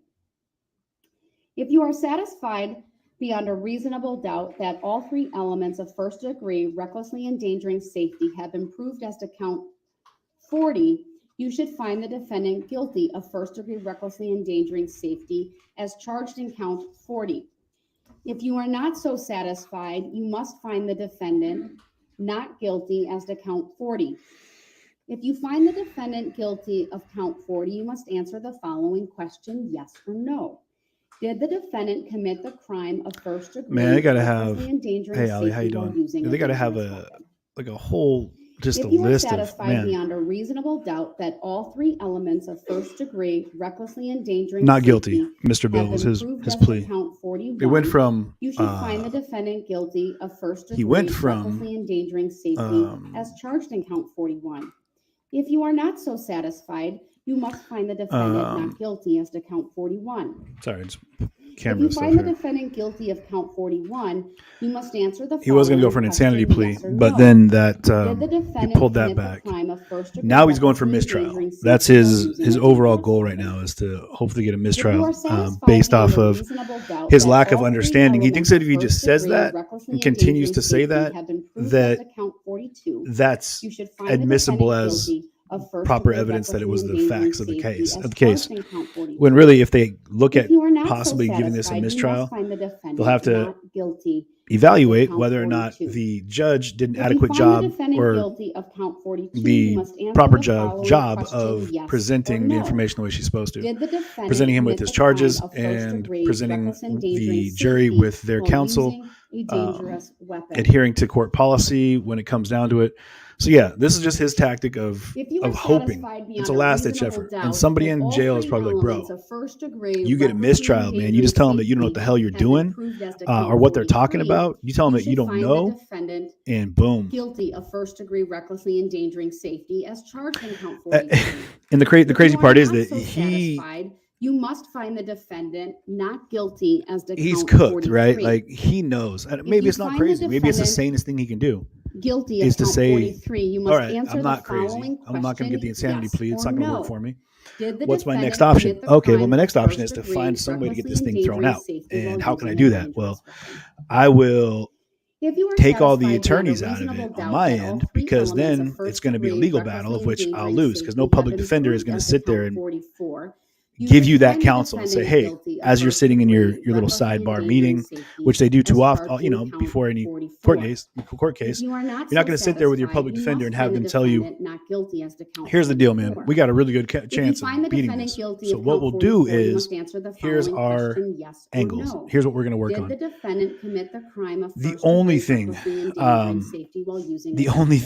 is that they're going to tell him how the court proceedings are going to go. Hey, this is what's going to happen. This is what you have to look forward to. And sorry, I know I'm talking over her, but really she's just explaining more stuff more counsel for the jury. But really all they're going to do is bruised arm today. Yeah, man, seriously. COVID protocol. He had a cut on his finger. So what? So the defense attorneys that were there for him at one point said flat out, like, listen, man, the best we can hope for is, nothing. There was probably exactly what they did. Like, we don't really have anything to go for here. So we're just going to go ahead and not go for, you're not innocent. We know that because you did it. Can we find a way to downplay what happened and why it happened? Like your mental competency, like, nope, you're competent and capable of being tried. So how else can we do it? How else can we get this guy right here to get some kind of loophole? Well, they're going to go for, they would probably say the same thing. Well, the best we can do is hope for a mistrial, prejudicial jury, blah, blah, blah, blah. I mean, I'm sure there's people that are much more versed in this as to, you know what I mean? They can tell you more, but the jury is a jury, 12 people selected, which he had a play in. He was a part of the process. He had his opportunity to veto jurors, the whole 9. They got to go through their process. They went from many to few to 12, which is where they're at now. And at this point, it's a panel of your peers, man. You were a part of the process of picking, and there you go. Next steps, man. Present your witnesses and your evidence. What is your evidence that makes you feel you are not guilty of these crimes that you're being tried for? If you are satisfied beyond a reasonable doubt that okay, there's not going to be evidence in that situation to say that I'm not guilty because it was him in the car driving. They did it. So how can I find a loophole to make it so that I won't get in trouble? It's going to be try to manipulate the courts. So all that he's going to be doing for the rest of this, hopefully speedy trial, is court manipulation. And it's going to be through a lot of outbursts and interruptions and, BS like that, which the judge, last final warning should be final warning. Hopefully the judge is going to get to that point where she's going to say, all right, you've been told. I'm done telling you. I'm not telling you again. That's that. So shut up and go to the other courtroom. If you have to do that, do that.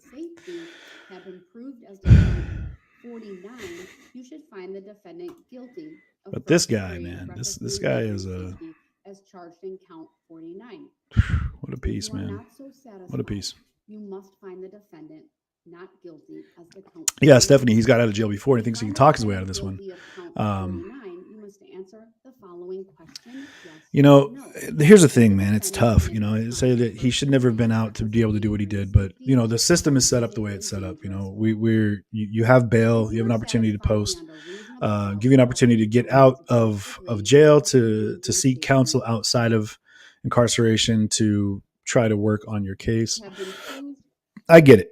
That's I am a huge advocate for our judicial system, and I've you guys are me. I've been on the other side of it, and they gavelled me up too, and I accepted that, and I graciously accepted my punishments for the things that I've done.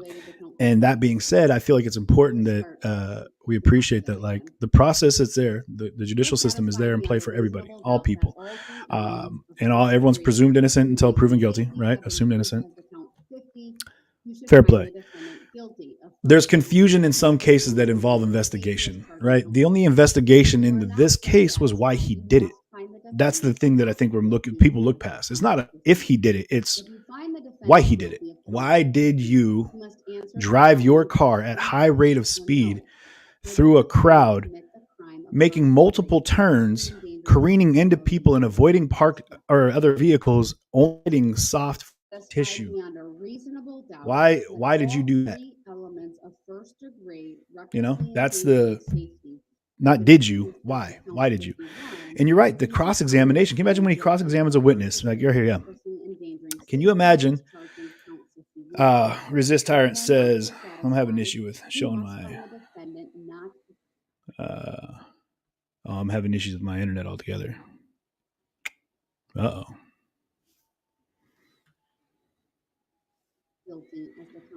Yeah, I apologize. I'm having a little bit of a choppy internet reception right now. Guilty of count 51. So can you imagine when he cross-examines a witness? Will they make him write down the questions and have them approved in advance? Yeah, this is a cluster. Yeah, absolutely, man. This is, because who knows what he's going to say? Like, were you not by your own, follow me on this. If he does this, I would hope that the ceilings part and lightning strikes. If he doesn't ask one of these people, one of these victims, if they didn't choose to willfully stand in a roadway, which is meant for motorized vehicles, and is he not a motorized vehicle? And he'll say something like, well, there was not proper markings to signify that that was not a place to drive. Yes or no. And I'm just spinning on this, but I can see that coming up. Him saying something ridiculous like that. Like, well, how is this? It's a whole fear in the, is this not an adequate place to park? He's going to say, well, why couldn't I drive there? You know, the barricade didn't say no driving. Like this street is closed for parade traffic. There was no proper signage. There was no advanced signage letting me know that I wasn't allowed to drive down this road that I drive down every day. I mean, he's going to come up with a million different things that'll give him the feeling that he's got some, you know, some legs to stand on. But again, at the end of the day, it's going to go back to the jury. They're going to go back to the room and they're going to do exactly what jurors do. Take all of that into account and then render their verdict. If you are satisfied beyond a reasonable doubt, I'm pretty sure that any jury would look at this and say what they should say, which is, come on, man, you're a radical POS. So that's just what you are. 6 counts of first-degree intentional homicide, 61 counts of recklessly endangering safety, 6 counts of hit and run involving death, 2 counts of felony bail jumping, and 2 counts of battery. Good luck. Good luck. If you are satisfied beyond a reasonable doubt, the 6 counts of first-degree intentional homicide. So I put this up earlier. I'm going to put it up again. Mass murder is the act of murdering a number of people, typically simultaneously or over a relatively short period of time and in close geographic proximity. The FBI defines mass murder as murdering 4 or more people during an event with no cooling off period, as they call it, between the murders. A mass murder typically occurs in a single location where 1 or more people kill several others. did the defendant commit the crime of first There it is. degree, recklessly endangering safety? So, I mean, I don't think there's any question about, you know, we all know he's guilty of driving his vehicle into this crowd. You know,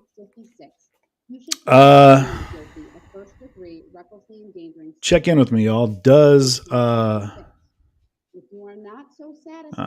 find out real quick. So I'm gonna have to chop the video for it. Not chop it, but I'm gonna have to.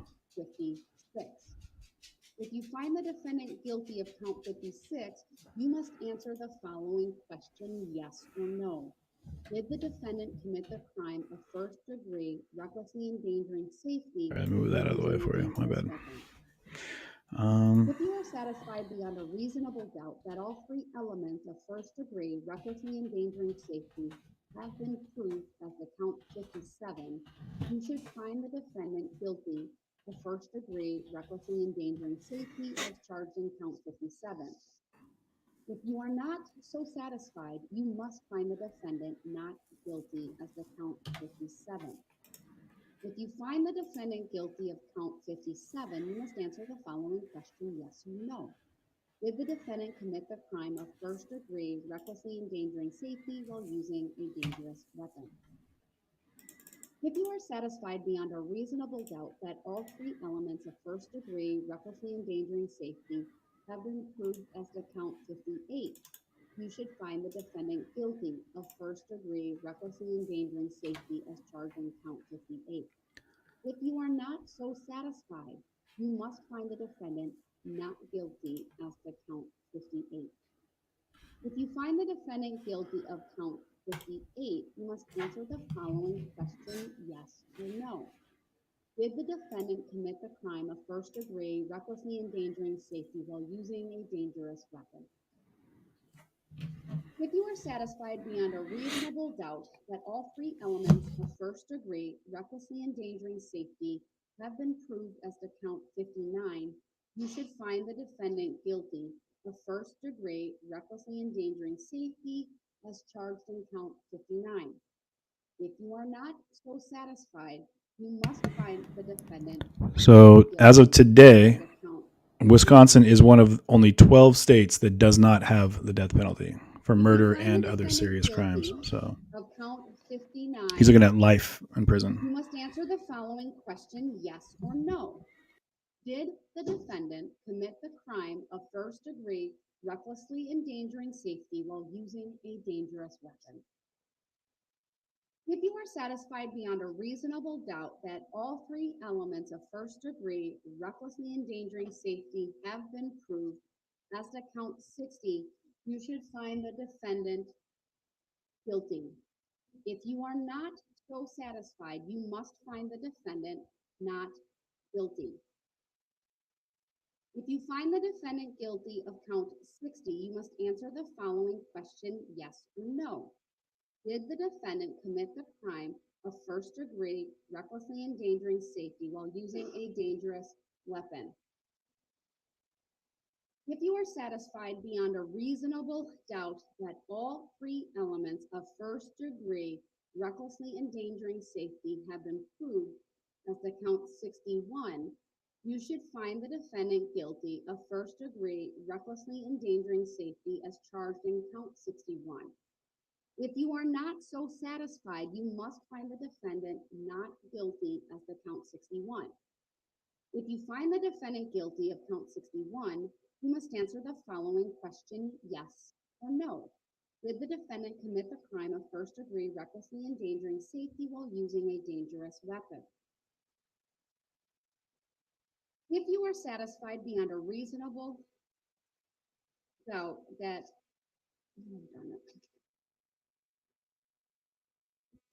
I think I skipped a few numbers. Maybe not. Nope, here comes an objection. Your Honor, you missed a few numbers. I want a mistrial. Did anyone think I skipped any numbers? Okay, good. Sorry, it's a lot of numbers. And I do the best that I can, and I'm a little distracted by a piece of paper that was put in front of me. So Yeah, she's been reading this stuff all day. It's crazy, if you man. find the defendant guilty of count 61, you must answer the following question, yes or no. Did the defendant commit the crime of first degree recklessly endangering safety while using a dangerous weapon? If you are satisfied beyond a reasonable doubt that all three elements of first degree recklessly endangering safety have been proved as to count 62, you should find the defendant guilty of first degree recklessly endangering safety as charged in count 62. If you are not so satisfied, you must find the defendant not guilty as to count 62. If you find the defendant guilty of count 62, you must answer the following question, yes or no. Did the defendant commit the crime of first degree recklessly endangering safety while using a dangerous weapon?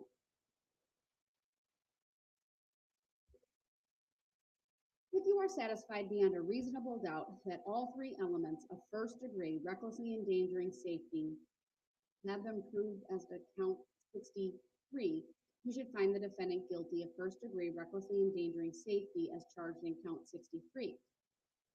If you are not so satisfied, you must find the defendant not guilty as to count 63. If you find the defendant guilty of count 63, you must answer the following question, yes or no. Did the defendant commit the crime of first degree recklessly endangering safety while using a dangerous weapon? If you are satisfied beyond a reasonable doubt that all three elements of first degree recklessly endangering safety have been proved as to count 64, you should find the defendant guilty of first degree, recklessly endangering safety as charged in count 64. If you are not so satisfied, you must find the defendant not guilty as to count 64. If you find the defendant guilty of count 64, he must answer the following question, yes or no. Did the defendant commit the crime of first degree, recklessly endangering safety while using a dangerous weapon? If you are satisfied beyond a reasonable doubt that all three elements of first degree, recklessly endangering safety have been proved as to count 65, you should find the defendant guilty of first degree, recklessly endangering safety as charged in count 65. If you are not so satisfied, you must find the defendant not guilty as to count 65.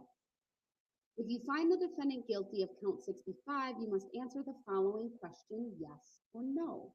Did the defendant commit the crime of first degree, recklessly endangering safety while using a dangerous weapon? If you are satisfied beyond a reasonable doubt that all three elements of first degree, recklessly endangering safety have been proved as to count 66, you should find the defendant guilty of first degree, recklessly endangering safety as charged in count 66. If you are not so satisfied, you must find the defendant not guilty as to count 66.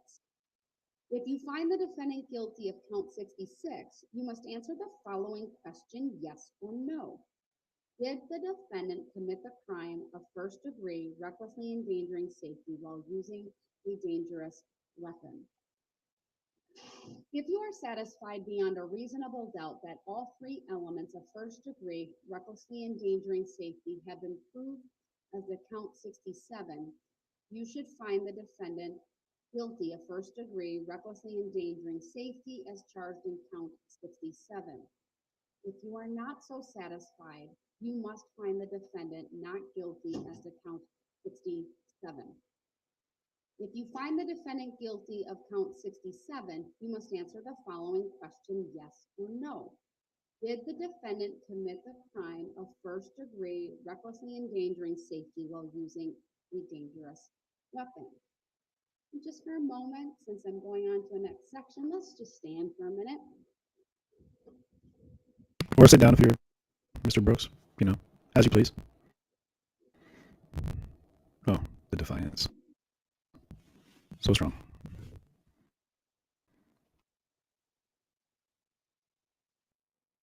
You nodding and smiling at that, man. There's nobody over there that has any love for you, dude.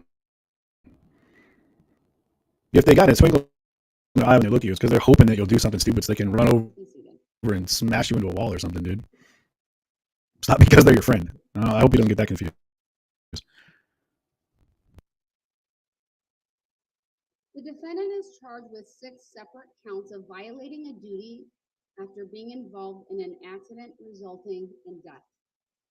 The 68th count of the information in this case charges that Darrell E. Brooks, on or about Sunday, November 21 of 2021, on Main Street in the city of Waukesha, Waukesha County, Wisconsin, did operate a vehicle involved in an accident that resulted in the death of Virginia Sorenson and failed to reasonably investigate what was struck, and if the operator knew or had reason to know that the accident resulted in injury or death of a person, and failed to stop the vehicle he was operating as close to the scene of the accident as possible. So that's how they're going to. And remain at the scene of the accident. That's how he's going to try to get off of the hit and runs. Did all of the following. Is to say that he didn't know Name, anybody was dead.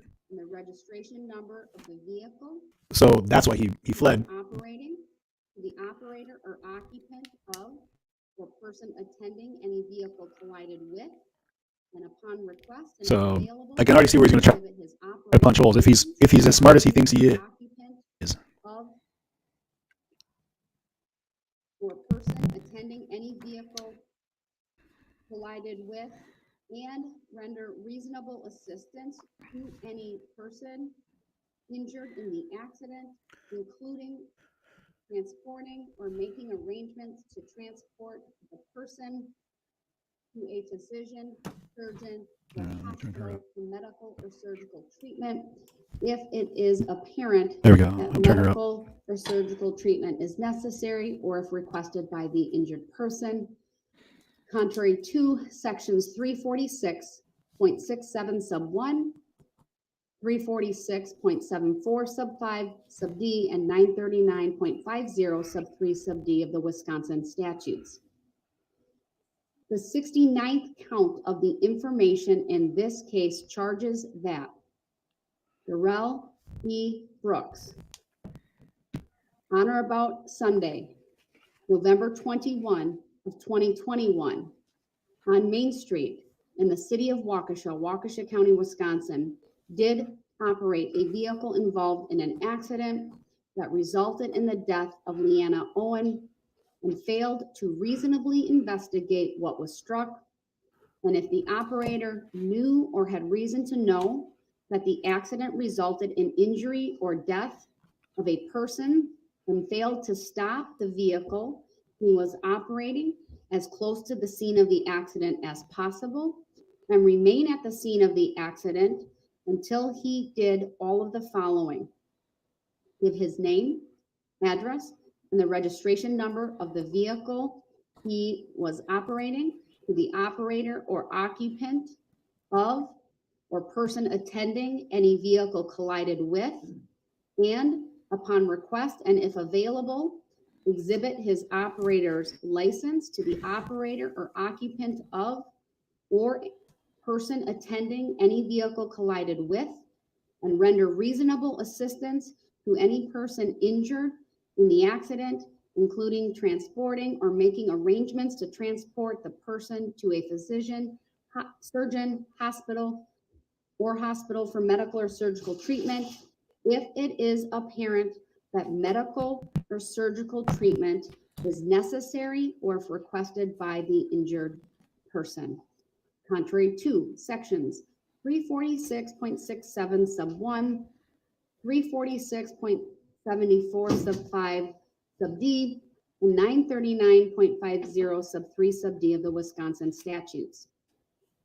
The 70th count of the information in this case charges that Darrell E. Brooks, on or about Sunday, November 21 of 2021, on Main Street in the city of Waukesha, Waukesha County, Wisconsin, did operate a vehicle involved in an accident that resulted in the death of Tamara Durand and failed to reasonably investigate what was struck, and if the operator knew or had reason to know that the accident resulted in injury or death of a person and failed to stop the vehicle he was operating as close to the scene of the accident as possible and remain at the scene of the accident until he did all of the following: give his name, address, and the registration number I'm just gonna turn her down for a of the vehicle second. he was So operating. I was just kind of looking up To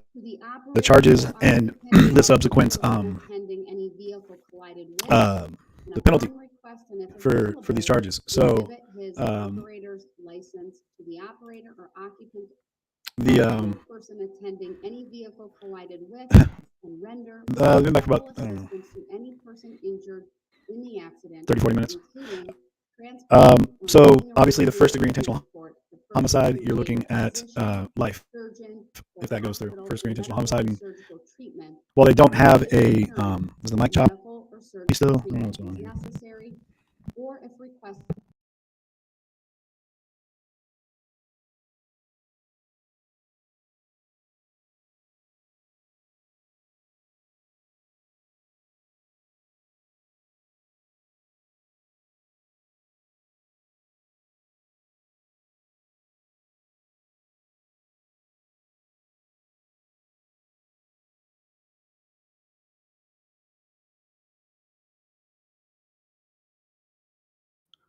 I think it's just my internet connection's pretty choppy right now, so I apologize.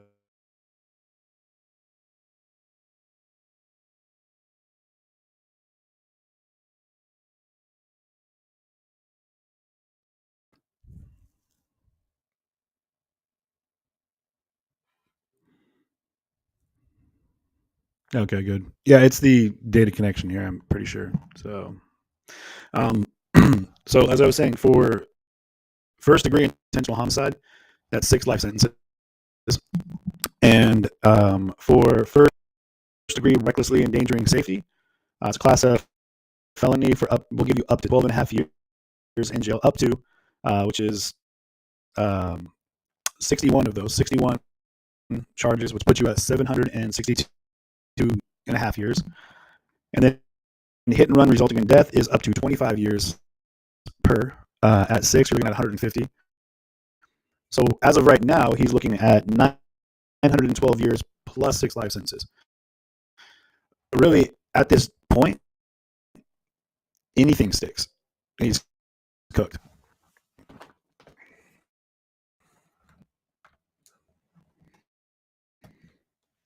Basically, if he gets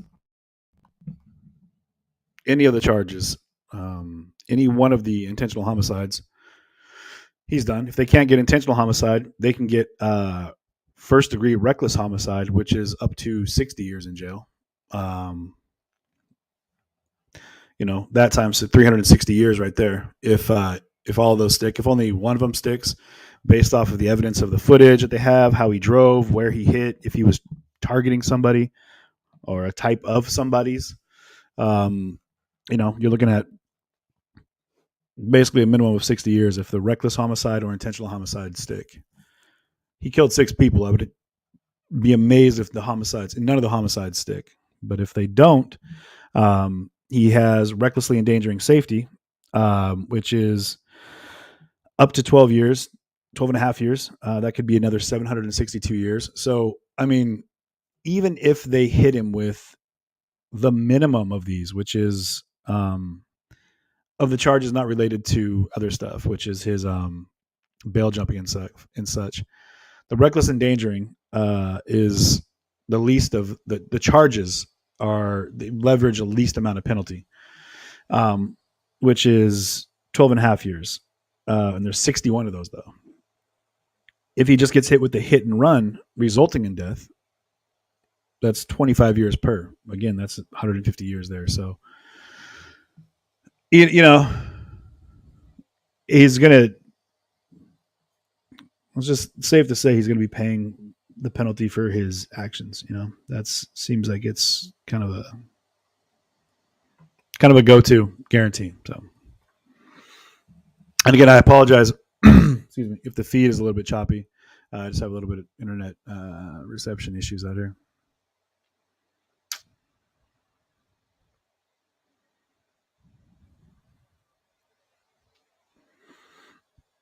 So depending on how this goes tonight, I might end up doing the feed from another location so that I can kind of dial in the best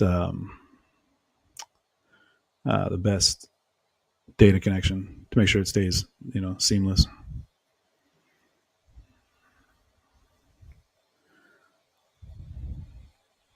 Man, so many charges that they have to explain to the jury here. That's rough. Stephanie, will I be out this way when the verdict is being read for this? Probably. I mean, it depends on how long it takes. This could be a 1-week case. Rittenhouse, I think it went to 12 days, something like that. Somewhere in there. I don't remember exactly, but a couple weeks. But I should be, yeah.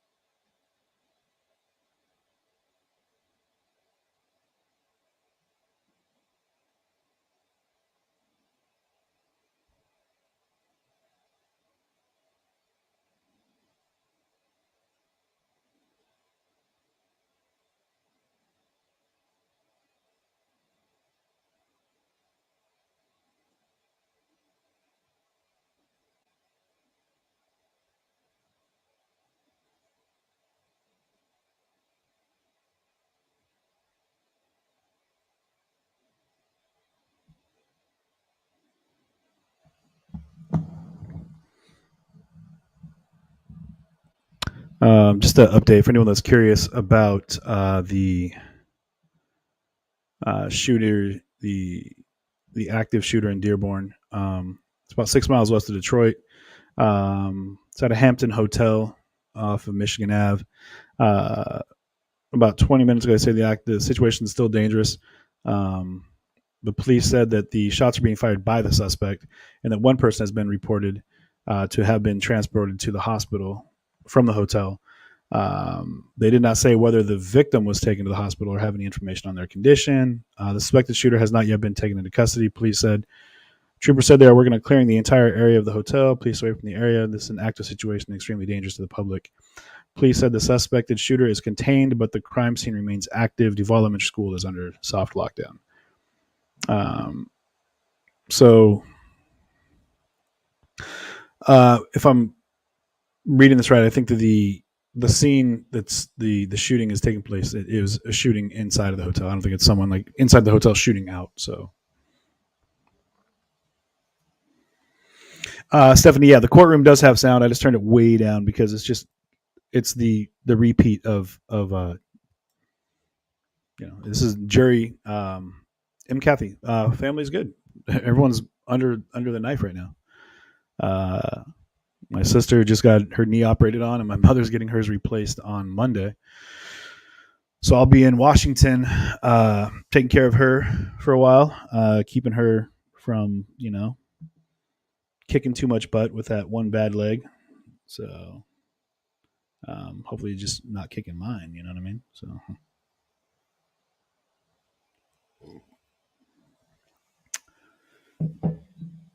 More courtroom sound. Everything, is it all right? I mean, I'm seeing it good on my end. So court TV right now looks like it's still good.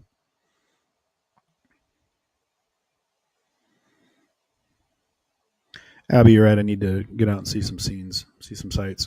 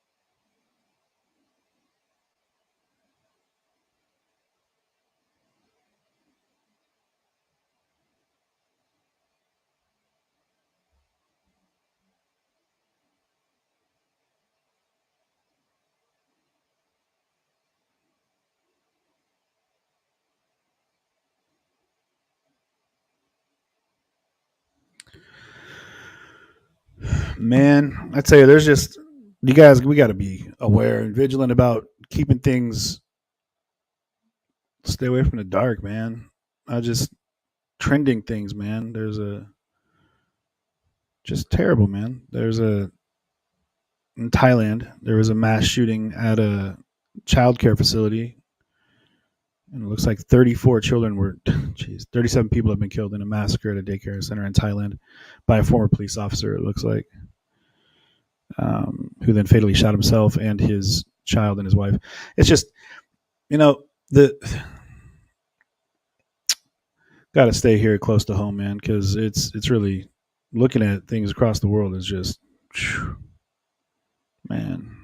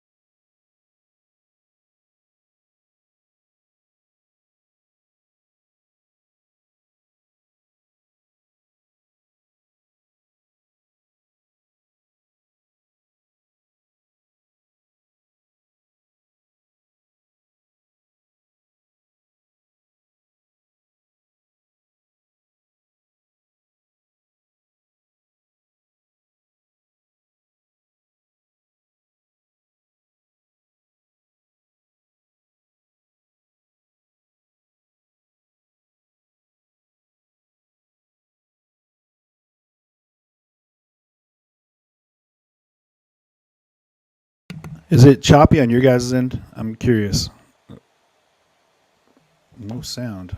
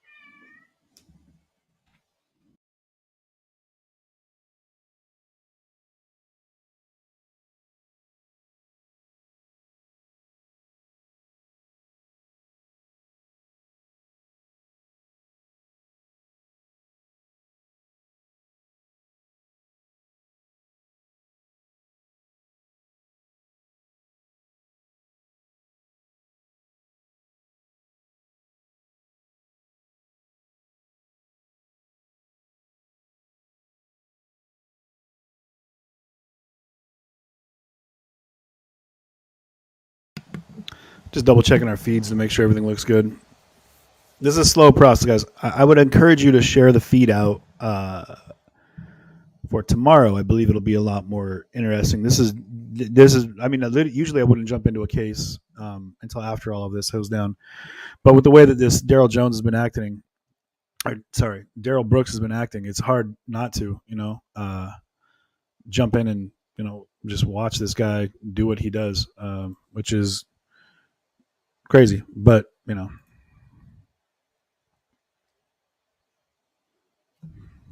getting tired of standing. That's why he's bending over. He's not actually writing anything down. Just saying.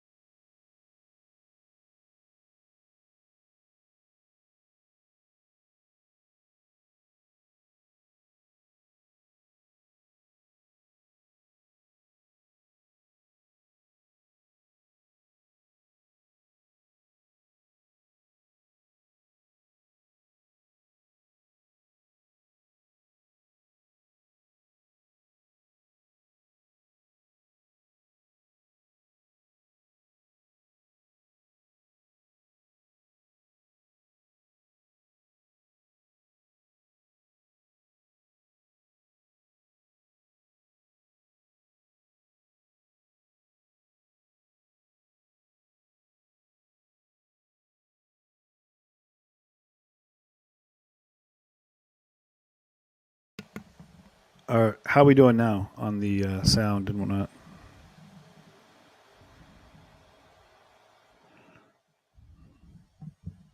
No, he was bailed out of jail.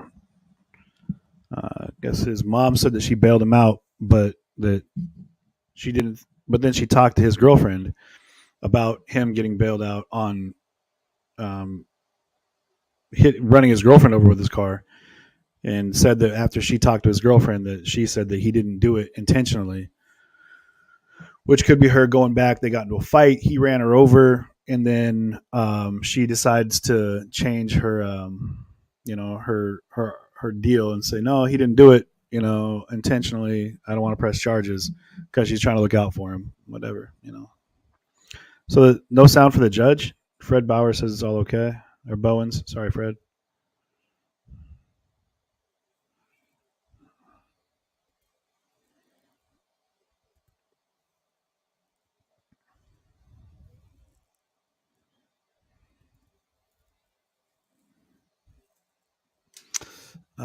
Let me do this, because while they're doing that, let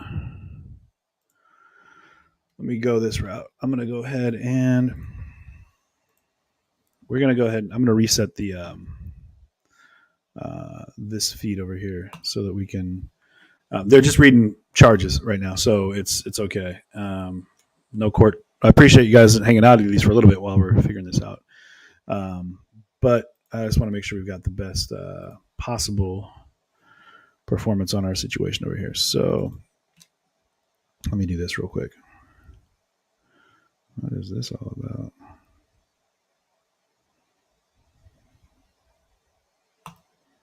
No, we don't need that one. All right. Well, all right.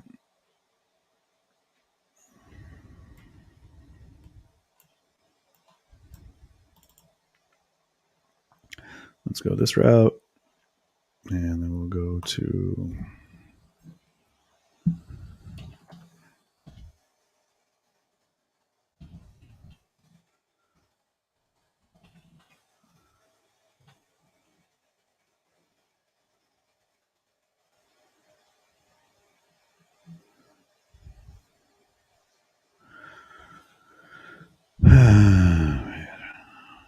Yeah, Veronica, you're right. I mean, once they do this, I'll probably take a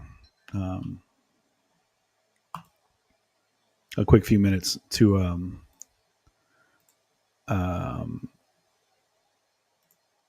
maybe reset. We'll do part 2.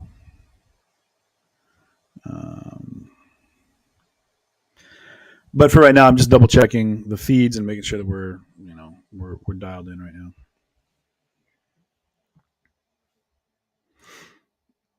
It's just a really, really slow internet feed right now, so I apologize.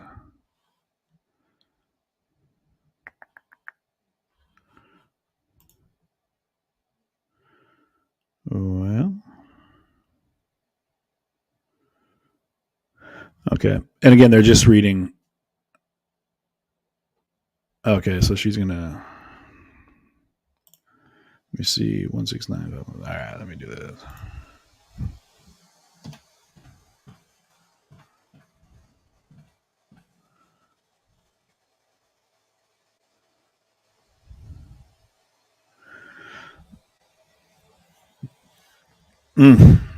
What a day it's been thus far, y'all. What a day. Okay, let's do this. We're going to go. I just feel like I'll have a better connection using this server. Might be wrong. We'll find out.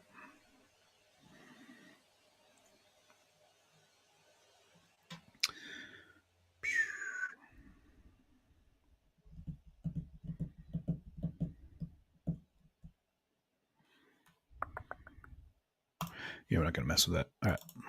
Let's do this. We'll do this. Real slow. Really slow.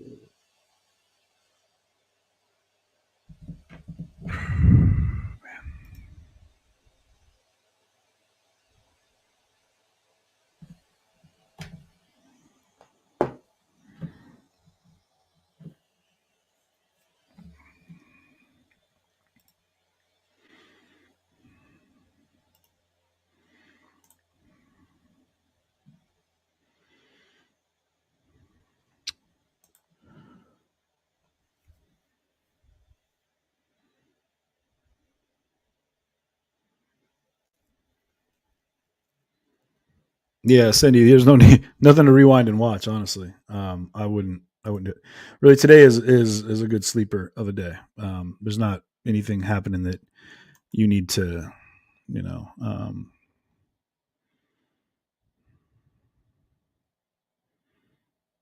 that you need to worry about seeing.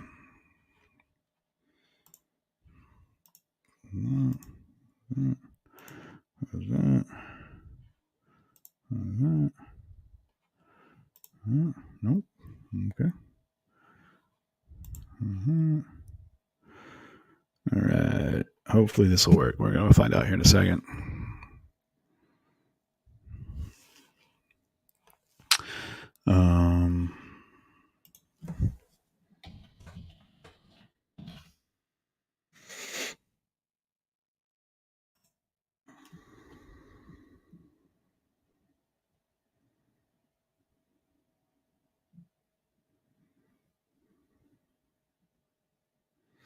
So I'm going to correct the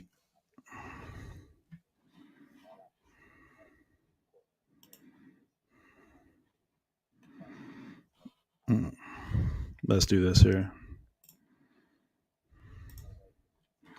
Okay.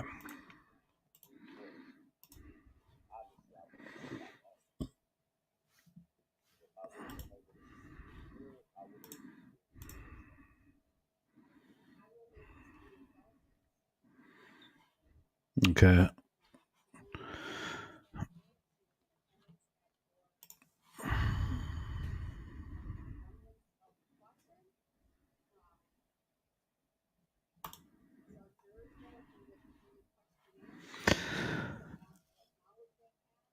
Yeah. Hopefully you can hear the judge because right now the picture is has disclosed There we anything go. like that, but out of an abundance of caution, we will ask that juror if she was in attendance at your initial appearance. So for now, that's how I'll address it. I'll advise you of what her answer is later. Do you know the number of the juror, sir? They have numbers. I just know that I can't see the number from here. I just know the chair she was sitting in. Which chair, sir? Top row or the top or the bottom row? The bottom row, the last black chair. Black shirt. She had the black shirt They're all on. black chairs, sir. So The last chair black closest- chair closest to the television. Thank you, sir, because there are two sides, right? So it's the last chair on both sides. So I wanted to make clear. You're saying the chair closest to the television. Thank you. I said that at the beginning, Your Honor. Front row. All right. State have copies of the filings. Yes.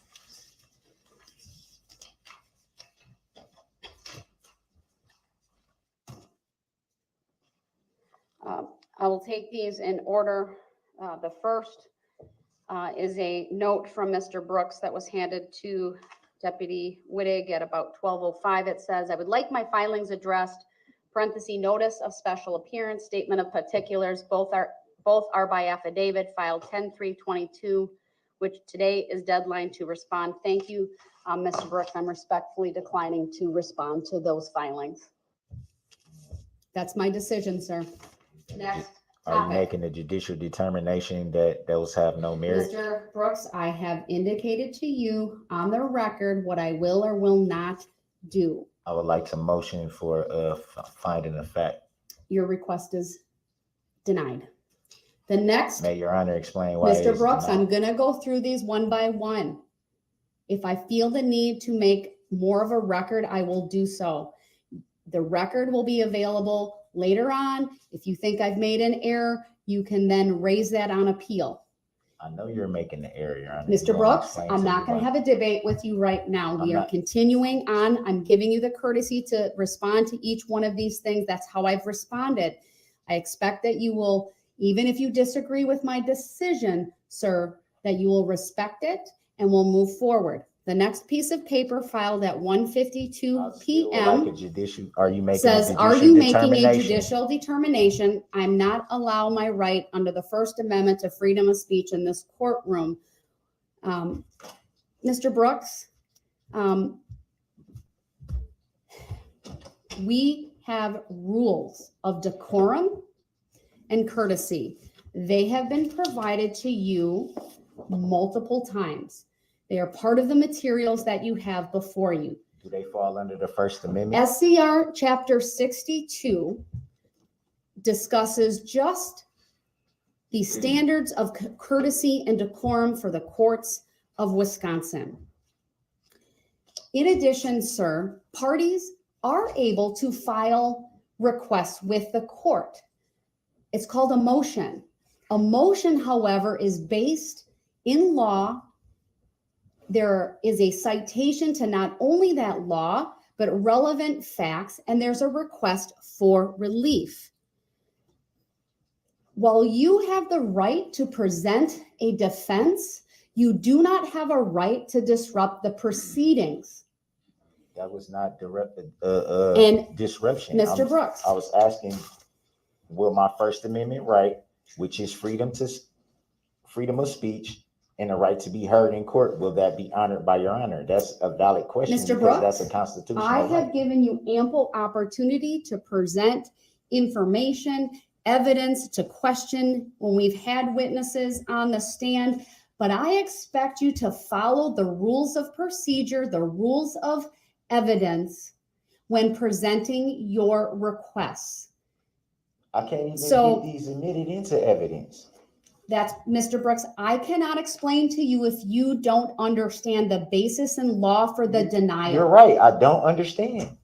But but that doesn't mean we're going to have a discussion or a debate about what it means, because we're not going to do that. The rules that you said. So the bottom line is, I don't feel, Mr. Brooks, stop talking. I do not feel. I was following the rules when you said that I had to make all objections. And you did, and I'm going through them. So give me the courtesy of replying or responding to these. And please give me the courtesy that even when you disagree with how I answer them, that you will not interrupt me.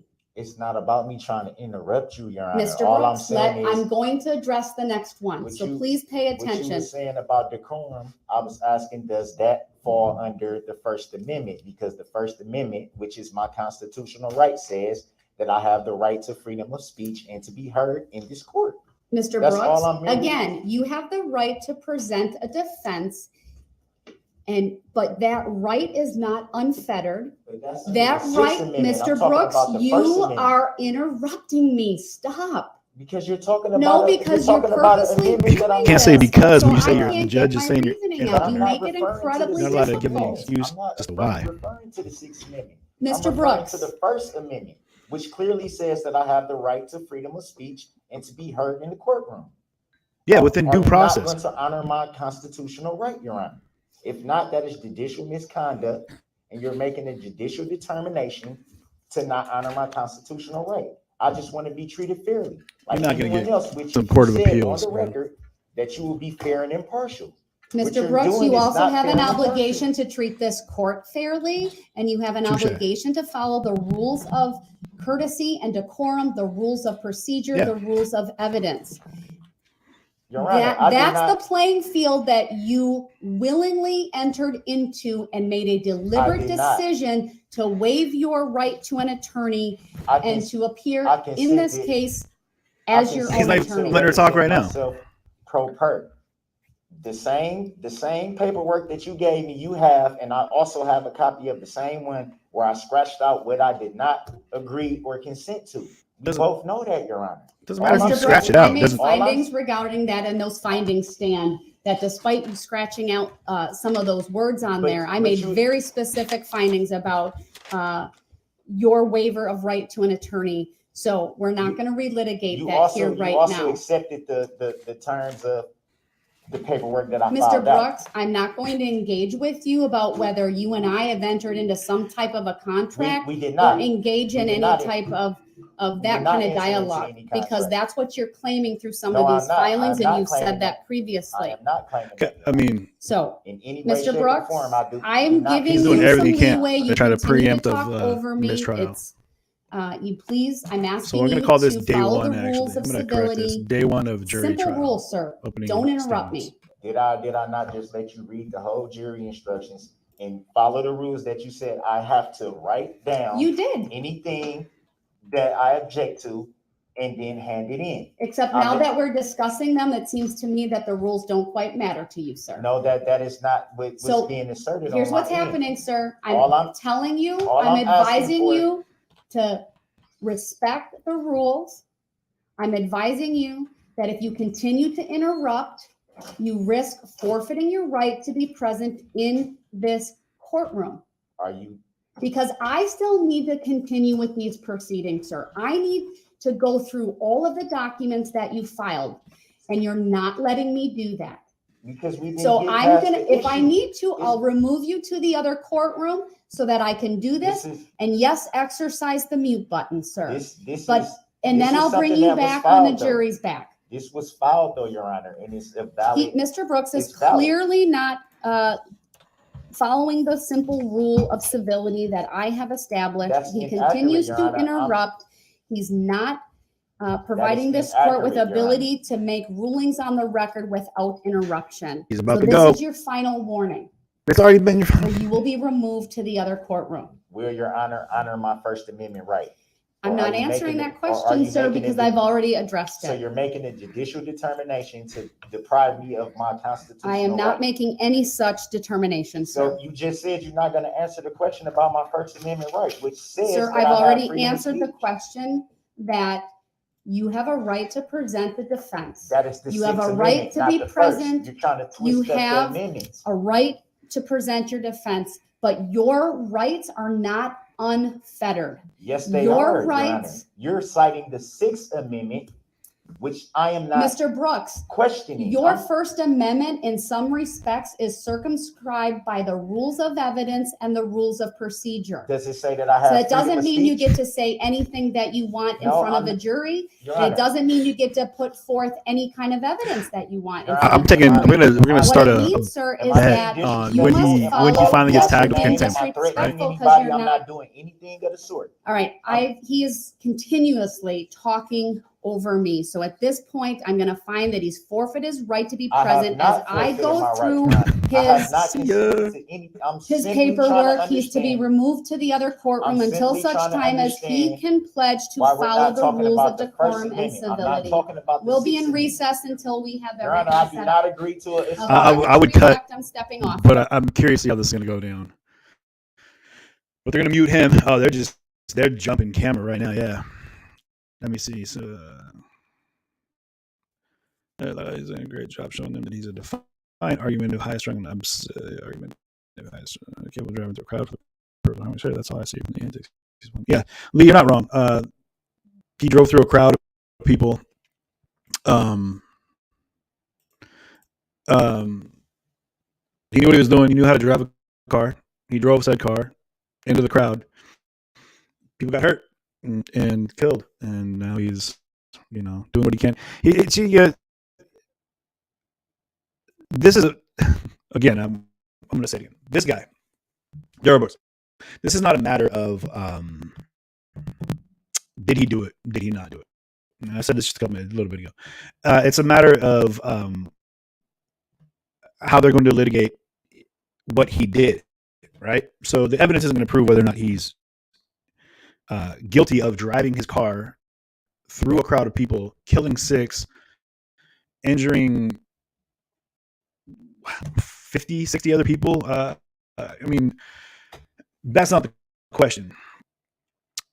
He has 61 counts of recklessly endangering safety, 6 counts of hit and run involving death, 6 counts of intentional homicide, all of these things. So there's no question of if he did these things, right? Like, they're not curious if he's the actual driver of said vehicle. We know he was. The only question they have for him, the only thing they're trying to figure out now is what charges are going to stick, and then how much time he's going to get for the charges. I read this before. I'm going to read it again to you guys real quick. So he is looking at for first degree homicide, intentional homicide, life in prison. That's for each one of them. So 6 times 6. Any one of those sticks, he's cooked. That's gone. And it's not like some places you look at it and they say like a life sentence is 25 years, a life sentence is life, and here is life. This is a Class A felony. I think so if it was like a Class I might be wrong with this one, but a class B felony maybe. Either way, but reckless homicide, first degree reckless homicide is up to 60 years in prison. So that's 360 years if he gets hit with all those for recklessly killing somebody due to his negligent attitude or his negligent driving, whatever you want to go with. First degree recklessly endangering safety is an F-class felony, will receive up to 12 and a half years in prison. Multiply that by 61, that's 762 and a half years for that charge. Hit and run resulting in death, that's up to 25 years times 6, another 150. So the grand total right now of years he's looking at in prison is 912 years plus 6 life sentences. So what he's hoping to have accomplished here, which, like I said, isn't he's not trying to prove his innocence. What he's trying to do is loophole the system in a way in which he can get himself in a mistrial, type of situation. That's all it is. That's the only thing he's hoping for is some type of mistrial because of his lack of ability to be given the proper information, because he didn't understand what he was being told. You name it. It's a million and one things that that he's going off of right now that he's hoping will stick. Which, I'm pretty confident that any sound-minded individual in the jury right now that's watching this is going to be able to say with extreme confidence, you're guilty as hell, and sorry, man, but you're not walking away from this. And I don't know. He can't actually think that he's going to get to walk. Like I would, it would be crazy. I would imagine it's a crazy thought to say, in his head when he's sitting in his cell and he's going over case law or whatever he's doing to research the First Amendment, Second Amendment, Sixth Amendment, all these amendments that he's quoting, that he's thinking like, man, I got these guys beat. I got them cooked. I know what I'm going to do. I'm going to go pro se. I'm going to defend myself. Perfect. I'm going to keep saying that's a judicial decision. You're making a judicial determination, and it's violating my rights. It's violating my rights. He's going to go for his, he's going to keep repeating that garbage, and then in hopes that one of them maybe will stick, or that he can just screw things up enough throughout the process that the judge might get so flustered that she's going to be like, I don't know, attack him, do something ridiculous, right? Something that's not going to happen, but something wild and crazy that would give him an opportunity to be like, oh, mistrial, got you beat. People like this, like, I would, crazy to think, but I think the best place, if they were a practical, smart, rational individual, with all the people that were affected, hurt, and the lives that were shattered and destroyed, the best place for him is probably in prison. Like the safest place is probably prison for someone like this. The world has a way of I